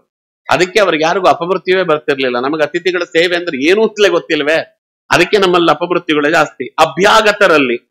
ಅಭ್ಯಾಗತರಲ್ಲಿ ಯಾರನ್ನ ನಾವು ನೆನೆಸ್ಕೊಂಡು ನಮಸ್ಕಾರ ಮಾಡ್ಬೇಕು ಅಂದ್ರೆ ಅಗ್ನೇಹಿ ಅಭ್ಯಾಗತೋ ಮೂರ್ತಿ. ಅಗ್ನಿ ಅಭ್ಯಾಗತ. ಯಾಕೆ ಅಂದ್ರೆ ಅಗ್ನಿಯನ್ನ ನಾವು ಪ್ರತಿಷ್ಠಾಪನೆ ಮಾಡ್ತೇವಲ್ವಾ? ಅಗ್ನಿಯನ್ನ ನಾವು ಕರೆದು ಅವನಿಗೆ ಅರ್ಘ್ಯಪಾದ್ಯಾದಿಗಳನ್ನ ಕೊಟ್ಟು ಪ್ರತಿಷ್ಠಾಪನೆ ಮಾಡ್ತೇವೆ. ಕೇಳಿ ಕಳಿಸಿ ನಾವು ಕರೆಸಿಕೊಳ್ಳುವವರನ್ನ ಅಭ್ಯಾಗತರು ಅಂತಾರೆ. ಅದಕ್ಕೆ ಅಭ್ಯಾಗತರಲ್ಲಿ ಅಗ್ನಿ ನಾಮಕನಾದ ಆ ದೇವತೆಯನ್ನು ನೆನೆಸ್ಕೊಂಡು ನಮಸ್ಕಾರ ಮಾಡಬೇಕಂತೆ. ಮತ್ತೆ ಎಲ್ಲ ಕಡೆ ನೀವು ನಮಸ್ಕಾರ ಮಾಡುವಾಗ ಸರ್ವಭೂತಾನಿ ಚಾತ್ಮನಃ, ನಮ್ಮ ಬಿಂಬಮೂರ್ತಿಯನ್ನ ನೋಡಿಕೊಂಡು ಎಲ್ಲ ಕಡೆ ನಮಸ್ಕಾರ ಮಾಡಿ ಅಂತ. ಒಬ್ಬೊಬ್ಬರು ನಮಸ್ಕಾರ ಮಾಡುವಾಗ ಒಂದೊಂದು ಈ ರೀತಿಯಾಗಿರ್ತಕ್ಕಂತಹ ರೂಪವನ್ನು ನಿಲ್ಲಿಸಿಕೊಂಡು ನಮಸ್ಕಾರ ಮಾಡಿ ಅಂತಾರೆ. ಹಾಗಾಗಿ ಇಲ್ಲಿ ನಮಸ್ಕಾರ ಮಾಡುವಾಗ ತನ್ನ ಬಿಂಬರೂಪಿಯಾಗಿರ್ತಕ್ಕಂಥ ಭಗವಂತನನ್ನ ಜ್ಞಾಪಿಸಿಕೊಂಡು ನಮಸ್ಕಾರ ಮಾಡಿದರಂತೆ. ನಮಸ್ಕಾರ ಮಾಡಿ ಒಂದು ಮಾತು ಹೇಳ್ತಾರೆ, ಯೇ ಮಾಯಯಾತೆ ಹತಚೇತ ಸತ್ವಾತ್ ಪದಾರವಿಂದಂ ಭವಸಿಂಧು ಪೋತಂ ಉಪಾಸತೆ ಕಮಲಾವಯತೇಷಾಂ ಆಶೀಷ ಕಾಮಾನ್ ನಿರಯೇಪಿಯಸ್ಯು. ಸ್ವಾಮಿ, ಭೋಗ ಮಾಡ್ಲಿಕ್ಕೆ ಶರೀರ ಕೊಟ್ಟದ್ದಲ್ಲ, ಮನುಷ್ಯ ಶರೀರದಿಂದ ಭೋಗ ಮಾಡ್ಲಿಕ್ಕೆ ಆಗಲ್ಲ. ಬಹಳ ಜನಕ್ಕೆ ಗೊತ್ತಿಲ್ಲ ಅದು. ಭೋಗ ಮಾಡುವುದಕ್ಕೆ ಯೋಗ್ಯತೆ ಇರುವುದು ಪ್ರಾಣಿಗಳಿಗೆ, ನಮಗಲ್ಲ. ಅದೇನ್ ಕತ್ತೆ ತಿನ್ನಂಗ್ ತಿಂತೀಯಾ ಅಂತಾರಲ್ಲ, ಕತ್ತೆ ತಿಂದಷ್ಟು ನಮಗ್ ತಿನ್ಲಿಕ್ಕೆ ಆಗುವುದಿಲ್ಲ, ಆನೆ ತಿಂದಷ್ಟು ನಮಗ್ ತಿನ್ಲಿಕ್ಕೆ ಆಗುವುದಿಲ್ಲ. ನಾಯಿ ಭೋಗ ಮಾಡಿದಷ್ಟು, ನಾಯಿ ಭೋಗ ಮಾಡ್ತದಲ್ಲ ಹೆಣ್ಣು ನಾಯಿ ಜೊತೆಯಲ್ಲಿ, ಅಷ್ಟು ಭೋಗ ಮಾಡ್ಲಿಕ್ಕೆ ಇವನಿಗೆ ಆಗುವುದಿಲ್ಲ ಅಲ್ವಾ? ಇವೆಲ್ಲ ಇದೆ. ಅದು ಹಂದಿ ಹಡಿದಂಗೆ ಹಡಿತಾರೆ. ಹಂದಿ ಒಂದೊಂದ್ಸತಿ 12, 13, 14 ಮಕ್ಕಳಗಳನ್ನು ಹಡಿತದೆ. ಹಂಗೆಲ್ಲ ಹಡಿಲಿಕ್ಕೆ ಆಗುವುದಿಲ್ಲ. ನೀವು ಯಾವ ಭೋಗ ಬೇಕಾದ್ರೂ ತೆಗೆದುಕೊಳ್ಳ್ರಿ, ಪ್ರಾಣಿಗಳು ಮಾಡಿದಂತ ಭೋಗವನ್ನ ಮನುಷ್ಯ ಮಾಡುವುದಕ್ಕಾಗುವುದಿಲ್ಲ. ಅದಕ್ಕೆ ಭೋಗಕ್ಕಾಗಿ ಹುಟ್ಟಿದ ಶರೀರ ಅಲ್ಲ, ಇದು ಸಾಧನಾ ಶರೀರ. ಇದು ಸಾಧನ ಮಾಡಿಕೊಳ್ಳಿಕ್ಕೆ ಹುಟ್ಟಿದ್ದು. ಅದಕ್ಕೆ ಭೋಗ ಮಾಡಿದ್ರೆ ಅವರಿಗೆ ಪಾಪ ಇಲ್ಲ. ಯಾಕೆಂದ್ರೆ ಪ್ರಾಣಿಗಳು ಹುಟ್ಟಿರುವುದೇ ಭೋಗ ಮಾಡ್ಲಿಕ್ಕಾದ್ರಿಂದ ಭಗವಂತ ಅವರಿಗೇನು ಪಾಪ ಕೊಡುವುದಿಲ್ಲ. ಆದ್ರೆ ಸಾಧನೆ ಮಾಡ್ಲಿಕ್ಕೆ ಅಂತ ಹುಟ್ಟಿದ ದೇಹದಲ್ಲಿ ಭೋಗ ಮಾಡ್ಲಿಕ್ಕೆ ಉಪಯೋಗಿಸಿಕೊಂಡ್ರೆ ನಮಗೆ ಪಾಪ ಅನ್ನುವುದು ಭಗವಂತನ ಒಂದು ನಿರ್ದೇಶನದ ಪ್ರಕಾರವಾಗಿ ಬರ್ತದೆ ಅಂತ ಅದನ್ನು ಹೇಳ್ತಾರೆ. ಹಾಗಾಗಿ ಭೋಗ ಮಾಡಿ ಹುಟ್ಟಿದ್ರು ಸಾಕಾಗ್ತದೆ ಪ್ರಭು. ನಾಯಿ ಹಂದಿ ಮೊದಲಾಗಿರ್ತಕ್ಕಂಥ ಜನ್ಮ ಎತ್ತಿದ್ರು ಸುಖವಾಗಿ ನಮಗೆ ಗ್ರಾಮ್ಯ ಸುಖಗಳು ಸಿಗ್ತವೆ. ಸಂಸಾರವನ್ನ ದಾಟುವುದಕ್ಕೆ ಭಗವಂತನ ಪಾದಾರವಿಂದವನ್ನ ಆಶ್ರಯಿಸಿ ಅವನ ಮಾಯಾಶಕ್ತಿಯನ್ನ ಅವನ ಅನುಗ್ರಹದಿಂದಲೇ ಕಳೆದುಕೊಂಡು ಸಂಸಾರವನ್ನ ದಾಟಿ ಕಂಸಾರಿಯ ಪಾದಾಂಬುಜವನ್ನ ಪಡೆಯಲೆತ್ತಿಸುವುದಕ್ಕೆ ಈ ಸಂಸಾರವನ್ನ ಕೊಟ್ಟಿದ್ದಿ, ಸಂಸ್ಕಾರ ಪಡೆಯುವುದಕ್ಕೆ ಅಂತಾರೆ. ಉಪಾಸತೆ ಕಾಮಲವಾಯ ತೇಷಂ ಆಶೀಷ ಕಾಮನ್ ನಿರಯೇಪಿಯಸ್ಯು. ಆದರೆ ಅಂತವ್ರು ಹಾಗೆಯೇ ಸಂಸಾರ ದಾಟಬೇಕು ಅಂತ ನನಗೂ ಇಚ್ಛೆ ಇದೆ. ಆದರೆ ತಥಾ ಸಚಾಹಂ ಪರಿವೋಡು ಕಾಮಃ ಸಮಾನ ಶೀಲಾಂಗ್ರಹಮೇಧೇನುಂ ಉಪಾಯಿವಾನ್ ಮೂಲಮಶೇಷ ಮೂಲಂ ದುರಾಶಯ ಕಾಮಾತ್ ಉಘಾಂಗ್ರಿಗಸ್ಯ. ಕಾಮಾತ್ ಉಗಾಂಗ್ರಿಗಸ್ಯ. ಅದಕ್ಕೆ ಅವ್ರು ಹೇಳಿದ್ರು. ಆದ್ರೆ ಏನ್ ಮಾಡೋದು? ಬ್ರಹ್ಮದೇವರ ಆಜ್ಞೆ ಇದೆ, ನೀನು ಮದುವೆಯಾಗಿ ಮಕ್ಕಳನ್ನ ಪಡೆದೇ ನೀನು ತದನಂತರದಲ್ಲಿ ಸಾಧನೆ ಮಾಡಬೇಕು ಅಂತ ಹೇಳಿದ್ದಾರಾದ್ರಿಂದ ನನಗೆ ಇಷ್ಟ ಇಲ್ಲದೆ ಹೋದ್ರು ಈಗ ಗ್ರಾಮ್ಯ ಸುಖಕ್ಕೋಸ್ಕರವಾಗಿ ನಾನು ವಿವಾಹವಾಗುವಂತ ಪರಿಸ್ಥಿತಿ ಬಂದಿದೆ ಸ್ವಾಮಿ. ಅದಕ್ಕೆ ನಾನು ನಿನ್ನ ಅನುಗ್ರಹವನ್ನ ಪಡೆದು ಮದುವೆಯಾಗೋಣ ಅಂತಿದ್ದೇನೆ. ಕಾರಣ ಏನು ಅಂದ್ರೆ ಪ್ರಜಾಪತೇಸ್ತೆ ವಚಸಾದಿದೇಶ ತಂತ್ಯ ಲೋಕಃ ಕಿಲಯ ಕಾಮ ಹಂಚ ಲೋಕಾನುಗತೋ ವಹಾಮಿ ಬಲಿಂಚ ಶುಕ್ಲ ನಿಮಿಷಾಯ ತುಭ್ಯಂ ಲೋಕಾಂಶ್ಚ ಗತಾನುಸುಂಶ್ಯ ಹಿತ್ವಾಶ್ರಿತಾಸ್ತೆ ಚರಣಾತ ಪತ್ರಂ ಪರಸ್ಪರಂ ತದ್ಗುಣವಾದ ಸೀದು ಪೀಯೂಷ ನಿರ್ಯಾಪಿತ ದೇಹ ಧರ್ಮ. ಅವ್ರು ಹೇಳಿದ್ರು, ಸಂಸಾರ ಅನ್ನುವುದು ನಮ್ಮನ್ನ ಅಧಃಪತನಕ್ಕೆ ತೆಗೆದುಕೊಂಡು ಹೋಗುವಂತಹ ಒಂದು ಯಾನವಾಗಬಾರದು. ಸಂಸಾರ ಅನ್ನುವುದಿದೆಯಲ್ಲ, ಇದು ನಮಗೆ ಮೋಕ್ಷಕ್ಕೆ ಕೊಂಡೊಯ್ಯುವಂತ ಯಾನವಾಗಬೇಕು. ಅದಕ್ಕೆ ಸಂಸಾರ ಅನ್ನುವುದು ಸಂಸ್ಕಾರವನ್ನ ಕೊಡಿಸ್ಬೇಕಲ್ವಾ. ಸಂಸಾರ ಅನ್ನುವುದು ಕೊಡಿಸ್ಲಿಲ್ಲ ಅಂದ್ರೆ ಸಂಸಾರದಲ್ಲಿದ್ದು ಪ್ರಯೋಜನ ಇಲ್ಲ ಅಂತ. ಅದಕ್ಕೆ ಸಂಸ್ಕಾರವನ್ನ ಪಡೆಯಬೇಕು ಸಂಸಾರದಲ್ಲಿದ್ದು ಅನ್ನುವುದಕ್ಕೋಸ್ಕರವಾಗಿ ಅಂತ ಹೆಂಡತಿ ನನಗೆ ಬರಬೇಕು ಅನ್ನುವ ಕಾರಣಕ್ಕೋಸ್ಕರವಾಗಿ ನಿನ್ನಲ್ಲಿ ನಾನು ಎಲ್ಲ ರೀತಿಯಲ್ಲಿ ಶರಣು ಹೊಂದಿದ್ದೇನೆ ಪ್ರಭು. ನನ್ನ ಸಾಧನೆಗೆ ಅನುಗುಣವಾಗಿ ಯಾರು ನನಗೆ ಪತ್ನಿಯಾಗಿ ಬಂದರೆ ಅವರಿಂದ ನಾನು ಸಾಧನೆಯನ್ನ ಮಾಡಿಕೊಂಡು ನಿನ್ನನ್ನ ಪಡೆಯಲಿಕ್ಕೆ ಅನುಕೂಲವಾಗ್ತದೆ. ನಿನ್ನ ಅನುಗ್ರಹಕ್ಕೆ ಪಾತ್ರನಾಗುವುದಕ್ಕೆ ಏನು ಬೇಕಾಗತ್ತೆ ಅಂತಹ ಎಲ್ಲವನ್ನ ನೀನೇ ಮಾಡು ಅಂತ ಭಗವಂತನಲ್ಲಿ ಅದನ್ನ ಕೇಳ್ತಾರೆ.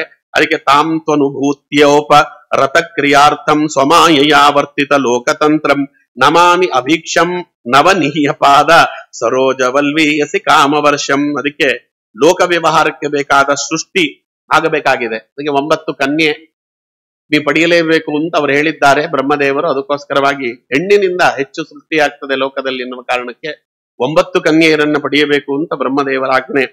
ಅದಕ್ಕೋಸ್ಕರವಾಗಿ ನಾನು ನಿನ್ನ ಅನುಗ್ರಹವನ್ನ ಕೇಳ್ತಾ ಇದ್ದೇನೆ. ಕಾರಣ ಏನು ಅಂದ್ರೆ, ಅದು ಯಾರು ಯಾವ ಯೋನಿಯಲ್ಲಿ ಹುಟ್ಟಿದ್ರು ಅವರು ಉತ್ಕೃಷ್ಟತೆಯನ್ನ ಪಡೆಯುವಂಥದ್ದು ನಿನ್ನಿಂದಲೇ. ಅದಕ್ಕೆ ನಮಾಮಿ ಅಭೀಕ್ಷಂ ನವನೀಯ ಪಾದ ಸರೋಜ ಮಲ್ವೀಯಸಿ ಕಾಮವರ್ಷಂ. ಅದಕ್ಕೆ ಅವ್ರು ಹೇಳ್ತಾರೆ, ಇಲ್ಲಿ ಸಾಮಾನ್ಯವಾಗಿರ್ತಕ್ಕಂಥ ಒಂದು ಕ್ರಿಮಿ ವೇದವ್ಯಾಸರ ದೃಷ್ಟಿಗೆ ಬಿತ್ತು ಅಂದಾಕ್ಷಣಕ್ಕೆ ಕ್ರಿಮಿಯಿಂದ ರಾಜ್ಯವಾಡಿಸಿಬಿಟ್ರು ಅವರು. ಅದು ಕ್ರಿಮಿ ರಾಜ್ಯವಾಳುತ್ತದೆ ಎನ್ನುವುದು ಊಹಾತೀತವಾದದ್ದು, ಭಗವಂತ ಮಾಡಿಸಿಬಿಟ್ಟ. ಅದಕ್ಕೆ ಕರ್ತುಂ ಅನ್ಯತಾ ಕರ್ತುಮಪಿ ಸಮರ್ಥ ಅಂತಾರೆ. ಹಾಗಾಗಿ ಒಂದು ಕ್ರಿಮಿಕೀಟದಂತೆ ಇರುವಂತ ನಾನು ಕೂಡ ನಿನ್ನ ಸಾಧನೆಗೆ ಒಳಗಾಗಿ, ಅಂದ್ರೆ ನಿನ್ನ ಸಾಧನೆಯನ್ನ ಮಾಡುವುದಕ್ಕೆ ಅನುವಾಗಿ ನಾನು ನನ್ನ ಯೋಗ್ಯತಾನುಸಾರವಾಗಿ ನನ್ನ ಗತಿಯನ್ನ ಹೊಂದಬೇಕು ಅನ್ನುವುದಕ್ಕೆ ನಾನು ಕೇಳ್ತಾ ಇದ್ದೇನೆ ಸ್ವಾಮಿ ಅಂತ ಹೀಗೆ ಅವರು ಪ್ರಾರ್ಥನೆ ಮಾಡಿದಾಗ ಬಹಳ ಸಂತೋಷವಾಯಿತಂತೆ ಭಗವಂತನಿಗೆ. ವಿದಿತ್ವಾ ತವ ಚೈತ್ಯಂ ಮೇ ಪುರೈವ ಸಮಯೋಜಿತಂ ಯದರ್ಥಮಾತ್ಮ ನಿಯಮೈಹಿ ತ್ವಯವಾಹಂ ಸಮರ್ಚಿತ. ಒಳ್ಳೆ ಉದ್ದೇಶ ಇಟ್ಟುಕೊಂಡು ನನ್ನನ್ನ ನೀನು ಸ್ಮರಣೆ ಮಾಡಿದ್ದಿ, ತಪಶ್ಚರ್ಯವನ್ನ ಮಾಡಿದ್ದೀಯೋ, ಅದಕ್ಕೆ ನಾನು ಯದರ್ಥಂ ಆತ್ಮ ನಿಯಮೈಹಿ ಸ್ವಯೈಹಿ ವಾಹಂ ಸಮರ್ಚಿತ. ಅದಕ್ಕೆ ನಾನು ಸ್ವಯಂಭೂಮನವನ್ನ ಪ್ರೇರಿಸಿದ್ದೇನೆ. ಸ್ವಯಂಭೂಮನು ತನ್ನ ಮಗಳಾದಂತ ದೇವಹೂತಿಯನ್ನ ಕರ್ಕೊಂಡು ಬರ್ತಾನೆ ನಿನ್ನ ಹತ್ರಕ್ಕೆ. ನವೈ ಜಾತುಂ ಋಷೇದಂ ಸ್ಯಾತ್ ಪ್ರಜಾಧ್ಯಕ್ಷಂ ಮದರ್ಹಣಂ ಭವದ್ವಿದ್ವೇಷಿತರಾಂ ಮಯಿ ಸಂಗೃಹಿತಾತ್ಮನಾಂ. ಅವ ಬರ್ತಾನೆ. ಅವನಲ್ಲಿ ನೀನು ಅವನು ಮಾಡಿದ ಪ್ರಾರ್ಥನೆಯನ್ನು ಅಂಗೀಕರಿಸಿ ನೀನು ಅವನ ಮಗಳಾಗಿರ್ತಕ್ಕಂತಹ ಆ ದೇವಹೂತಿಯನ್ನ ಮದುವೆಯಾಗು. ಆ ದೇವಹೂತಿಯನ್ನ ನೀನು ಮದುವೆಯಾದರೆ ಅದಕ್ಕೆ ಹೇಳ್ತಾರೆ, 1000 ವರ್ಷಗಳ ಕಾಲ ನೀನು ಸಂಸಾರ ಸುಖವನ್ನ ಪಡೆಯುವಂತೆ. ಸಮಾಹಿತಂತೆ ಹೃದಯಂ ಯತ್ರೇ ಮಾನ್ ಪರಿವತ್ಸರಾನ್ ಸಾತ್ವಂ ಬ್ರಹ್ಮನ್ ನೃಪವಧೂಹು ಕಾಮಮಾಶು ಭಜಿಷ್ಯತಿ. ನಿನಗೆ 9 ಜನ ಮಕ್ಕಳಾಗ್ತಾರೆ. ಎಲ್ಲರೂ ಮಹರ್ಷಿಗಳ ಕೈ ಹಿಡಿತಾರೆ. ಲೋಕದಲ್ಲಿ ದೊಡ್ಡ ಮಹರ್ಷಿಗಳು ಅಂತ ಹೆಸರಿರುವವರು, ಬ್ರಹ್ಮರ್ಷಿಗಳು ಅಂತ ಹೆಸರು ಪಡೆದವರ ಕೈಗಳನ್ನು ಹಿಡಿತಾರೆ. ಅಂಥದ್ರಿಂದ ಅವರಿಂದ ಮುಂದೆ ಪ್ರಜಾಸೃಷ್ಟಿ ಎನ್ನುವುದು ಅವೆಲ್ಲವೂ ಆಗತ್ತೆ. ಆದರೆ ನೀನು ಈ ಒಂದು ಮಾರ್ಗವನ್ನು ಅನುಸರಿಸಿದೆಯಲ್ಲ, ಯಾವುದೋ ಒಂದು ಹೆಂಡತಿ ಬರ್ಲಿ ಪರವಾಗಿಲ್ಲ, ಏನ್ ಮಕ್ಕಳನ್ನ ಪಡಿಬೇಕು, 9 ಮಕ್ಕಳನ್ನ ಪಡೆದ ಮೇಲೆ ನಿನಗೂ ನನಗೂ ಸಂಬಂಧ ಇಲ್ಲ ಅಂತ ಹೇಳಿ ಸನ್ಯಾಸಾಶ್ರಮ ಸ್ವೀಕಾರ ಮಾಡಿ ಹೋಗಿಬಿಟ್ರಾಯ್ತು. ಅದಕ್ಕೆ ಯಾಕೆ ಇಷ್ಟೊಂದೆಲ್ಲ ಕಷ್ಟಪಡಬೇಕು ಅನ್ನದೇ, ನೀನು ಒಳ್ಳೆ ಹೆಂಡತಿ ಸಿಗಲಿ, ಅವಳು ಉದ್ಧತಲಾಗಬೇಕು, ನಾನು ಉದ್ಧಾರವಾಗಬೇಕು. ಯಾಕಂದ್ರೆ ಸನ್ಯಾಸಿ ಆಗಿ ಇವರು ಹೋಗಿಬಿಟ್ರೆ ಇವಳನ್ನ ನಂಬಿಕೊಂಡು ಬಂದಂತ ಹೆಂಡತಿ ಉದ್ಧಾರವಾಗಬೇಕಲ್ಲ, ಅದಕ್ಕೊಂದು ಮಾರ್ಗ ಬೇಕು. ಅದಕ್ಕೋಸ್ಕರವಾಗಿ ಇವೆಲ್ಲದನ್ನ ದೂರ ಚಿಂತನೆಯನ್ನ ಮಾಡಿ ನನ್ನನ್ನ ಕುರಿತು ಸ್ಮರಣೆ ಮಾಡಿದೆಯಲ್ಲಪ್ಪ, ಅದಕ್ಕೆ ನಾನ್ ನಿನಗೆ ಇನ್ನೊಂದು ವರ ಕೊಡ್ತೇನೆ. ಸಂಭೂವ ಸ್ವಾಂಶ ಕಲೆಯ ತ್ವದ್ವಿರ್ಯೇಣ ಮಹಾಮತೆ ತವ ಕ್ಷೇತ್ರೇ ದೇವಹೂತ್ಯಾಂ ಪ್ರಣೇಶ್ಯೇ ತತ್ವ ಸಂಹಿತಾಂ ಅಂತಾನೆ ಭಗವಂತ. ಆದ್ದರಿಂದ ನಾನೇ ನಿನ್ನಲ್ಲಿ ಮಗನಾಗಿ ಹುಟ್ಟುತ್ತೇನೆ, ಕೊನೆಯ ಮಗನಾಗಿ ಹುಟ್ಟುತ್ತೇನೆ, 9ನೇವನಾಗಿ. ಸಂಭೂವ ಸ್ವಾಂಶ ಕಲೆಯ ತ್ವದ್ವೀರ್ಯೇಣ ಮಹಾಮತೆ ತವ ಕ್ಷೇತ್ರೇ ದೇವಹೂತ್ಯಾಂ ಪ್ರಣೇಶ್ಯೇ ತತ್ವ ಸಂಹಿತಾಂ. ನಾನು ನಿನಗೆ ಮಗನಾಗಿ ಬಂದ ಮೇಲೆ ಏನಾಗತ್ತೆ, ಒಂದು ನೀನಂತೂ ಉದ್ಧತನಾಗ್ತಿ, 2ನೇ ಮಾತಿಲ್ಲ. ಬಿಂದು ಸರೋವರದ ಬಳಿಯಲ್ಲಿ ಭಗವಂತ ಕಾಣಿಸಿಕೊಂಡಿದ್ದು, ಹಾಗಾಗಿ ಅಲ್ಲಿ ಬಿಂದು ಸರೋವರದ ಬಳಿಯಲ್ಲಿ ನೀನು ಇಲ್ಲಿ ಆಶ್ರಮವನ್ನ ಮಾಡಿಕೊಂಡಿರು. ಅಲ್ಲಿ ಸ್ವಯಂಭೂಮನು ಬರ್ತಾರೆ. 8 ಕನ್ಯೆಯರು, ಅದು ಬ್ರಹ್ಮದೇವರ ಇಚ್ಛೆ. ಅವರೆಲ್ಲರೂ ಕೂಡ ಬ್ರಹ್ಮರ್ಷಿಗಳಿಗೆ, ಅವರೆಲ್ಲರೂ ಮಹರ್ಷಿಗಳಿಗೆ ಕೊಟ್ಟು ಮದುವೆ ಆಗ್ತಾರೆ. ಅಲ್ಲಿಂದ ಮುಂದೆ ಅವರ ವಂಶ ಬೆಳೆಯುತ್ತದೆ. ಆದ್ರೆ ನೀನು ಮಾಡಿದಂತ ಸೇವೆಗೆ ನನ್ನ ಅನುಗ್ರಹ ಏನು ಅಂದ್ರೆ, ನಾನು ನಿನ್ನಲ್ಲಿ ಪುತ್ರತ್ವೇನ ನಾನು ಅವತಾರ ಮಾಡುತ್ತೇನೆ. ಅವತಾರ ಮಾಡಿ ನಿನ್ನನ್ನು ಉದ್ಧಾರ ಮಾಡುವುದರ ಜೊತೆಗೆ ನಿನ್ನ ಹೆಂಡತಿಯಾದ ದೇವಹೂತಿಯನ್ನು ನಾನು ಅಪೂರ್ವವಾದ ರೀತಿಯಲ್ಲಿ ಅನುಗ್ರಹ ಮಾಡ್ತೇನೆ, ಯೋಚನೆ ಮಾಡಬೇಡ ಅಂತ ಭಗವಂತ ಹೇಳಿ ತಾನು ಅದೃಶ್ಯನಾಗಿ ಬಿಡ್ತಾನೆ. ಅದೃಶ್ಯನಾದ ಮೇಲೆ ಯಾವುದು ಕರ್ದಮ ಪ್ರಜಾಪತಿಗಳು ತಾವು ಅಲ್ಲಿ ಕಾಯ್ತಾ ಕೂತರಂತೆ ಬರ್ತಾರೆ ಅಂತ. ಆಗ ಅವ ಮನುಹು ಸ್ಯಂದನಮಾಸ್ತಾಯ ಶಾತ ಕೌಂಭ ಪರಿಚ್ಛದಂ ಆರೋಪ್ಯ ಸ್ವಾಂ ದುಹಿತರಂ ಸಭಾರ್ಯ ಪರ್ಯಟನ್ ಮಹಿನ್. ಅವ ಮಗಳನ್ನ ರಥದಲ್ಲಿ ಕುಳ್ಳಿರಿಸಿಕೊಂಡು ಪತ್ನಿ ಸಮೇತನಾಗಿ ವರಾನ್ವೇಷಣೆಗೆ ಅಂತ ಭೂಸಂಚಾರ ಮಾಡ್ತಾ ಆಶ್ರಮಕ್ಕೆ ಬರ್ತಾನೆ. ಇದು ವಿಶೇಷ. ನಾರ್ಮಲ್ ಸಾಧಾರಣವಾಗಿ ಏನು ಅಂತ ಕೇಳಿದ್ರೆ, ಸಹಜವಾಗಿ ಹೆಣ್ಣೆತ್ತವರು ಗಂಡೆತ್ತವರು ಹೆಣ್ಣೆತ್ತವರ ಮನೆಗೆ ಹೋಗಬೇಕು ಅಂತ. ಯಾರು ಗಂಡು ಇರ್ತಾರಲ್ಲ ಅವರ ತಂದೆ ತಾಯಿಗಳು ಹೆಣ್ಣೆತ್ತವರ ಮನೆಗೆ ಹೋಗ್ಬೇಕಂತ. ನಿಮ್ಮ ಮನೆಯ ದೀಪವನ್ನ ನಮ್ಮ ಮನೆಗೆ ಕೊಟ್ಟು ನಮ್ಮ ಮನೆ ಬೆಳಗುವಂತೆ ಮಾಡ್ರಿ ಅಂತ ಕೇಳಬೇಕು. ಸಹಜವಾಗಿ ಹೆಣ್ಣಿನ ಮನೆಯವರೆಲ್ಲ ಹುಡ್ಕೊಂಡು ಹೋಗೋದು ಎಲ್ಲ ಯದ್ಯಪಿ ಸಿದ್ಧಂ ಲೋಕ ವಿರುದ್ಧಂ ಆಗಿದೆ. ನೋಡ್ರಿ, ಅಲ್ಲಿ ಮಥುರೆಯಲ್ಲಿ ಅವತಾರ ಮಾಡಿದ ಲಕ್ಷ್ಮೀ ನರಸಿಂಹಾಚಾರ್ಯರು ನಮಗೆ ಒಬ್ಬ ಒಳ್ಳೆ ಹೆಣ್ಣು ಮಗಳು ಬೇಕು ಮದುವೆಗೆ ಅಂತ ಅವರು ಕುಂಭಕೋಣದವರೆಗೆ ಬಂದಿದ್ರು. ರಾಯರ ಪೂರ್ವಾಶ್ರಮದ ಅಕ್ಕ ಅಲ್ವಾ ವೆಂಕಮ್ಮನನ್ನ ಮದುವೆ ಆಗಲಿಕ್ಕೆ ಅಂತ. ಹಾಗೆ ಅಲ್ಲಿ ಬಂದು ಅವರೇ ಸ್ವತಃ ಕನ್ಯೆಯನ್ನ ಕೇಳಿ ಕನ್ಯಾದಾನ ಮಾಡಿಸಿಕೊಂಡು ಹೋದ್ರು ಅಂತ ನಾವು ನೋಡ್ತೇವೆ. ಹಿಂದೆ ನಡೀತಿದ್ದದು. ಆದ್ರೆ ಇದೊಂದು ಮಾತ್ರ ತದ್ವಿರುದ್ಧವಾದ. ಇದು ಮಗಳನ್ನ ಹೆತ್ತಂತಹ ತಂದೆ ತನ್ನ ಅಳಿಯಬೇಕು ಅಂತ ರಥವನ್ನೇರಿಸಿಕೊಂಡು ಬಂದಂತ ಒಂದೇ ಉದಾಹರಣೆ ನಮಗೆ ಇಲ್ಲಿ ಸಿಗ್ತದೆ. ಅವ ನೇರವಾಗಿ ಅಲ್ಲಿಗೆ ಬರ್ತಾನೆ. ಬಂದು ಅವರನ್ನ ಕುರಿತು ಮಾತಾಡಬೇಕಲ್ಲ. ಈಗ ಅಲ್ಲಿ ಸ್ವಯಂಭೂಮನು ನೇರವಾಗಿ ಬಂದು ನಮಸ್ಕಾರ ಮಾಡಿದ. ನಮಸ್ಕಾರ ಮಾಡಿ ಈಗ ಅವರನ್ನ ಕುರಿತು ಮಾತಾಡ್ತಾನವ. ಏನು ಮಾತಾಡಿದ ಅಂತ ಕೇಳಿದ್ರೆ, ಸ್ವಯಂಭೂಮನು ವಾಚ ಪ್ರಿಯವ್ರತ ಉತ್ಥಾನಪಾದೋ ಸ್ವಸೇಯಂ ದುಹಿತಾಮಮ ಅನಿಚ್ಛಂತಿ ಪತಿಂಯುಕ್ತಂ ವಯಂ ಶೀಲ ಗುಣಾಧಿಪಃ. ಪ್ರಿಯವ್ರತ ಮತ್ತೆ ಉತ್ಥಾನಪಾದರಾಯರ ತಂಗಿಯವಳು, ನನ್ನ ಮಗಳು ಅಂತ ಹೇಳ್ಕೊಳ್ಳಿಲ್ಲ ನೋಡ್ರಿ. ಇವರು ಉತ್ಥಾನಪಾದ ಮತ್ತೆ ಪ್ರಿಯವ್ರತ ರಾಜನ ತಂಗಿ. ಯಾಕೆಂದ್ರೆ ಅವರಿಬ್ಬರು ತುಂಬಾ ಒಳ್ಳೆಯ ಭಗವದ್ ಭಕ್ತರು. ಅವರ ತಂಗಿ ದೇವಹೂತಿ ಅಂತ ಇವಳ ಹೆಸರು. ಇವಳು ಸ್ವಭಾವದಿಂದ ಗುಣಗಳಿಂದ ಎಲ್ಲದರಲ್ಲೂ ಕೂಡ ನಿಮಗೆ ಹೆಂಡತಿಯಾಗುವುದಕ್ಕೆ ಯೋಗ್ಯಳಾಗಿದ್ದಾಳೆ ಅಂತ. ಯದಾತು ಭವತಃ ಶೀಲ ಶ್ರುತರೂಪ ವಯೋಗುಣಾನ್ ಆಶೃಣೋತ್ ನಾರದಾತ್ ಸೈಷಾ ತ್ವಯ್ಯಾಸಿ ಕೃತನಿಶ್ಚಯ. ಮತ್ತೆ ಅವಳಿಗೆ ಒಪ್ಪಿಗೆ ಇದೆಯಾ ನನ್ನನ್ನು ಮದುವೆ ಆಗ್ಲಿಕ್ಕೆ ಅಂತ ನೀವು ಕೇಳಬೇಡಿ. ನಾರದರು ಬಂದು ನಿಮ್ಮ ಗುಣಗಾನವನ್ನ ಮಾಡಿದ್ರು ಅವಳ ಎದುರುಗಡೆ. ಯಾವತ್ತು ನಾರದರ ಬಾಯಿಯಿಂದ ನಿಮ್ಮ ಗುಣಗಾನವನ್ನ ಕೇಳಿದ್ಲು ಅವತ್ತೇ ಮಾನಸಿಕವಾಗಿ ನಿಮ್ಮನ್ನ ಗಂಡ ಅಂತ ಒಪ್ಪಿದ್ದಾಳವಳು ಅಂತ ಹೀಗೆ ಹೇಳ್ತಾರೆ. ಕರ್ದಮ ಪ್ರಜಾಪತಿಗಳು ಇವರು ಹೇಳುವಾಗ ಬಾಯಿ ಬಿಟ್ಟು ಮಾತಾಡ್ತಾರಂತೆ, ಮತ್ತೆ ಕಣ್ಣು ಮುಚ್ಚಾರೆ. ಸ ಉಗ್ರ ಧನ್ವನ್ ಇಯದೇ ಬಭಾಷ ಅಸಿಚ್ಚ ತುಷ್ಟಿಂ ಅರವಿಂದನಾಭಂ ಧಿಯೋಪಗೃಷ್ಟನ್ ಸ್ಮಿತಶೋಭಿತೇನ ಮುಖೇನ ಚೇತೋ ಲಲುಬೇ ದೇವ ಹುತ್ಯ ಅಂತ ಇಲ್ಲೊಂದು ಮಾತಿದೆ. ಕರ್ದಮ ಪ್ರಜಾಪತಿಗಳು ಕಣ್ಣು ಬಿಡ್ತಾರಂತೆ. ಇವ್ರು ಕೇಳುವ ಮಾತಿಗೆ ಒಂದು ಉತ್ತರ ಕೊಡ್ತಾರೆ, ತಿರ್ಗಾ ಕಣ್ಣು ಮುಚ್ಚುತ್ತಾರೆ, ತಿರ್ಗಾ ಉತ್ತರ ಕೊಡ್ತಾರೆ, ತಿರ್ಗಾ ಕಣ್ಣು ಮುಚ್ಚುತ್ತಾರೆ. ಇದು ಯಾಕೆ ಹೀಗೆ ಅಂತ ಅದಕ್ಕೆ ಆಚಾರ್ಯರು ಉತ್ತರ ಕೊಡ್ತಾರೆ. ಮಾತಿದೆಯಲ್ಲ, ನಮ್ಮ ಮಾತು ಭಗವಂತನನ್ನು ಸ್ತೋತ್ರ ಮಾಡ್ಲಿಕ್ಕೆ ಅಂತ ಬ್ರಹ್ಮದೇವರು ಕೊಟ್ಟಿರೋದಿದು. ಲೌಕಿಕವಾದ ವ್ಯವಹಾರಗಳಿಗೆ ಮಾತಾಡ್ಲಿಕ್ಕಲ್ಲ ಇರೋದು. ಆದ್ರೆ ಲೌಕಿಕ ವ್ಯವಹಾರಗಳಿಗೆ ಮಾತನ್ನು ಉಪಯೋಗಿಸಲೇಬೇಕು, ಬದುಕಲಿಕ್ಕಾಗಲ್ಲ ನಾವಿಲ್ಲ ಅಂದ್ರೆ. ಅದಕ್ಕೆ ಪ್ರತಿ ಬಾರಿ ಲೌಕಿಕವಾದ ವ್ಯವಹಾರಗಳಿಗೆ ಮಾತನ್ನ ಬಳಸಿದಾಗ ಭಗವಂತನನ್ನ ಕ್ಷಮೆ ಕೇಳಬೇಕಂತೆ ಕಣ್ಣು ಮುಚ್ಚಿ. ಸ್ವಾಮಿ, ನೀನು ನಿನ್ನ ಸ್ತೋತ್ರಾದಿಗಳನ್ನ ಮಾಡ್ಲಿಕ್ಕೆ, ಅಧ್ಯಯನಾದಿಗಳನ್ನ ಮಾಡ್ಲಿಕ್ಕೆ, ಪಾಠ ಪ್ರವಚನ ಮಾಡ್ಲಿಕ್ಕೆ ಅಂತ ಈ ವಾಕ್ಕನ್ನುವುದನ್ನ ಕೊಟ್ಟಿದ್ದಿ. ಅಭೂತಪೂರ್ವವಾಗಿರ್ತಕ್ಕಂತಹ ನಿನ್ನ ಕೊಡುಗೆ ಅದು. ಅದನ್ನ ಲೌಕಿಕಕ್ಕಾಗಿ ಉಪಯೋಗಿಸಿಬಿಟ್ಟಿದ್ದೇನೆ, ಕ್ಷಮಾ ಮಾಡು. ಇದನ್ನು ವ್ಯವಹಾರಕ್ಕಾಗಿ ಉಪಯೋಗಿಸಿದ್ದೇನೆ, ಇದು ಉಪಯೋಗಿಸಲಿಲ್ಲ ಅಂದ್ರೆ ನಾನು ವ್ಯವಹಾರ ಮಾಡ್ಲಿಕ್ಕಾಗಲ್ಲ ಲೋಕದಲ್ಲಾದ್ರಿಂದ ವ್ಯಾವಹಾರಿಕವಾಗಿ ಮಾತನ್ನು ಉಪಯೋಗಿಸಿದಂತ ಅಪರಾಧವನ್ನ ಕ್ಷಮಿಸು ಅಂತ ಕೇಳು ಅಂತ ಹೇಳುತ್ತಾರೆ. ಅದಕ್ಕೆ ಕರ್ದಮ ಪ್ರಜಾಪತಿಗಳಿಗೆ ಭಗವಂತ ಅವತಾರ ಮಾಡಿದ. ನಾವು ಲೌಕಿಕಕ್ಕೆ ಮಾತಿರೋದು ಅನ್ಕೊಂಡ್ಬಿಟ್ಟಿದ್ದೇವೆ, ನಮಗದು ಗೊತ್ತೇ ಇಲ್ಲ.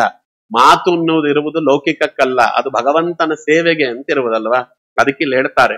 ಇದಾದ ಮೇಲೆ ಅವರು ಹೇಳಿದ್ರಂತೆ, ಬಾಡಂ ಉದ್ವೇಡು ಕಾಮೋಹಂ ಅಪ್ರಮತ್ತ ತವಾತ್ಮಜ ಆವಯೋ ಅನುರೂಪೋ ಸಾ ವಾದ್ಯೋ ವೈವಾಹಿಕೋ ವಿಧಿಹಿ. ನೋಡಿ, ಒಂದು ದಿನದಲ್ಲೇ ವಿವಾಹವನ್ನು ಮುಗಿಸಿಬಿಡ್ಬೇಕು. ಆಡಂಬರದ ವಿವಾಹ ಬೇಡ. ಪ್ರಪಂಚದಲ್ಲಿ ಮೊಟ್ಟ ಮೊದಲ ಬಾರಿಗೆ ಆಡಂಬರದ ವಿವಾಹ ಬೇಡ ಅಂತ ಹೇಳಿದವರು ಕರ್ದಮ ಪ್ರಜಾಪತಿಗಳು. ವಿವಾಹಕ್ಕೆ ಎಷ್ಟು ಬೇಕೋ ಅಷ್ಟು ಜನ ಬಂಧು ಬಾಂಧವರು, ಅವ್ರು ಯಾರು ಅವೆಲ್ಲ, ಅದಕ್ಕೆ ನಾ ಹೇಳಿದ್ನಲ್ಲ ಮಂದಿ ಅಂತ, ಅವ್ರು ಬಂದವರೆಲ್ಲ ತಿನ್ನೋದು, ತಿಂದವರೆಲ್ಲ ಬಾಯಿಗೆ ಬಂದಂಗೆ ಬೈದ್ಬಿಟ್ಟು ಹೋಗೋದು, ಅವೆಲ್ಲ ಕತೆಗಳೇ ಬೇಡ. ನೀವ್ ಅಪ್ಪ ಅಮ್ಮ ಬಂದಿದ್ದೀರಿ, ಇಲ್ಲಿರ್ರಿ.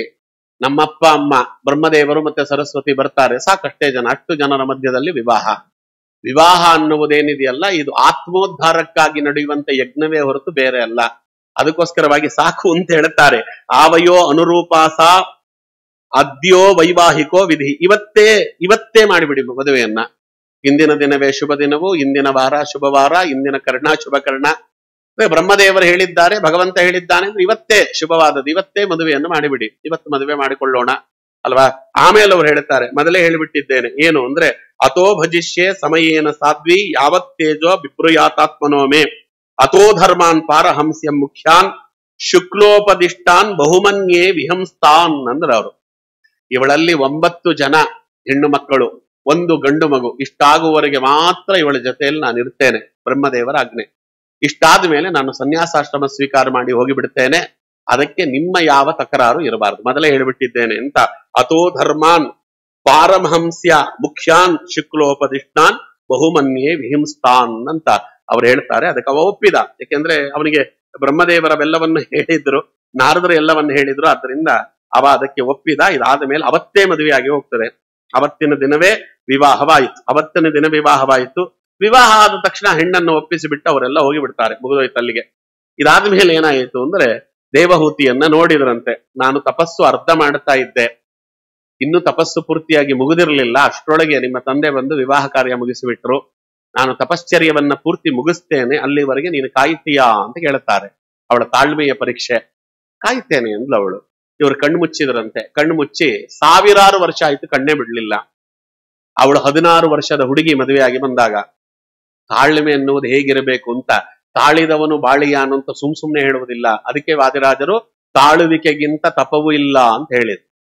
ತಾಳಬೇಕು, ಎಲ್ಲವೂ ಕೂಡ ಒಂದೇ ದಿನಕ್ಕಾಗಿ ಬಿಡಬೇಕು ಅಂತಂದ್ರೆ ಹಿಂಗೆ ನಮ್ಮಲ್ಲಿ ಬರುವುದೆಲ್ಲ ಹಂಗೆ. ಆಚಾರ್ಯ ಇವತ್ತು ನಮ್ಮ ಹುಡುಗನ್ ಕರ್ಕೊಂಬಂದ್ ಬಿಡ್ತೀನಿ, ಎಷ್ಟು ದಿವಸಕ್ಕೆ ಅವನನ್ನ ಸುಧಾ ಪಂಡಿತನಾಗಿ ಮಾಡ್ತೀರಿ ಹೇಳ್ರಿ ಅಂತ ಕೇಳಿದ್ರೆ ಹೆಂಗ್ ಹೇಳೋದು? ಅದು ಕರ್ಕೊಂಬರ್ತಿರೋದೇ ಇವತ್ತು, ಇನ್ನು ರಾಬಿ ಶಬ್ದವೇ ಶುರು ಆಗಿಲ್ಲ. ಅವನು ಸುಧಾ ಎತ್ಕೋತಾನೆ ಸುಧಾ ಗ್ರಂಥದ ಪಾಠ ಹೇಳಬೇಕು, ನೀವು ಬೇರೆ ಏನು ಹೇಳಬೇಡಿ ಅದನ್ನ ಪಾಠ ಹೇಳಿದ್ರೆ. ಹಿಂಗೆ ಯಾವುದಕ್ಕೂ ನಮ್ಮಲ್ಲಿ ತಾಳ್ಮೆ ಇಲ್ಲ, ಯಾರಿಗೂ ಅದು ಕಾಯುವಂತಹ ಒಂದು ವ್ಯವಧಾನವೇ ಇಲ್ಲ. ಎಲ್ಲ ಇನ್ಸ್ಟೆಂಟ್. ಅದಕ್ಕೆ ಇನ್ಸ್ಟೆಂಟ್ ಕಾಫಿ ಎಲ್ಲ ಇನ್ಸ್ಟೆಂಟ್ಗಳು ನಮ್ಮಲ್ಲಿ. ಅದಕ್ಕೆ ನೋಡ್ರಿ ಎಷ್ಟು ತಾಳ್ಮೆ ಅವಳಿಗೆ ಅಂದ್ರೆ, ಕಣ್ಣು ಮುಚ್ಚಿದ್ರೆ 1000 ವರ್ಷಗಳಾಗಿ ಹೋಯ್ತಂತೆ, ಕಣ್ ತೆರೆಯಲೇ ಇಲ್ಲ. 16 ವರ್ಷದ ಹುಡುಗಿ ಆಗಿದ್ದವಳು ಹಣ್ಣು ಮುದುಕಿ ಆಗಿಬಿಟ್ಲು.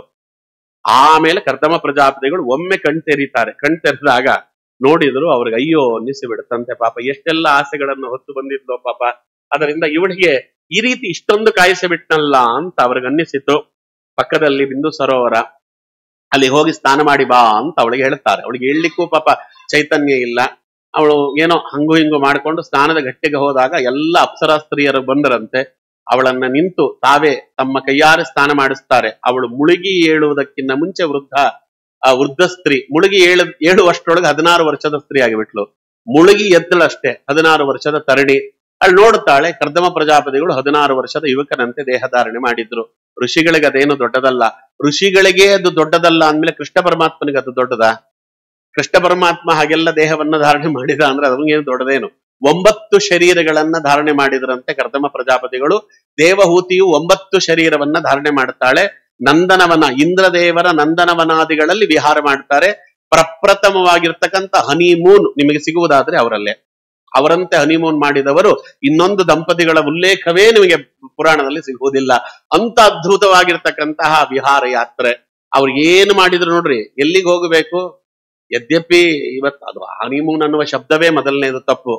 ವಿವಾಹವಾದ ಮೇಲೆ ಮೊಟ್ಟ ಮೊದಲು ತೀರ್ಥಯಾತ್ರೆಗೆ ಹೋಗಬೇಕು ಅಂತಿದೆ, 1 ವರ್ಷ ಬಿಟ್ಟು ಅಂತಿದೆ. ದೊಡ್ಡ ದೊಡ್ಡ ಬೆಟ್ಟ ಗುಡ್ಡಗಳನ್ನು ಹತ್ತಬಾರದು, ನೀರಿನಲ್ಲಿ ಮುಳುಗಬಾರದು, ಇವೆಲ್ಲ ಹತ್ತಿ ಮೈ ಇರ್ತದೆ ಅನ್ನೋದು ಬಿಟ್ರೆ, ದೇವತೆಗಳಿಗೆ ದೇವರಿಗೆ ಕೃತಜ್ಞತೆ ಅರ್ಪಿಸೋದು ಬೇಡವಾ? ನಿನಗೆ ಇಂಥ ಪತ್ನಿಯನ್ನ ಕೊಟ್ಟಿದ್ಯಲ್ಲಪ್ಪ ನನ್ನ ಸಾಧನೆಗೆ, ಪತ್ನಿ ಸಹಿತವಾಗಿ ನಾನು ಸಾಧನೆ ಮಾಡಿಕೊಂಡ್ರೆ ಬಹಳ ಬೇಗ ನಾನು ಸ್ವರ್ಗಾದಿಗಳಿಗೆಲ್ಲ ಮೋಕ್ಷಕ್ಕೆ ಹೋಗಬಹುದು ಸಂಸಾರಿಯಾದವ. ಬ್ರಹ್ಮಚರ್ಯಾಶ್ರಮದಲ್ಲಾಗಲಿ, ವಾನಪ್ರಸ್ಥದಲ್ಲಾಗಲಿ, ಸನ್ಯಾಸದಲ್ಲಾಗಲಿ ಎಷ್ಟು ಬೇಗ ನಾವು ಸಿದ್ಧಿಯನ್ನ ಪಡೆದುಕೊಳ್ಳಕ್ಕಾಗುವುದಿಲ್ಲವೋ ಅಷ್ಟು ಪರಿಪೂರ್ಣವಾದ ಸಿದ್ಧಿ ಗೃಹಸ್ಥಾಶ್ರಮಿಗೆ ಬೇಗ ಭಗವಂತ ಕೊಟ್ಟು ಬಿಡ್ತಾನೆ.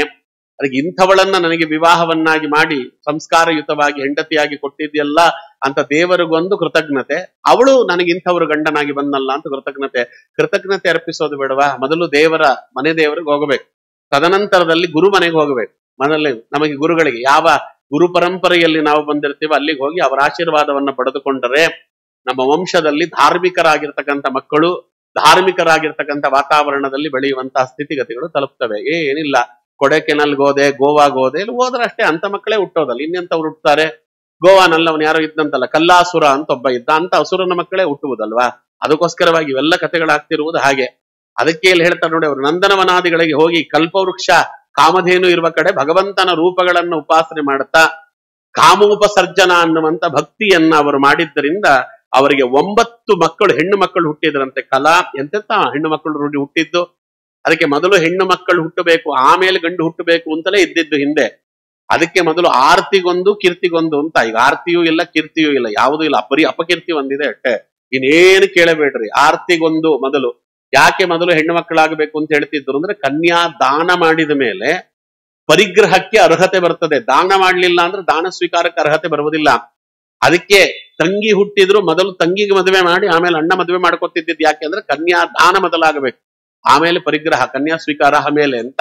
ಅಲ್ಲ, ಅದಕ್ಕಿಂತ ಮುಂಚೆ ಅಕ್ಕನೇ ಆಗಿ ಅವಳು ಹುಟ್ಟು ಬಿಟ್ರೆ ಕನ್ಯಾದಾನ ಮಾಡ್ಲಿಕ್ಕೆ ಅನುಕೂಲವಾಗ್ತದೆ ಅಂತ. ಕಲಾದೇವಿ, ಅನಸೂಯಾದೇವಿ, ಶ್ರದ್ಧಾದೇವಿ, ಹವಿರ್ಭೂ, ಗತಿ, ಕ್ರಿಯಾ, ಭೃಗು, ಅರುಂಧತಿ, ಶಾಂತಿದೇವಿ ಅಂತ 9 ಜನ ಮಕ್ಕಳು ಹುಟ್ಟಿದ್ರಂತೆ. ಆ 9 ಜನ ಮಕ್ಕಳಿಗೆ 9 ಜನ ಮಹರ್ಷಿಗಳನ್ನ ಕೊಟ್ಟು ಮದುವೆ ಮಾಡ್ತಾರೆ. ಕಲಾದೇವಿಯನ್ನ ಮರೀಚಿ ಮಹರ್ಷಿಗಳಿಗೆ ಕೊಟ್ಟು ಮದುವೆ ಮಾಡಿದ್ರು. ಅನಸೂಯೆಯನ್ನ ಅತ್ರಿ ಮಹರ್ಷಿಗಳಿಗೆ ಕೊಟ್ಟು ಮದುವೆ ಮಾಡಿದ್ರು. ಶ್ರದ್ಧಾಳನ್ನ ಅಂಗಿರಸರಿಗೆ ಕೊಟ್ಟು ಮದುವೆ ಮಾಡ್ತಾರೆ. ಹವಿರ್ಭೂಳನ್ನ ಪುಲಸ್ತ್ಯರಿಗೆ ಕೊಟ್ಟು ಮದುವೆ ಮಾಡಿದ್ರು. ಗತಿದೇವಿಯನ್ನ ಪುಲಹರಿಗೆ ಕೊಟ್ಟು ಮದುವೆ ಮಾಡ್ತಾರೆ. ಕ್ರಿಯಾದೇವಿಯನ್ನ ಕರ್ತುಗಳಿಗೆ ಕೊಟ್ಟು ಮದುವೆ ಮಾಡಿದ್ರು. ಭೃಗು ಋಷಿಗಳನ್ನ ಖ್ಯಾತಿದೇವಿಗೆ ಕೊಟ್ಟು ಮದುವೆ ಮಾಡ್ತಾರೆ. ಅರುಂಧತಿಯನ್ನ ವಸಿಷ್ಠರಿಗೆ ಕೊಟ್ಟು ಮದುವೆ ಮಾಡಿದ್ರು. ಶಾಂತಿ ದೇವಿಯನ್ನ ಅಥರ್ವಣ ಋಷಿಗಳಿಗೆ ಕೊಟ್ಟು ಮದುವೆ ಮಾಡ್ತಾರೆ. ಇಷ್ಟೆಲ್ಲ ಆಯ್ತಲ್ಲ. ಇದಾದ ಮೇಲೆ ನೋಡಿ, ಭಗವಂತ ಅವರೊಳಗೆ ತಾನು ಪ್ರವೇಶ ಮಾಡಿದ. ಅಲ್ಲೊಂದು ಗರ್ಭಸ್ತುತಿ ಇದೆ. ನನಗೆ ಸಮಯ ಇಲ್ಲ, ಅದರಿಂದ ಅವೆಲ್ಲವನ್ನು ನಾನು ಹೇಳಲಿಕ್ಕೆ ಹೋಗ್ತಿಲ್ಲ. ಇದು ಮೊದಲನೇ ಗರ್ಭಸ್ತುತಿ ಭಾಗವತದಲ್ಲಿ ಬರುವುದು. ಈಗ 2ನೇ ಗರ್ಭಸ್ತುತಿ ಬರುವುದು ಕೃಷ್ಣಾವತಾರದಲ್ಲಿ. ಮೊದಲ ಗರ್ಭಸ್ತುತಿ ಯಾವಾಗ ಭಗವಂತ ದೇವಹೂತಿಯ ಗರ್ಭವನ್ನ ಪ್ರವೇಶ ಮಾಡಿದ, ಆವಾಗ ದೇವಾನುದೇವತೆಗಳೆಲ್ಲರೂ ಬಂದು ಗರ್ಭಸ್ತುತಿಯನ್ನು ಮಾಡುತ್ತಾರೆ. ಕಪಿಲನಾಮಕನಾದ ಭಗವಂತ ನಮಗೆ ಸಾಂಖ್ಯಾಯೋಗವನ್ನ ಚೆನ್ನಾಗಿ ಉಪದೇಶ ಮಾಡು ಅಂತ ಭಗವಂತ ಆಗ ಅವತಾರ ಮಾಡುತ್ತಾನೆ. ಅವತಾರ ಮಾಡಿ ಭಗವಂತ ತಾನು ತಂದೆಯಿಂದ ಏನೆಲ್ಲ ಸಂಸ್ಕಾರವನ್ನ ಪಡೆಯಬೇಕು ಅಂತ ತಾನೇ ಆಜ್ಞೆ ಮಾಡಿದ್ದಾನೆ, ಅವೆಲ್ಲವನ್ನ ಪಡೆದುಕೊಂಡು ಬಿಟ್ಟ. ಈಗ ನೋಡ್ರಿ, ಅವರು ಬಂದು ಕಪಿಲನಾಮಕನ ಬಳಿಯಲ್ಲಿ ಬಂದು ಕೂತು, ಸ್ವಾಮಿ, ಬ್ರಹ್ಮದೇವರು ನನಗೇನು ಆಜ್ಞೆ ಮಾಡಿದ್ರೋ, ನೀನೇನು ನನಗೆ ಮಾತು ಕೊಟ್ಟಿದ್ಯೋ ಅವೆಲ್ಲವನ್ನ ನಾನು ಮುಗಿಸಿದ್ದೇನೆ. ನೀನು ಅನುಜ್ಞೆ ಕೊಡುವುದಾದ್ರೆ ನಾನು ಸನ್ಯಾಸಾಶ್ರಮ ಸ್ವೀಕಾರ ಮಾಡಿ ನನ್ನ ಉದ್ಧಾರದ ಹಾದಿಯನ್ನು ಹಿಡ್ಕೊಂಡು ಹೋಗ್ತೇನೆ, ದಯವಿಟ್ಟು ನನಗೆ ಅನುಗ್ರಹ ಮಾಡು ಅಂತ ಕೇಳ್ತಾರೆ. ಒಂದು ಪ್ರಶ್ನೆ ಇಲ್ಲಿ, ನಾವು ಸಾಧನೆ ಮಾಡುವುದು ಏನಕ್ಕೆ ಅಂತ ಒಂದು. ನಾವೆಲ್ಲ ಸಾಧನೆ ಮಾಡೋದು ಏನಕ್ಕೆ? ತಪಸ್ಸು ಮಾಡೋದಾಗ್ಲಿ, ಪುರಾಣ ಪುಣ್ಯಕಥೆಗಳನ್ನು ಕೇಳುವುದಾಗ್ಲಿ, ವ್ರತ ನಿಯಮಗಳನ್ನು ಮಾಡುವುದಾಗ್ಲಿ, ಎಲ್ಲ ಏನಕ್ಕೆ? ಭಗವಂತನನ್ನ ಪಡೆಯಬೇಕು ಅಂತ. ಆ ಭಗವಂತ ಮಗನಾಗಿ ಹುಟ್ಟಿದ್ದಾನೆ ಮನೆಯಲ್ಲಿ. ಭಗವಂತನೇ ಮಗನಾಗಿ ಹುಟ್ಟಿದ್ರು ಅವರು ಕರ್ದಮರ ಹೇಳ್ತಾ ಇದ್ದಾರೆ, ಸ್ವಾಮಿ ನೀನು ಅನುಜ್ಞೆ ಕೊಟ್ರೆ ನಾನು ಸನ್ಯಾಸಾಶ್ರಮ ಸ್ವೀಕಾರ ಮಾಡ್ತೇನೆ, ಮೇರು ಪರ್ವತಕ್ಕೆ ಹೋಗ್ತೇನೆ, ನಾನು ತಪಶ್ಚರ್ಯ ಮಾಡ್ತೇನೆ ಅಂತ ಹೇಳ್ತಿದ್ದಾರೆ. ಇದೇನಿದು ಎಲ್ಲ?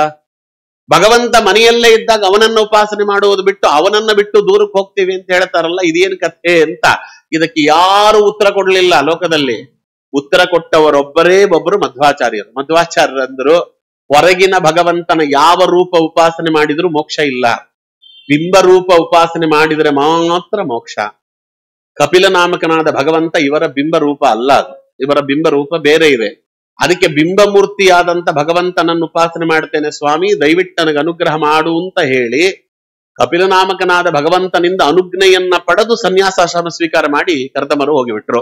ಅದಕ್ಕೆ ಕರ್ದಮರು ಉದ್ಧಾರವಾಗಿ ಹೋದ್ರು. ಯದ್ಯಪಿ ಭಗವಂತನೇ ಮಗನಾಗಿ ಮನೆಯಲ್ಲಿ ಹುಟ್ಟಿದರೂ ಕೂಡ ನಮ್ಮ ಸಾಧನೆಯನ್ನ ನಾವು ಏಕಾಂತದಲ್ಲಿಯೇ ಮಾಡಿಕೊಳ್ಳಬೇಕು. ದೇವರು ಹುಟ್ಟಿದ್ದಾನೆ ಎಂದಾಕ್ಷಣಕ್ಕೆ ಅವರಿಗೆ ಯಾವ ಸಾಧನೆಯಿಂದಲೂ ಕೂಡ ವಿನಾಯಿತಿ ಇಲ್ಲ. ಅದಕ್ಕೆ ಹೇಳ್ತಾ ಇರೋದು. ನಮ್ಮ ಮನೆಯಲ್ಲಿ ಒಳ್ಳೆ ಮೊಮ್ಮಕ್ಕಳು ಹುಟ್ಟಿದ್ದಾರೆ, ಮೊಮ್ಮಕ್ಕಳೆಲ್ಲ ಜಪತಪಾದಿಗಳನ್ನ ಮಾಡ್ತಾರೆ, ಮನೆಯಲ್ಲಿ ದೇವರ ಪೂಜೆ ಆದಿಗಳನ್ನ ಮಾಡ್ತಾರೆ, ನಾನು ಯಾಕೆ ಮಾಡ್ಬೇಕು ಆಚಾರ್ಯ ಅಂತ ಹಂಗೆಲ್ಲ ಬಿಡೋಂಗಿಲ್ಲ. ಅವರವರ ಸಾಧನೆ ಅವರವರಿಗೆ. ಸುಮಾರು ಜನಕ್ಕೆ ಅದೊಂದು ತಪ್ಪು ಕಲ್ಪನೆ ಇದೆ. ನಮ್ಮ ಮನೆಯಲ್ಲಿ ನಮ್ಮಪ್ಪ ದೇವರ ಪೂಜೆ ಎಲ್ಲ ಮಾಡ್ತಾನೆ ಆಚಾರ್ಯ ದಿನ ಬೆಳಗಾದ್ರೆ, ನಾನು ಯಾಕೆ ಮಾಡ್ಬೇಕು? ಒಬ್ರು ಮಾಡಿದ್ರೆ ಸಾಕಲ್ವಾ? ಊಟ ಒಬ್ಬರು ಮಾಡಿದ್ರೆ ಸಾಕು ಅಂತ ಬಿಟ್ಬಿಡ್ತೀರ? ಹಾಗಾದ್ರೆ ಊಟ ಮಾತ್ರ ಎಲ್ರಿಗೂ ಮಾಡಬೇಕು, ದೇವರ ಪೂಜೆ ಒಬ್ಬರೇ ಯಾಕೆ? ನೋಡಿ, ಇದು ಸಮಸ್ಯೆ ಆಗಿರೋದು. ಒಬ್ಬರು ದೇವರ ಪೂಜೆ ಮಾಡಿದ್ರೆ ಸಾಕು, ಒಬ್ರು ಸಂಧ್ಯಾವನೆ ಮಾಡಿದ್ರೆ ಸಾಕು, ಮನೆಯಲ್ಲಿರೋರು ಒಬ್ರು ಏಕಾದಶಿ ಉಪವಾಸ ಮಾಡಿದ್ರೆ ಸಾಕು, ಒಬ್ರು ಅಲ್ವಾ ಯಾರು ಚಾತುರ್ಮಾಸ ಮಾಡಿದ್ರೆ ಸಾಕು. ಯಾರು ಮಾಡ್ಬೇಕು? ನೀವಿರೋದು ಏನಕ್ಕೆ ಆಚಾರ್ಯ? ನೀವಿರೋದು ಅವೆಲ್ಲ ಮಾಡ್ಲಿಕ್ಕೆ, ನಾವಿರೋದು ಯಾಕೆಂದ್ರೆ ಇಷ್ಟ ಬಂದು ತಿನ್ಲಿಕ್ಕೆ ಅಂತ ಆಗಿಬಿಟ್ಟಿದೆ.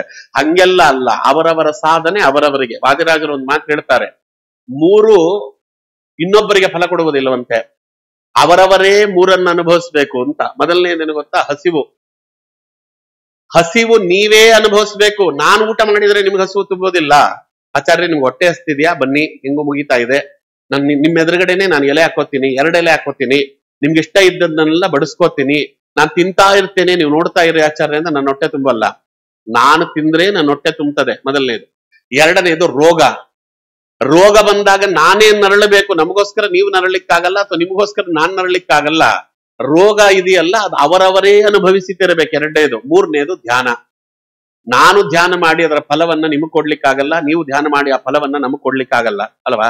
ಯಾರು ಏನೇನೋ ಕಷ್ಟ ಹೇಳ್ಕೋತಾರೆ, ಅವನಿಗೆ ಫೋನ್ ಬರ್ತಿರ್ತದೆ, ಪಾಪ ನನ್ನಿಂದ ಅವನು ಅನುಭವಿಸ್ತಾ ಇದ್ದಾನಲ್ಲಿ.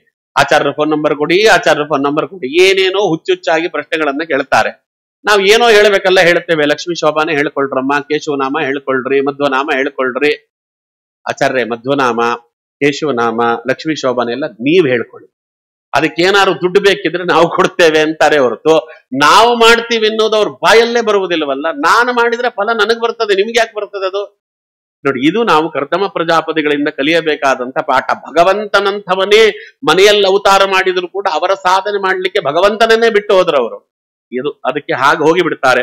ಹೋಗುವಾಗ ಅವರು ದೇವಹೂತಿಗೆ ಹೇಳಿ ಹೋಗ್ತಾರೆ, ನನ್ನ ಹೆಂಡತಿಯಾಗಿ ನೀನು ಬಂದಿದ್ದಿ, ನಿನ್ನ ಉದ್ಧಾರಕ್ಕೊಂದು ಮಾರ್ಗ ನಾನು ಪರಿಕಲ್ಪಿಸಿ ಹೋಗ್ತಾ ಇದ್ದೇನೆ. ನಾನು ಸನ್ಯಾಸಿಯಾಗಿ ಹೋಗ್ತಾ ಇದ್ದೇನೆ ಅಂದ್ರೆ ಜವಾಬ್ದಾರಿಯಿಂದ ನುಣಿಸಿಕೊಂಡು ಹೋಗ್ತಿದ್ದೇನೆ ಅಂತಲ್ಲ.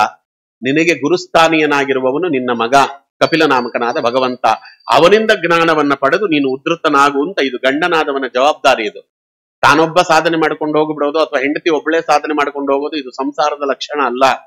ಗಂಡ ಹೆಂಡತಿಯರಿಬ್ಬರು ಕೂಡಿಯೇ ಸಾಧನೆ ಮಾಡಬೇಕು ಅಂತಿದೆ. ಅದಕ್ಕೆ ಅವಳಿಗೆ ಏನು ಸಾಧನೆಗೆ ಮಾರ್ಗ ಅದನ್ನ ತೋರಿಸಿ ಅವರು ಸನ್ಯಾಸಿಗಳಾಗಿ ಹೋಗಿಬಿಡ್ತಾರೆ. ಆವಾಗ ದೇವಹೂತಿ ಬರ್ತಾಳೆ. ದೇವಹೂತಿ ಬಂದು ಭಗವಂತನ ಬಳಿಯಲ್ಲಿ ನಮಸ್ಕಾರ ಮಾಡಿ ಕೇಳ್ತಾಳೆ. ನೋಡ್ರಿ, ಮೊದಲನೇದು ನಿರ್ವಿಣಾಂ. ತುಂಬಾ ದೊಡ್ಡದಿದೆ. ನಾನು 2 ವರ್ಷ ಹೇಳಿದೆ ಕಪಿಲಗೀತೆಯನ್ನ ಅಲ್ವಾ. ಇನ್ನೊಂದ್ಸತಿ ನೀವು ಹೇಳಿಸ್ಬೇಕು ಅಂದ್ರೆ 2 ವರ್ಷ ಕೊಡ್ರಿ, ಹೇಳ್ತೇನೆ ಅಲ್ಲ, ಅಷ್ಟು ದೊಡ್ಡದಿದೆ ಕಪಿಲಗೀತೆ. ನಿರ್ವಿಣಾಂ ನಿತರಾಂ ಭೂಮನ್ನ ಸದಿಂದ್ರಿಯ ತರ್ಪಣಾತ್ ಏನ ಸಂಭಾವ್ಯಮಾನೇನ ಪ್ರಪನ್ನಾಂದ ತಮಃ ಪ್ರಭೋ. ಏನ ಅಪೂರ್ವವಾದ ಪ್ರಾರ್ಥನೆ ನೋಡ್ರಿ ಅವಳು. ನಿನ್ನಂತಹ ಮಗ ಇರುವಾಗ, ಕರ್ದಮ ಪ್ರಜಾಪತಿಗಳಂತಹ ಗಂಡ ಇರುವಾಗಲೂ ಸ್ವಾಮಿ ಸಂಸಾರದಲ್ಲಿ ದುಷ್ಟ ಇಂದ್ರಿಯಗಳ ತೃಪ್ತಿಗೋಸ್ಕರವಾಗಿ ಇಷ್ಟು ಕಾಲ ಕಳೆದು ಬಿಟ್ಟನೆ ಹೊರತು ಜ್ಞಾನ ಪಡೆಯಬೇಕು ಅನ್ನುವ ಬುದ್ಧಿಯೇ ಬರಲಿಲ್ಲ ಅಂತಾಳೆ. ಅವಳಿಗೆ ಬಂದಿಲ್ಲ ಅಂತ ಅರ್ಥ ಅಲ್ಲ, ನಮ್ಮನ್ನು ನೋಡಿ ಹೇಳ್ತಾ ಇರೋದು. ನಮ್ಮಲ್ಲಿ ಏನು ಅಂದ್ರೆ, ನಮ್ಮಲ್ಲಿ ಹಂಗೆ ದೊಡ್ಡವರು ಇದ್ದಾರೆ ಅಂದ್ರೆ ಅದಕ್ಕೆ ಬೆಲೆ ಗೊತ್ತಾಗುವುದಿಲ್ಲ. ಅವ್ರು ಎಲ್ಲಿವರೆಗೂ ಇರ್ತಾರೋ ಅಲ್ಲಿವರೆಗೂ ಬೆಲೆ ಗೊತ್ತಾಗುವುದಿಲ್ಲ. ಅವ್ರು ಹೋದ ಮೇಲೆ ಬೆಲೆ ಗೊತ್ತಾಗ್ತದೆ. ಪ್ರಯೋಜನ ಏನು? ಪಕ್ಕದಲ್ಲ ಆಚಾರ್ಯರು ಇರ್ತಾರೆ, ಅಥವಾ ನಮ್ಮನೆಯಲ್ಲಿ ಯಾರೋ ದೊಡ್ಡ ಪಂಡಿತರು ಇರ್ತಾರೆ ಅಂತ ಇಟ್ಕೊಳ್ರಿ. ಅವರಿಂದ ನಾವು ವಿದ್ಯೆ ಕಲ್ತ್ಕೊಳ್ಬೇಕು, ಉಪಾಸನೆಯನ್ನ ಕಲ್ತ್ಕೊಳ್ಬೇಕು, ಮಂತ್ರೋಪದೇಶವನ್ನ ಪಡೆದುಕೊಂಡು ನಾವು ಉದ್ಧಾರ ಮಾಡಿಕೊಳ್ಳಬೇಕು, ಆತ್ಮೋದ್ಧಾರವನ್ನ ಅನ್ನೋದು ತಲೆಗೆ ಬರುವುದಿಲ್ಲ. ಅವ್ರು ಹೋದ ಮೇಲೆ ಎಲ್ಲ ಕಡೆ ಓಡಾಡ್ತಾನೆ. ಅಯ್ಯೋ ಮನೆಯಲ್ಲಿದ್ರು ಆಚಾರ್ಯರೇ ಉಪಯೋಗಿಸ್ಕೊಳ್ಳಿಲ್ಲ, ನೀವು ಎಷ್ಟು ಆಮೇಲೆ ಪಶ್ಚಾತ್ತಾಪ ಪಟ್ಟರು ಅವ್ರೇನ್ ಬರುವುದಿಲ್ಲ. ಭಗವಂತ ನಮ್ಮನ್ನ ಕ್ಷಮಾನೂ ಮಾಡುವುದಿಲ್ಲ. ಅಂತವ್ರಿದ್ದಾಗ ಯಾಕೆ ಉಪಯೋಗಿಸ್ಕೊಳ್ಳಿಲ್ಲ ಅಂತ ಹೇಳ್ತಾನೋ ಇಲ್ವೋ. ಅದಕ್ಕಿಲ್ಲಿ ಹೇಳ್ತಾ ಇದ್ದಾಳೆ ಅವಳು, ಅಸದಿಂದ್ರಿಯ ತರ್ಪಣಾತ್. ನನ್ನ ಇಂದ್ರಿಯಗಳನ್ನ ತೃಪ್ತಿಪಡಿಸುವುದರಲ್ಲೇ ಕಾಲ ಕಳೆದು ಬಿಟ್ಟೆ ಸ್ವಾಮಿ. ಏನ ಸಂಭಾವ್ಯಮಾನೇನ ಪ್ರಪಾನ್ನಂದ ತಮಃ ಪ್ರಭೋ. ಇಂದ್ರಿಯಗಳನ್ನ ತೃಪ್ತಿಪಡಿಸಿದ್ರಿಂದ ಏನು ಫಲ ಸಿಗ್ತದೆ ಅಂದ್ರೆ ಅಂಧತಮಸ್ಸು ಅನ್ನುವುದು ಫಲ ಸಿಗ್ತದೆ. ಆದ್ರಿಂದ ಹಂಗಾಗಬಾರದು. ಎಂಥ ಗಂಡ ಎಂಥ ಮಗ ಇವೆಲ್ಲ ಇದ್ರು ಕೂಡ ನಾನು ಉಪದೇಶವನ್ನ ಪಡೆದುಕೊಳ್ಳದೆ ಹಾಳಾಗಿ ಬಿಟ್ಟೆ. ಅದಕ್ಕೆ ಅವಳು ಹೇಳ್ತಾಳೆ ನೋಡ್ರಿ ಒಂದು ಮಾತು, ನೀನು ಎಲ್ಲರಿಗೆ ಹೇಳದಂತೆ ಉಪದೇಶ ಮಾಡಬಾರದು. ನಾನು ಹೆಣ್ಣು, ನಿಮ್ಮ ತಾಯಿ ಅಲ್ವಾ, ಅದ ಆ ಲೆಕ್ಕದಲ್ಲಿ. ಅದಕ್ಕೆ ನಾನು ಅಂದ್ರೆ ಅವಳು ಹೇಳುವುದೇನು ಅಂದ್ರೆ, ಹೆಣ್ಣು ಮಕ್ಕಳಿಗೆ ಹೇಗೆ ಉಪದೇಶ ಮಾಡ್ತಾರಲ್ಲ, ಹೆಣ್ಣು ಅಂದ್ರೆ ಹೆಣ್ಣು ಮಕ್ಕಳಿಗೆ ಅರ್ಥವಾಗಲ್ಲ, ಗಂಡಸರಿಗೆ ಅರ್ಥ ಆದಂತೆ ಹಂಗೆಲ್ಲ ತಿಳಿಯೋದಲ್ಲ. ಹೆಣ್ಣು ಅಂದ್ರೆ ಅಸ್ವತಂತ್ರರು, ಜೀವಿಗಳು ಅಂತ ಅರ್ಥ. ನಮಗೆ ಅರ್ಥವಾಗುವ ರೀತಿಯಲ್ಲಿ ನೀನು ಹೇಳಬೇಕು. ದೊಡ್ಡವರಿಗೆ ಅರ್ಥವಾಗುವ ರೀತಿ ಪಾಠ ಮಾಡಿದ್ರೆ ನಮ್ಗೆ ಹೆಂಗೆ? PhD ಅವರಿಗೆ ಹೋಲ್ಡರ್ಗಳಿಗೆ ಪಾಠ ಮಾಡದಂತೆ ಪಾಠ ಮಾಡಿದ್ರೆ ನಮ್ಗೆ ಅರ್ಥವಾಗುವುದಿಲ್ಲ. ಎಷ್ಟೋ ಪಂಡಿತರುಗಳ ಪಾಠ ಮಾಡ್ತಿರ್ತಾರೆ ನೋಡ್ರಿ, ನೀವು ಹೋಗಿ ಕೂತ್ಕೊಳ್ರಿ, ನಿಮ್ಗೆ ಅರ್ಥವೇ ಆಗೋದಿಲ್ಲ. ಅದು ಯಾಕೆ ಅರ್ಥ ಆಗಲ್ಲ ಅಂದ್ರೆ ಅವ್ರು ಪಾಠ ಮಾಡ್ತಿರೋ ಲೆವೆಲ್ ಬೇರೆ, ಶಿಷ್ಯರ ಮಟ್ಟದಲ್ಲಿ ಇರ್ತಾರೆ, ಅವ್ರು ಪಾಠ ಮಾಡ್ತಾರೆ, ಎಲ್ಲ ಅವರು ವೇದಾಂತದ ಭಾಷೆಯಲ್ಲಿ ಹೇಳ್ತಿರ್ತಾರೆ. ನಮ್ಗೆ ಏನಪ್ಪಾ ಇದು ಏನು ಹೇಳ್ತಾ ಇದ್ದಾರೆ ಅಂತಲೇ ಅರ್ಥ ಆಗಲ್ಲ ಅಂತ. ಅದಕ್ಕೆ ನಮ್ಮಲ್ಲಿ ಪ್ರವಚನಕ್ಕೆ ಎಷ್ಟು ಮಹತ್ವ ಕೊಟ್ಟಿದ್ದು, ಪಾಠಕ್ಕಲ್ಲ. ಪಾಠ ಅನ್ನುವುದು ಒತ್ತಟ್ಟಿಗೆ ಮಾಡಿಕೊಳ್ಳೋದು ಒಂದು 5-6 ಜನಕ್ಕೆ, ಪ್ರವಚನ ಅನ್ನುವುದು ಸಾಮೂಹಿಕವಾಗಿ ಮಾಡ್ರಿ ಅಂತ ಹೇಳಿದ್ದಾರೆ. ಅದಕ್ಕೋಸ್ಕರ ಹೇಳಿದ್ದು ಇಲ್ಲಿ. ಅದಕ್ಕೆ ನಮಗೆ ಅರ್ಥವಾಗುವಂತೆ ನೀನು ಅನುಗ್ರಹ ಮಾಡಬೇಕು ಅಂತ ಭಗವಂತ ಒಂದು ಪರೀಕ್ಷೆ ಮಾಡ್ತಾನೆ. ನೋಡಮ್ಮ, ನಾನೊಂದು ಒಂದು ವ್ರತ ಇಟ್ಟುಕೊಂಡಿದ್ದೇನೆ. ಯಾರು ನನ್ನ ಬಳಿಯಲ್ಲಿ ಬಂದು ಅದೀಹಿ ಭಗವೋ ಬ್ರಹ್ಮೇತಿ ಅಂತ ನನ್ನನ್ನ ಗುರು ಅಂತ ಒಪ್ಪಿ ನನಗೆ ನಮಸ್ಕಾರ ಮಾಡಿ ನಾನು ನಿಮ್ಮ ಶಿಷ್ಯ ಅಂತ ಶಿಷ್ಯತ್ವವನ್ನು ಸ್ವೀಕಾರ ಮಾಡುವುದಿಲ್ಲ, ಅವರಿಗೆ ನಾನು ಉಪದೇಶ ಮಾಡುವುದಿಲ್ಲ. ಆದರೆ ನೀನು ನಮಸ್ಕಾರ ಮಾಡಿಸಿಕೊಳ್ಳುವವಳು, ನಮಸ್ಕಾರ ಮಾಡುವವಳಲ್ಲ, ನಿನ್ನಮ್ಮಮ್ಮ ಅಲ್ವಾ. ನಾನ್ ನಿನಗೆ ನಮಸ್ಕಾರ ಮಾಡಬೇಕು ಹೊರತು ನಿನ್ನ ಹತ್ರ ನಮಸ್ಕಾರ ಮಾಡಿಸ್ಕೊಳ್ಳೋಂಗಿಲ್ಲ. ನಮಸ್ಕಾರ ನೀನು ಮಾಡೋ ಹಂಗಿಲ್ಲ. ನಮಸ್ಕಾರ ಮಾಡದೆ ಹೋದ್ರೆ ನಾನು ಉಪದೇಶ ಮಾಡಲ್ಲ. ಏನ್ ಮಾಡೋಣ ಹೇಳು ಅಂತ ಕೇಳ್ದ. ನಮ್ಮಂತವ್ರಾದ್ರೆ ಹೌದಾ ಹಾಗಾದ್ರೆ ಬೇಡ ಬಿಡು ಅಂತ ಅಂದ್ಬಿಡ್ತಿದ್ವಿ ನಾವು. ಆದ್ರೆ ಅವಳು ಕಪಿಲನ ತಾಯಿ, ಅವಳೇನ್ ಹೇಳ್ತಾಳೆ ಗೊತ್ತಾ? ಅವಳು ಉತ್ತರ ನೋಡ್ರಿ, ಎಂತ ಅದ್ಭುತವಾದ ಉತ್ತರ. ಅವಳಿಗೆ ಸಾಧನೆ ಆಗಿತ್ತು ಅನ್ನುವುದಕ್ಕೆ ಈ ಉತ್ತರ. ಸ್ವಾಮಿ, ಮಗ ಅಂತ ತಿಳಿದ್ರೆ ನಮಸ್ಕಾರ ಮಾಡಬಾರದು, ದೇವರು ಅಂತ ತಿಳಿದ್ರೆ ನಮಸ್ಕಾರ ಮಾಡ್ಬೋದಲ್ಲ ಅಂದ್ರು ದೇವಹೂತಿ. ನಿನ್ನನ್ನ ಮಗ ಅಂತ ತಿಳಿದ್ರೆ ನಮಸ್ಕಾರ ಮಾಡಬಾರದು, ನಿನ್ನನ್ನ ಮಗ ಅಂತ ನಾನು ತಿಳಿದಿಲ್ಲ. ಇದನ್ನೇ ಕುಂತಿ ಹೇಳಿದ್ದಲ್ಲಿ. ನನಗೆ ಅವರ ಬಾಂಧವ್ಯವನ್ನ ಕತ್ತರಿಸಿ ಹಾಕು ಅಂತ ಹೇಳಿದ್ಲಲ್ಲ, ಇದೆ ಮಗ ಅನ್ನುವ ಬಾಂಧವ್ಯವನ್ನ ಕಳ್ಕೊಂಡು ಬಿಟ್ಟಿದ್ದೇನೆ ಪ್ರಭು, ನೀನು ಭಗವಂತ ಅಂತ ನಮಸ್ಕಾರ ಮಾಡ್ತಾ ಇದ್ದೇನೆ, ಅದರಿಂದ ಉಪದೇಶ ಮಾಡು ಅಂತ ಹೇಳ್ತಾಳೆ. ಅಲ್ಲಿಗೂ ಭಗವಂತ ಬಿಡುವುದಿಲ್ಲ. ನಾನು ಭಗವಂತ ಅನ್ನುವ ಜ್ಞಾನ ನಿನಗ್ ಬಂದ ಮೇಲೆ ಏನಕ್ಕೆ ಉಪದೇಶ ಏನಕ್ಕೆ ಮಾಡ್ಬೇಕು ಅಂತ ಕೇಳ್ದಾವ. ನಾನು ಭಗವಂತ ಅಂತ ನಿನಗೆ ಜ್ಞಾನ ಬಂತೋ ಇಲ್ವೋ, ಮತ್ತೆ ಉಪದೇಶ ಯಾಕೆ ಅಂದ. ಅದಕ್ಕೆ ವಿಶೇಷ ಜ್ಞಾನಕ್ಕೆ ಪ್ರಭು ಅಂದವಳು. ಇದು ಅದಕ್ಕೆ ದೇವಹೂತಿಯನ್ನ ನೆಪ ಮಾಡಿಕೊಂಡು ಭಗವಂತ ಅಪೂರ್ವವಾದ ಗೀತೆಯನ್ನು ಉಪದೇಶ ಮಾಡಿದ. ಅದನ್ನು ಕಪಿಲ ಗೀತೆ ಅಂತ ನಾವು ಕರೀತೇವೆ. ಆ ಕಪಿಲ ಗೀತೆಯಲ್ಲಿ ಸತಾಂ ಪ್ರಸಂಗಾನ್ ಮಮ ವೀರ್ಯ ಸಂಪದೋ ಭವಂತಿ ಹೃತ್ಕರಣ ರಸಾಯನ ಕಥಾ ತಜ್ಜೋಷಣಾತ್ ಅಶ್ವಪವರ್ಗ ವರ್ತಮನಿ ಶ್ರದ್ಧಾವತಿ ಭಕ್ತಿ ಅನುಕ್ರಮಿಷ್ಯತಿ. ಮೊದಲನೇದು ಅವನು ಹೇಳಿದ್ದು ಸಜ್ಜನರ ಸಹವಾಸ ಮಾಡಬೇಕು ತಾಯಿ ಅಂತ. ಸಜ್ಜನರ ಸಹವಾಸದಿಂದಲೇ ಪಾಪಗಳು ಹೋಗಿ ಮನಸ್ಸುಗೆ ಬಹಳ ಮುದವನ್ನ ಕೊಡುವಂತಹ, ನನ್ನ ಪರಾಕ್ರಮಗಳಿಂದ ಉಕ್ತವಾದಂತಹ ಕಥೆಗಳು ನಿನ್ನ ಕಿವಿಯ ಮೇಲೆ ಬೀಳ್ತವೆ. ಬೀಳುವುದು ಮಾತ್ರ ಅಲ್ಲ, ಹೃದಯಕ್ಕದು ಇಳಿಯುತ್ತೆ. ಅದು ಹೃದಯಕ್ಕೆ ಇಳಿದ್ರೆ ಆಸ್ತಿಕ್ಯ ಬುದ್ಧಿ ಹುಟ್ಟತ್ತೆ. ಆಸ್ತಿಕ್ಯ ಬುದ್ಧಿಯಿಂದ ಭಕ್ತಿ ಹುಟ್ಟತ್ತೆ. ಆ ಭಕ್ತಿ ಎನ್ನುವುದು ಮೋಕ್ಷಕ್ಕೆ ಕಾರಣವಾಗ್ತದೆ. ಅದಕ್ಕೆ ಎಲ್ಲದಕ್ಕೂ ತಳಪಾಯವಾಗಿರುವುದು ಸಜ್ಜನರ ಸಂಘ. ಮೊದಲು ಅದನ್ನ ಹೇಳ್ತಾರೆ. ಅದಕ್ಕೆ ಭಕ್ತ್ಯಾ ಪುಮಾನ್ ಜಾತ ವಿರಾಗ ಐಂದ್ರಿಯಾತ್ ದೃಷ್ಟಶ್ರುತಾತ್ಮ ದ್ರವಿಡಾನು ಚಿಂತೆಯ ಚಿತ್ತಸ್ಯ ಯತ್ತೋ ಗ್ರಹಣೆ ಯೋಗಯುಕ್ತೋ ಯತಿಷ್ಯೇತಿ ರುಜುಭಿಹಿ ಯೋಗ ಮಾರ್ಗೈಹಿ. ಭಕ್ತಿ ಬಂದಿದೆ ಅನ್ಕೊಂಡು, ಭಕ್ತಿ ಬಂದ ಮೇಲೆ ಅಧಿಕಾರಿಯಾಗಿರ್ತಕ್ಕಂಥವನು ಏನ್ ಮಾಡ್ತಾನೆ? ಅವನಿಗೆ ಭಕ್ತಿ ಬಂತು. ಉತ್ತಮ ಅಧಿಕಾರಿಗಳಲ್ಲಿ ನೋಡಿದಂತಹ ಏನು ಅನುಸಂಧಾನಾದಿಗಳಿವೆ ಅದನ್ನ ತಾನು ಅಳವಡಿಸಿಕೊಳ್ಳಬೇಕು. ಅಧಮಾಧಿಕಾರಿಗಳಲ್ಲಿ ಕೇಳಿದಂತಹ ಜ್ಞಾನವನ್ನ ಅಳವಡಿಸಿಕೊಳ್ಳಬೇಕು. ಉತ್ತಮಾಧಿಕಾರಿಗಳು ಅದನ್ನ ಮಾಡಿ ತೋರಿಸ್ತಾರೆ, ಅವರು ಮಾಡುವುದನ್ನ ಅನುಸರಿಸಬೇಕು. ನಮಗಿಂತ ಚಿಕ್ಕವರು ಹೇಳುತ್ತಾರೆ, ಅವರಿಗೆ ಮಾಡುವುದಕ್ಕೆ ಬರುವುದಿಲ್ಲ. ಅದಕ್ಕೆ ಅಧಮಾಧಿಕಾರಿಗಳು ಹೇಳಿದಂತಹ ಭಗವಂತನ ಗೌಪ್ಯವಾಗಿರ್ತಕ್ಕಂತಹ ಅದೇನು ಗುಣಗಳಿವೆ, ಅದಕ್ಕೆ ಪಡೆದುಕೊಳ್ಳುವುದಕ್ಕೆ ಏನು ಸಾಧನೆ ಇದೆ, ಅದನ್ನ ಅನುಸರಿಸ್ತಾ ಇಂದ್ರಿಯ ಭೋಗ್ಯವಾಗಿರ್ತಕ್ಕಂಥ ವಿಷಯಗಳಲ್ಲಿ ಅನಾಸಕ್ತಿಯನ್ನ ಉಂಟಾಗುವುದಕ್ಕೆ ಮನಸ್ಸನ್ನ ಭಗವಂತನಲ್ಲಿ ಇರಿಸಿ ಕಥಾಶ್ರವಣಾದಿ ಉಪಾಯಗಳಿಂದ ಸಜ್ಜನರ ಸಂಘವನ್ನ ಹೊಂದಿ ನೀನು ಭಗವಂತನಲ್ಲಿ ಮನಸ್ಸನ್ನ ಇಟ್ಟು ಅಪರೋಕ್ಷ ಜ್ಞಾನವನ್ನ ಪಡೆಯಬೇಕು ಅಂತ ಹೇಳ್ತಾ, ನಾವು ಮೊನ್ನೆ ವಿರಾಟ್ ರೂಪದ ಚಿಂತನೆಯನ್ನೇನು ನೆನ್ನೆ ನೋಡಿದವಲ್ಲ, ಆ ವಿರಾಟ್ ರೂಪದ ಚಿಂತನೆಯ ಪ್ರತಿಯಾಗಿ ಅಲ್ಲಿ ಕಪಿಲಗೀತೆಯಲ್ಲಿ ಭಗವಂತ ನೋಡಿ ಪುರುಷ ರೂಪದ ಚಿಂತನೆಯನ್ನ ಹೇಳುತ್ತಾನೆ. ಇದು ಆಚಾರ್ಯರ ದ್ವಾದಶ ಸ್ತೋತ್ರದ ಮೊದಲನೇ ಅಧ್ಯಾಯಕ್ಕೆ ಅವರಿಗೆ ಸ್ಫೂರ್ತಿ ಕೊಟ್ಟಂತ ಶ್ಲೋಕಗಳು. ನಿಮ್ಗೆ ಆ ಶ್ಲೋಕ ಚೆನ್ನಾಗಿ ಗೊತ್ತಿದೆ. ಭಗವಂತನ ಪಾದದಿಂದ ಸ್ಮರಣೆ. ದೊಡ್ಡವರಿಗೆ ಯಾವತ್ತೂ ಕೂಡ ಪಾದದಿಂದ ನಾವು ಚಿಂತನೆ ಮಾಡಬೇಕಂತೆ. ಅದಕ್ಕೆ ಉತ್ತಮಸ್ತು ಪಾದ ಶಬ್ದೇನ ಬಣ್ಯತೆ ಅಂತ ಒಂದು ಮಾತಿದೆ. ಉತ್ತಮರನ್ನ ಪಾದರು, ಶ್ರೀಪಾದರು ಅಂತ ಕರಿತೀವೋ ಇಲ್ವೋ ಅವರಿಗೆ. ಉತ್ತಮರನ್ನ ಪಾದ ಶಬ್ದದಿಂದ ಬಣ್ಣಿಸಬೇಕು. ಅದಕ್ಕೆ ದೊಡ್ಡವರ ವರ್ಣನೆ ಮಾಡುವಾಗ ಪಾದದಿಂದ ವರ್ಣನೆ ಮಾಡಬೇಕಂತೆ. ಚಿಕ್ಕವರ ವರ್ಣನೆ ಮಾಡುವಾಗ ತಲೆಯಿಂದ ವರ್ಣನೆ ಮಾಡಬೇಕು. ಇದು ಅಡಿಯಿಂದ ಮುಡಿಗೆ, ಅದು ಮುಡಿಯಿಂದ ಅಡಿಗೆ. ಅದಕ್ಕೆ ಮೊದಲು ಪಾದ. ಸಂಚಿಂತೆಯೇದ್ ಭಗವತ ಚರಣಾರವಿಂದಂ ವಜ್ರ ಅಂಕುಶ ಧ್ವಜ ಸರೋರುಹ ಲಾಂಛನಾಟ್ಯಂ ಉತ್ತುಂಗ ರಕ್ತ ವಿಲಸನ್ನಕ ಚಕ್ರವಾಲ ಜ್ಯೋತ್ಸ್ನಾಭಿರಾಹತ ಮಹದ್ ಹೃದಯಾಂಧಕಾರಂ. ಆ ವಿಷ್ಣುಪಾದವನ್ನ ಕೈಯಲ್ಲಿ ಹಿಡ್ಕೊಂಡು ನೋಡ್ರಿ, ಇಲ್ಲಿ ಹೆಂಗೆ ವಿವರಣೆ ಮಾಡಿದ್ದಾರೋ ಹಂಗೆ ಇದೆ ಅಲ್ವಾ. ವಜ್ರ ಅಂಕುಶ ಕಮಲಗಳ ಲಾಂಛನದಿಂದ ಯುಕ್ತವಾದ ಎರಡೂ ಬಳಿಯಲ್ಲಿ ಕೆಂಪಗೆ ಪ್ರಕಾಶಮಾನವಾಗಿರುವಂತಹ ಪಾದ ಭಗವಂತನದು. ಭಗವಂತನ ಉಗುರುಗಳಿದೆಯಲ್ಲ, ಆ ಉಗುರುಗಳು ಚಂದ್ರನ ಕಾಂತಿಯನ್ನ 1000 ಪಟ್ಟು ಮೀರಿಸುವಂತ ಅಪೂರ್ವವಾಗಿರ್ತಕ್ಕಂಥ ಕಾಂತಿ ಇದೆ. ಚಂದ್ರನ ಕಾಂತಿ ಹೊರಗಿನ ಕತ್ತಲೆಯನ್ನ ಕಳೆದ್ರೆ ಭಗವಂತನ ಉಗುರುಗಳಿಂದ ಪ್ರಕಟವಾಗುವ ಕಾಂತಿ ಇದೆಯಲ್ಲ, ಹೃದಯಾಂಧಕಾರಂ, ಹೃದಯದ ಕತ್ತಲೆಯನ್ನ ಕಳೀತದಪ್ಪ. ಆ ಹೃದಯದ ಕತ್ತಲೆಯನ್ನ ಕಳೀ ಅಂತ ಭಗವಂತನ ಚರಣಾರವಿಂದವನ್ನ ಧ್ಯಾನ ಮಾಡಬೇಕು. ಅದಕ್ಕೆ ಇಲ್ಲೆಲ್ಲವನ್ನ ವಿವರಣೆ ಮಾಡಿದ್ದಾರೆ ವಿಜಯಧ್ವಜ ತೀರ್ಥರು. ವಜ್ರ ಅಂಕುಶ ಕಮಲ ಇವೆಲ್ಲ ಯಾಕೆ ಧ್ಯಾನ? ನಮ್ಮ ಪಾಪಕಾರಿಗಳಿಗೆ ಅಂಕುಶ ಹಾಕು ಸ್ವಾಮಿ ಅಂತ ಅಂಕುಶವನ್ನ ಚಿಂತನೆ. ವಜ್ರವನ್ನ ಯಾಕೆ ಚಿಂತನೆ?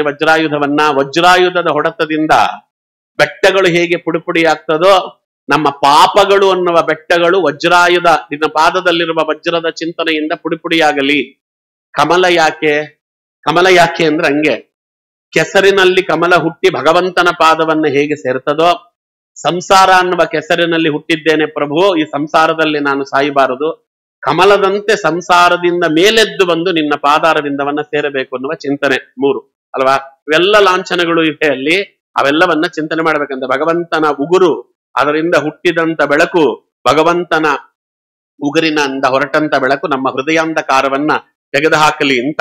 ಅದಾದ್ಮೇಲೆ ಭಗವಂತನ ಪಾದದಿಂದ ಹುಟ್ಟಿದಂತಹ ದಿವ್ಯ ನದಿ ಗಂಗೆ ಇದೆಯಲ್ಲ, ಆ ಗಂಗಾ ನದಿಯಿಂದ ಏನು ನಮಗೆ ಪಾಠ ಬರ್ತದೆ ಎನ್ನುವುದಕ್ಕೆ ಇಲ್ಲಿ ಒಂದು ಅಪೂರ್ವವಾದದ್ದು ಹೇಳಿದ್ರು ನೋಡ್ರಿ. ಏನು ಇಲ್ಲಿ ನಮಗೆ ಹೇಳಿದ್ದಂಥದ್ದು ಏನು ನೋಡಿ, ಅಲ್ಲಿ ಯಚ್ಚೌಚ ನಿಸೃತ ಸರಿತ್ ಪ್ರವರೋದಕೇನ, ಯಚ್ಚೌಚ ನಿಸೃತ ಸರಿತ್ ಪ್ರವರೋದಕೇನ ತೀರ್ಥೇನ ಮೂರ್ಧ್ಯದಿದ್ರತೇನ ಶಿವ ಶಿವೋಭೂತ್ ಧ್ಯಾತುಹು ಮನಃ ಶಮಲ ಶೈಲ ನಿಸ್ಪೃಷ್ಟ ವಜ್ರಂ ಧ್ಯಾಯೇಚ್ಚಿರಂ ಭಗವತಶ್ಚರಣಾರವಿಂದಂ. ಯಾವ ಭಗವಂತನ ಪಾದ ಕಮಲಗಳಿಂದ ಉತ್ಪನ್ನವಾದಂತಹ ಗಂಗೆಯನ್ನ ತಲೆಯ ಮೇಲೆ ಧರಿಸಿದ್ದರಿಂದ ರುದ್ರದೇವರಿಗೆ ಶಿವ ಅನ್ನುವ ಹೆಸರು ಬಂತೋ, ಅಂಥ ಭಗವಂತನ ಪಾದಗಳು ಧ್ಯಾನ ಮಾಡುವವರ ಮನಸ್ಸಿನಲ್ಲಿರುವ ಪಾಪ ಪರ್ವತದ ನಾಶಕ್ಕಾಗಿ ಎಸೆವ ವಜ್ರಾಯುಧದಂತೆ ಬಹಳ ತೀಕ್ಷ್ಣವಾಗಿರುವಂತ ಚರಣಾರವಿಂದವನ್ನ ಬಹಳ ಕಾಲ ಧ್ಯಾನ ಮಾಡುತ್ತೇನೆ ಅಂತಾರೆ ನೋಡಿ. ಅದಕ್ಕೆ ಗಂಗಾಲಹರಿ ಅಂತ ಒಂದು ಲಹರಿ ಇದೆ. ಆ ಗಂಗಾಲಹರಿ ಜಗನ್ನಾಥ ಪಂಡಿತ ಅದರಲ್ಲಿ ಅವ ಒಂದು ಪುರಾಣದ ಕಥೆಯನ್ನ ಹೇಳುತ್ತಾನೆ. ಇಲ್ಲಿ ಈ ಕಥೆ ಬಂತು ಅನ್ನುವುದಕ್ಕೆ ಇದನ್ನೊಂದನ್ನು ಹೇಳುತ್ತೇನೆ. ಪ್ರಾಯ ನೀವು ಕೇಳದೇ ಇರುವ ಕಥೆ ಅದು. ಅದೇ ಪಾರ್ವತಿ ದೇವಿಗೆ ರುದ್ರದೇವರ ತಲೆಯ ಮೇಲೆ ಗಂಗೆ ಕೂತಿದ್ದಾಳಲ್ಲ ಅಂತ ತುಸು ಅವಳಿಗೆ ಹೊಟ್ಟೆ ಕಿಚ್ಚಿತ್ತಂತೆ. ಅವಳಿಗೆ ಯಾವ ಹೊಟ್ಟೆ ಕಿಚ್ಚು ಇರುವುದಿಲ್ಲ, ಅವೆಲ್ಲ ನಾಟಕ ಅಷ್ಟೇ. ಲೋಕದಲ್ಲಿ ಅವೆಲ್ಲವನ್ನ ತೋರಿಸ್ತಾರೆ ದೇವತೆಗಳು. ಏನಾದ್ರೂ ಮಾಡಿ ಗಂಗೆಯನ್ನ ಕೆಳಗಿಳಿಸ್ಬೇಕು ಅನ್ನುವುದಕ್ಕೆ. ಅದಕ್ಕೆ ಒಂದು ಕೆಳಗಿಳಿಸ್ಬೇಕು ಅನ್ನೋದು ಗಣಪತಿಯನ್ನ ಕಳಿಸಿದ್ಲು. ಮಹಾಭಾರತದ ಸೃಷ್ಟಿಗೆ ಅದು ಕಾರಣವಾಯಿತು, ವೇದವ್ಯಾಸ ದೇವರ ಅವತಾರಕ್ಕೆ ಅದು ಕಾರಣವಾಯಿತು, ಅದನ್ನು ನೋಡಿದ್ದೇವೆ. ಇನ್ನೊಂದು ಏನಾದ್ರೂ ಮಾಡಿ ಅವಳನ್ನು ಕೆಳಗಿಳಿಸ್ಬೇಕು ಅಂತ ಒಂದು. ಪೂರ್ತಿಯಾಗಿ ಅವಳು ಕೆಳಗಿಳದಿಲ್ಲ. ಅದಕ್ಕೆ ಅವ್ರು ಏನ್ ಮಾಡಿರ್ಲಂತೆ, ಪಾರ್ವತಿ ದುರ್ಗಾದೇವಿಯನ್ನ ಕುರಿತು ತಪಸ್ಸು ಮಾಡಿದ್ಲು. ದುರ್ಗಾದೇವಿ ಅವಳ ಬಿಂಬರೂಪ, ಪಾರ್ವತಿ ದೇವಿಯ ಬಿಂಬರೂಪ. ದುರ್ಗಾದೇವಿಯನ್ನ ಕುರಿತು ತಪಸ್ಸು ಮಾಡಿದ್ಲು. ದುರ್ಗಾದೇವಿ ಅವಳಿಗೆ ಒಲಿದಳಂತೆ. ಒಲೆದ ಮೇಲೆ ಏನು ಅಂತ ಕೇಳಿದ್ರೆ, ಪಾರ್ವತಿ ಕೇಳಿದ್ಲಂತೆ ದುರ್ಗಾದೇವಿಯನ್ನ, ನನಗೆ ಪಗಡೆ ಆಟದಲ್ಲಿ ನನಗೆ ಸಿದ್ಧಿ ಬರುವಂತೆ ಮಾಡು. ಶಕುನಿ ಕತೆ ಅಲ್ಲ ಇದು, ಇದು ಪಾರ್ವತಿ ಕತೆ. ನಾನು ಎಷ್ಟೇ ಹಾಕಿದ್ರು ಕೂಡ ನಾನು ಹೇಳಿದ ದಾಳ ಬೀಳ್ಬೇಕಲ್ಲಿ. ನಾನು ಪಗಡೆ ಆಟದಲ್ಲಿ ಯಾರನ್ನ ಬೇಕಾದ್ರೂ ಅಲ್ಲ, ನನ್ನ ಗಂಡನಾದ ರುದ್ರದೇವರನ್ನ ಸೋಲಿಸುವ ಶಕ್ತಿ ನನಗೆ ಬರಬೇಕು ನಿನ್ನ ಅನುಗ್ರಹದಿಂದ. ನಾನು ಪಗಡೆಯಲ್ಲಿ ನನ್ನ ಗಂಡನನ್ನ ಸೋಲಿಸಬೇಕು. ಯಾಕಮ್ಮ ಅಂದ್ರು, ಯಾಕೆ ಅನ್ನೋದು ಆಮೇಲೆ ಹೇಳ್ತೇನೆ, ಮೊದಲು ನನಗೆ ವರ ಕೊಡು ಅಂತ ಕೇಳ್ತಾಳೆ. ವರ ಕೊಡು ಅಂತ ಕೇಳಿದಾಗ ಆಯ್ತು ವರ ಕೊಡುವುದು, ವರ ಕೊಟ್ಟಿದ್ದೇನೆ ಅಂತ ಹೇಳಿದ್ಲು. ನೃಣಾಂ ನೀಕ್ಷಾ ಮಾತ್ರಾದಪಿ ಪರಿಹರಂತ್ಯಾ ಭವ ಭಯಂ ಶಿವಾಯಸ್ತೆ ಮೂರ್ತೆ ಕಹೈಹ ಮಹಿಮಾನಂ ನಿಗದಂತು ಅಂತ ಇಲ್ಲವಾ ಅದ್ರ ಕಥೆಯನ್ನು ಹೇಳ್ತಾನೆ. ಸರಿ, ಅದಾಯ್ತಲ್ಲ. ಅದಾದ್ಮೇಲೆ ಪಾರ್ವತಿ ದೇವಿ ಮೆಲ್ಲಗೆ ಬಂದ್ಲಂತೆ ರುದ್ರದೇವರ ಹತ್ರ. ಏನ್ರಿ ಅಂದು. ಏನು ಅಂದ್ರೆ, ರುದ್ರದೇವರು, ನಾನು ನೀವು ಪಗಡೆ ಆಡಿ ಎಷ್ಟು ದಿವಸ ಆಯ್ತು ಅಂದಂತೆ. ಅದಕ್ಕೆ ಒಂದು ಮಾತು ನಮ್ಮ ಗುರುಗಳು ಹೇಳ್ತಾ ಇದ್ರು ಯಾವಾಗಲೂ, ಕೆಲವು ಮಾತುಗಳನ್ನು ಕೇಳಿದ್ರೆ ಮೈಯಲ್ಲಿರುವಂತ ನರಗಳು ಮಿಡಿತವೆ ಅಂತ. ಓಂಕಾರವನ್ನು ಯಾರು ಉಪಾಸನೆ ಮಾಡ್ತಾರೆ, ದೇಹದಲ್ಲಿರುವಂತ ಪ್ರಮುಖವಾಗಿರ್ತಕ್ಕಂಥ ನರನಾಡಿಗಳೆಲ್ಲವೂ ಕೂಡ ಮಿಡಿತದಂತೆ. ಒಮ್ಮೆ ಸುಮಾರು ಮಿಡಿಯತ್ತೆ ಅಂತ ಒಂದು. ಅದು ಓಂಕಾರದ ಧ್ಯಾನ ಮಾಡ್ತೀರಿ, 72,000ಗಳಲ್ಲಿ ಪ್ರಮುಖವಾಗಿರ್ತಕ್ಕಂಥ ನಾಡಿಗಳು, ವಜ್ರಿಕಾ ಮೊದಲಾದ ನಾಡಿಗಳು ಮಿಡಿಯತ್ತೆ. ಅಲ್ಲಿಗೆ ನಿಂತಿತ್ತು. ಅದಾದ ಮೇಲೆ ಸ್ವಲ್ಪ ದೂರ ಬಂತು. ನಮ್ಮ ಪ್ರಧಾನಮಂತ್ರಿಗಳು ರಾತ್ರಿ 8 ಗಂಟೆಗೆ ಟಿವಿ ಮುಂದೆ ಬಂದು ಬಾಯಿಯೋರ್ ಬೆಹನೋ ಅಂತ ಹೇಳಿದ್ರೆ ಮೈಯಲ್ಲಿರುವ ಇನ್ನಷ್ಟು ನಾಡಿಗಳು ಮಿಡಿಲಿಕ್ಕೆ ಪ್ರಾರಂಭ ಆಗಿ ಬಿಡ್ತದೆ. ಇನ್ನೇನ್ ಡಿಮಾನಿಟೈಸೇಷನ್ ಮಾಡ್ತಾರೋ ಏನೋ ಅಂತ. ಇವೆಲ್ಲಕ್ಕೂ ಮಿಗಿಲಾದದ್ದೇನು ಗೊತ್ತಾ, ಹೆಂಡತಿಯಾದವಳು ಬಂದು ಗಂಡನ ಹತ್ರ ರೀ ಅಂದ್ರೆ 72,000 ನಾಡಿಗಳು ಮಿಡಿದು ಬಿಡ್ತದೆ ಅವನಿಗೆ. ಏನಪ್ಪ ಯಾಕೋ ಯಾವುದೋ ವಜ್ರಾಯುಧದ ಕಥೆ ಅಂತ. ಇದು ಮೊದಲಿನಿಂದ ನಡೆದು ಬಂದದ್ದು ನೋಡಿ. ಪಾರ್ವತಿ ಬಂದು ರೀ ಅಂದ್ರು. ಅಲ್ಲಿ ರುದ್ರದೇವರ ಹತ್ರ ರುದ್ರದೇವರು ಬಂದ್ರು. ಏನು ಪಗಡೆ ಆಟ ಆಡಿ ಎಷ್ಟು ದಿನ ಆಯ್ತು ನಾವಿಬ್ರು ಅಂತ ಆಡವಳು. ಸರಿ, ಅದಕ್ಕೇನಂತೆ ಆಡೋಣ. ಹಂಗೆ ಆಡಿದ್ರೆ ಏನು ಪ್ರಯೋಜನ ಇಲ್ಲಲ್ಲ. ಏನಾದ್ರೂ ಅದಕ್ಕೆ ಪಣ ಇಡಬೇಕು ಅಲ್ವಾ, ಏನಾದ್ರೂ ಒಂದು ಪಣ ಇಡಬೇಕು. ಸೋತವರು ಆ ಪಣವನ್ನ ಕಳ್ಕೊಳ್ತಾರೆ, ಗೆದ್ದವರು ಆ ಪಣವನ್ನ ಗೆಲ್ತಾರೆ. ಏನು, ನಾನು ಮೈ ಮೇಲಿರುವ ಒಡವೆಗಳನ್ನೆಲ್ಲ ನಾನು ತೆಗೆದಿಡ್ತೇನೆ, ನೀವು ಮೈ ಮೇಲಿರುವ ಒಡವೆಗಳನ್ನ ತೆಗೆದಿಡಿ ಅಂದ್ರು. ಏನ್ ರುದ್ರದೇವರು ಅಂದ್ರೆ NT ರಾಮರಾವ್ ಫಿಲಮ್ ಅಲ್ಲಿ ತೋರಿಸ್ತಾರಲ್ಲ ಹಂಗಿರ್ತಾರೆ ಅನ್ಕೊಂಡ್ಬಿಡ್ಬೇಡ್ರಿ. ಬರೀ ಭಸ್ಮ ಬಳ್ಕೊಂಡು ಅಲ್ವಾ, ಮೈಯಲ್ಲಿ ನಾಗಾಭರಣಗಳನ್ನ ಹಾಕೊಂಡು. ರುದ್ರದೇವರ ಅಡಿಯಿಂದ ಮುಡಿಯುವವರೆಗೂ ಕೂಡ ಚಿನ್ನಾಭರಣಗಳಿವೆ, ಅವ್ರಿಗೇನು ಕಮ್ಮಿ ಇಲ್ಲ ಅಲ್ವಾ. ಅದಕ್ಕೆ ಪಗಡೆ ಆಟವನ್ನ ಶುರು ಮಾಡ್ತಾ ಮಾಡ್ತಾ ಮಾಡ್ತಾ ಅವರು ಒಂದೊಂದೇ ಇಡ್ಲಿಕ್ಕೆ ಪ್ರಾರಂಭ ಮಾಡಿದ್ರಂತೆ. ಆಮರ್ಶ್ಯಮಾನಾಯ ಪರಮ ಮನೋರೋಧಂ ಗಿರಿಭುವೋ ಒಂದೊಂದೇ ಇಡ್ಲಿಕ್ಕೆ ಪ್ರಾರಂಭ ಮಾಡಿದ್ರು. ಅವಳು ದುರ್ಗಾದೇವಿ ವರ ಪಡೆದಿಲ್ಲಲ್ಲ, ಎಲ್ಲವನ್ನ ಅವಳು ಗೆಲ್ಲಿಕ್ ಪ್ರಾರಂಭ ಮಾಡಿಬಿಟ್ಲು ಪಾರ್ವತಿ. ಎಲ್ಲವನ್ನ ಅವಳು ಗೆಲ್ಲಿಕ್ ಪ್ರಾರಂಭ ಮಾಡಿದ್ಲು. ರುದ್ರದೇವರ ಬಳಿಯಲ್ಲಿ ಎಲ್ಲವೂ ಹೋಯ್ತಂತೆ. ನನ್ನ ಹತ್ರ ಎಲ್ಲ ಮುಗಿದೋಯ್ತು ಪಾರ್ವತಿ, ಎಲ್ಲವನ್ನ ನೀನೇ ಗೆದ್ದೆ ಅಂದ್ರು. ಇನ್ನೂ ಮುಗುದಿಲ್ಲ, ನಾನು ಮುಖ್ಯವಾಗಿ ಇದನ್ನ ಆಟ ಆಡ್ಲಿಕ್ಕೆ ಬಂದಿದ್ದು ಯಾಕೆ ಅಂದ್ರೆ, ನಿಮ್ ತಲೆ ಮೇಲೆ ಇದ್ದಾಳಲ್ಲ ಗಂಗೆ, ಅವಳನ್ನ ತೆಗೆದಿಡಿ ಅಂತಾಳೆ. ಅವಳನ್ನ ತೆಗೆದಿಡಿ, ಅವಳು ಸೋತ್ರೆ ಮತ್ತೆ ಅವಳನ್ನ ತಲೆ ಮೇಲೆ ಇಟ್ಕೋಬಾರದು ಅಂದ್ರೆ ರುದ್ರದೇವರು ಎದ್ದು ಬಿಟ್ರಂತೆ. ಪ್ರಪಂಚದಲ್ಲಿ ನಾನು ಏನು ಬೇಕಾದ್ರೂ ಕಳ್ಕೋತೇನೆ, ಗಂಗೆಯನ್ನ ಕಳೆದುಕೊಳ್ಳುವುದಿಲ್ಲ ಅಂತ ಹೇಳಿ, ವಿಹಾಯ ಶ್ರೀಕಂಠ ಶಿರಸೀಲಿಯ ತಂ ಧಾರಯತಿ ಮಾಂ ಅಂತ ಅವ ಹೇಳ್ತಾನೆ. ನೋಡಿ, ಇದನ್ನ ನಮ್ಮ ಗಲಗಲಿ ಆಚಾರ್ಯರು ಕನ್ನಡಕ್ಕೆ ತಂದಿದ್ದಾರೆ ಈ ಕಥೆ. ನಿಮ್ಗೆಲ್ಲ ಈ ಕಥೆ ಬೇಕಂದ್ರೆ, ಈರ್ಷೆಕೊಂಡ ಪಾರ್ವತಿಯ ಬೆಳಗು ಮಾರ್ತಾಂಡ ರಂಗ ಚಂಡ, ಕೆಂಡ ಕುಂಡ ಕೆಂಗಣ್ಣು ತಾಕೆ ಖಳಖಳಿಸಿ ದಿವ್ಯ ಹೊಂಡ, ಹರನ ಶಿರದಿ ಮೊರೆ ಮೊರೆದು ಮೆರೆದು ನೊರೆ ನೊರೆದು ನೊರೆಯ ನೆರೆವ, ತಾರೆಯೂರೆ ತೆರೆಗಳಲ್ಲಿ ಉಳಿಸಲೆಮ್ಮೆಲ್ಲ ದುರಿತ ಭಯವ, ನೋಟದಿಂದ ಸಂಸಾರ ತಾಪ ಪರಿಹರಿಸಿ ಜನರ ಹರಸಿ, ಪೊರೆವ ನಿನ್ನ ನರನೆಂತು ಮಹಿಮೆ ಪೊಗಳುವನು ಈಶ ನರಸಿ. ಆಯ್ತಾ? ಆಮೇಲೆ ರೋಷ ತುಂಬಿದಂಬಿಕೆಯ ಮನವ ರಂಭಿಸುವುದನ್ನು ಬಿಟ್ಟು, ಕೋಪ ಮಾಡ್ಕೊಂಡಿದ್ದಾಳೆ ಪಾರ್ವತಿ, ಅವಳನ್ನ ರಂಭಿಸುವುದನ್ನ ಬಿಟ್ಟು ಅವಳ ಗಂಡ ನಂಜುಂಡ ನಲಿವ ನಿನ್ನನ್ನು ತಲೆಯಲ್ಲಿಟ್ಟು ಅಂತ. ನೀನು ಹೋದ್ರೆ ಹೋಗ ಪರವಾಗಿಲ್ಲ, ಗಂಗೆ ಇದ್ರೆ ಸಾಕು, ನಾನೇನು ಕಳ್ಕೊಂಡಿಲ್ಲ ಅಂತ ರುದ್ರದೇವರು ಗಂಗೆಯನ್ನ ತಲೆಯ ಮೇಲೆ ಹೊತ್ತು ಕುಣಿದಾಡು ಬಿಟ್ರು ಅಂತ ಹೇಳ್ತಾರಲ್ಲ. ಅದಕ್ಕೆ ಚೌಚ ನಿಸೃತ ಸರಿತ್ ಪ್ರವರೋಧಕೇನ ಮೂರ್ಧೇನ ಅಧಿಧೃತೇನ ಶಿವಶಿವೋಭೂತ್ ಅಂತ. ಭಗವಂತನ ಪಾದ, ಭಗವಂತನ ತೊಡೆ, ಭಗವಂತನ ಎದೆ, ಭಗವಂತನ ಕಂಠ, ಭಗವಂತನ ಬಾಹು, ಭಗವಂತನ ಕೌಸ್ತುಭಮಣಿ, ಮುಖ, ಉಬ್ಬು ಎಲ್ಲವನ್ನ ವಿವರಣೆ ಮಾಡುತ್ತಾರೆ. ಇನ್ಯಾವಾಗಾದರೂ ಅದನ್ನ ನೋಡುವ ಪ್ರಯತ್ನವನ್ನ ಮಾಡೋಣ. ಇಡೀ ಪೂರ್ತಿಯಾಗಿ ಭಗವಂತನ ಗುಣಗಾನವನ್ನ ಮಾಡಿ, ಅವಳಿಗೇನು ಉಪದೇಶ ಮಾಡಬೇಕೋ ಎಲ್ಲವನ್ನು ಉಪದೇಶ ಮಾಡಿ. ನೋಡಿ, ಅಲ್ಲಿಗೂ ಅಷ್ಟೇ ಭಗವಂತ ಅವೆಲ್ಲ ಉಪದೇಶ ಮಾಡಿದ್ಮೇಲೆ ಅವನು ಇರುವುದಿಲ್ಲ. ಕೆಲಸ ಆದ್ಮೇಲೆ ಇರೋರು ನಾವೊಬ್ರೆ, ದೊಡ್ಡವರು ಯಾರು ಕೆಲಸ ಆದ್ಮೇಲೆ ಇರುವುದಿಲ್ಲ. ಕೆಲಸ ಮುಗೀತು ಅಂದ್ರೆ ಹೊರಟು ಬಿಡ್ತಾರೆ, ಅವ್ರು ಇರುವುದಿಲ್ಲ. ಅದಕ್ಕೆ ನಾವು ಅಷ್ಟೇ ಅಂತ ಕೆಲಸ ಮುಗಿದ ಮೇಲೆ ಇರಬಾರ್ದು. ಕೆಲಸ ಮುಗಿದ ಮೇಲೆ ನೀವಿದ್ರೆ ಪಾಪಗಳು ಪ್ರಾರಂಭ ಆಗೋದು. ಊಟ ಆಯಿತು ಅಂತ ತಕ್ಷಣ ಕೈ ತೊಳ್ಕೊಂಡು ಹೊರಟು ಬಿಡ್ಬೇಕು. ನೀವು ಊಟ ಆದ್ಮೇಲೆ ಲೋಕಾಭಿರಾಮವಾಗಿ ಮಾತಾಡ್ಲಿಕ್ಕೆ ಕೂತ್ರೆ ಬೇಡದ ಒಲ್ಲದ ಸಲ್ಲದ ಮಾತುಗಳು ಬರ್ತದೆ. ಅದೆಲ್ಲದನ್ನೆಲ್ಗೋ ಹೋಗುತ್ತೆ. ಒಬ್ಬರು ಮನಸ್ಸಿನ ಭಾವನೆಗಳು ಕದಡತ್ತೆ, ಜಗಳಗಳು ಪ್ರಾರಂಭ ಆಗತ್ತೆ. ಅದಕ್ಕೆ ನಮ್ಗೆ ಏನ್ ಕರೆದಿರ್ತಾರೋ ಕೆಲಸ ಮುಗೀತಾ ಒಂದು ಕ್ಷಣ ಇರಬಾರ್ದು. ನೋಡಿ, ಅಲ್ಲಿ ಇರುವುದಿಲ್ಲ. ಭಗವಂತ ಎಲ್ಲವನ್ನು ಉಪದೇಶ ಮಾಡಿ, ನಾನು ಹಿಂಗೆ ಉಪದೇಶ ಮಾಡಿದ್ದೇನಮ್ಮ, ಇದನ್ನ ನೀನು ಚೆನ್ನಾಗಿ ಅನುಸಂಧಾನ ಮಾಡಿ ಉದ್ಧಾರವಾಗು ಅಂತ ಹೇಳಿ ಹೊರಟು ಬಿಟ್ಟ ಪ್ರಭು. ಅಲ್ಲಿಂದ ಹೊರಟು ಬಿಡ್ತಾನಾಗೆ, ಅಹೋಬತ ಶ್ವಪಚ ಏತೋ ಧರಿಯಾನ್ ಯಜ್ಜಿಹ್ವಾಗ್ರೇ ವರ್ತತೆ ನಾಮ ತುಭ್ಯಂ, ತೇಪುಹು ತಪಸ್ತೆ ಜುಹುವೋ ಸಸ್ನುರಾರ್ಯ ಬ್ರಹ್ಮನ್ ಊಚುಹು ನಾಮ ಗೃಣಂತಿ ಏತೆ. ಅವಳು ಭಗವಂತನ ನಾಮಸ್ಮರಣೆಯನ್ನ ನಾಲಿಗೆ ತುದಿಯಲ್ಲಿ ಭಕ್ತಿಪೂರ್ವಕವಾಗಿ ನಿಂತು ಚೆನ್ನಾಗಿ ಸ್ಮರಣೆ ಮಾಡಲಿಕ್ಕೆ, ಉಪದೇಶದಿಂದ ಬಂದಂತ ಜ್ಞಾನವನ್ನು ಅಳವಡಿಸಿಕೊಳ್ಳಿಕ್ಕೆ ಪ್ರಾರಂಭ ಮಾಡಿಕೊಂಡ್ಲು. ಹೀಗೆ ಭಾಗವತ ಹೇಳುತ್ತದೆ, ಯಾವ ಚಂಡಾಲನೂ ಕೂಡ ಭಗವಂತನ ನಾಮಸ್ಮರಣೆಯನ್ನ ಮಾಡುವುದರಿಂದ ಪುನೀತನಾಗ್ತಾನೋ ಅಂಥ ಭಗವಂತನ ನಾಮಸ್ಮರಣೆ ದೇವಹೂತಿ ಅಂತವಳನ್ನ ಪುನೀತರನ್ನಾಗಿ ಮಾಡುವುದಿಲ್ಲವಾ ಅಂತ ಪ್ರಶ್ನೆ. ಹಾಗೆ ಅವಳನ್ನ ಪುನೀತವನ್ನಾಗಿ ಮಾಡಿದಂತೆ ಅವಳು ತಪಸ್ಸು ಮಾಡಿ ಮಾಡಿ ಮಾಡಿ ಮಾಡಿ ತಸ್ಯಾ ತದ್ಯೋಗ ವಿದುತಂ ಆಶುಮರ್ತ್ಯ ಅಭೂತ್ಸರಿತ್ ಸ್ರೋತ ಸಾಂಪ್ರವರಾಸ್ಯಾಮ ಸಿದ್ಧಿದ ಸಿದ್ಧ ಸೇವಿತ ಅಂತ ಅವಳು ಚೆನ್ನಾಗಿ ತಪಸ್ಸು ಮಾಡಿ ಮಾಡಿ ತನ್ನ ದೇಹವನ್ನ ಕರಗಿಸಿಕೊಂಡು ಪಕ್ಕದಲ್ಲಿದ್ದ ನದಿಯಲ್ಲಿ ಸೇರಿ ನದಿಯಾಗಿ ಹರಿದು ಬಿಡ್ತಾಳೆ. ಅವಳು ಎಲ್ಲಿ ನದಿಯಾಗಿ ಹರಿದಳೋ ಅದನ್ನೇ ಸಿದ್ಧಾಶ್ರಮ ಅಂತ ಕರೀತಾರೆ. ಅದೇ ಮಾತೃಗಯ ಅಂತ ಪ್ರಸಿದ್ಧವಾಗಿದೆ. ಇವತ್ತು ತಾಯಿಯನ್ನ ಕಳೆದುಕೊಂಡವರು ಆ ಮಾತೃಗೈಗೆ ಹೋಗಿ ಪಿಂಡ ಪ್ರದಾನ ಮಾಡಿದರೆ ಆ ತಾಯಿಗೆ ತೃಪ್ತಿ ಆಗ್ತದೆ ಅಂತ ಹೇಳ್ತಾರಲ್ಲ, ಹಾಗೆ ಪಿತೃಗಳಿಗೆ ಗಯ ಹೇಗೋ ಮಾತೃಗಳಿಗೆ ಮಾತೃದೇವತೆಗಳಿಗೆ ಮಾತೃಗಯ ಅಂತಾರೆ. ಅಂತ ಮಾತೃಗಯ ಅನ್ನುವುದು ಪ್ರಾರಂಭವಾದದ್ದೇ ಆ ದೇವಹೂತಿಯಿಂದ. ಅಂತಹ ಮಹಾನುಭಾವಳು, ಕಪಿಲ ನಾಮಕನಾದ ಭಗವಂತನನ್ನ ಜಗತ್ತಿಗೆ ಕೊಟ್ಟಂತ ಮಹಾನುಭಾವಳು, ಕಪಿಲ ಗೀತೆಯನ್ನ ಜಗತ್ತಿಗೆ ಕೊಟ್ಟಂತ ಮಹಾನುಭಾವಳು.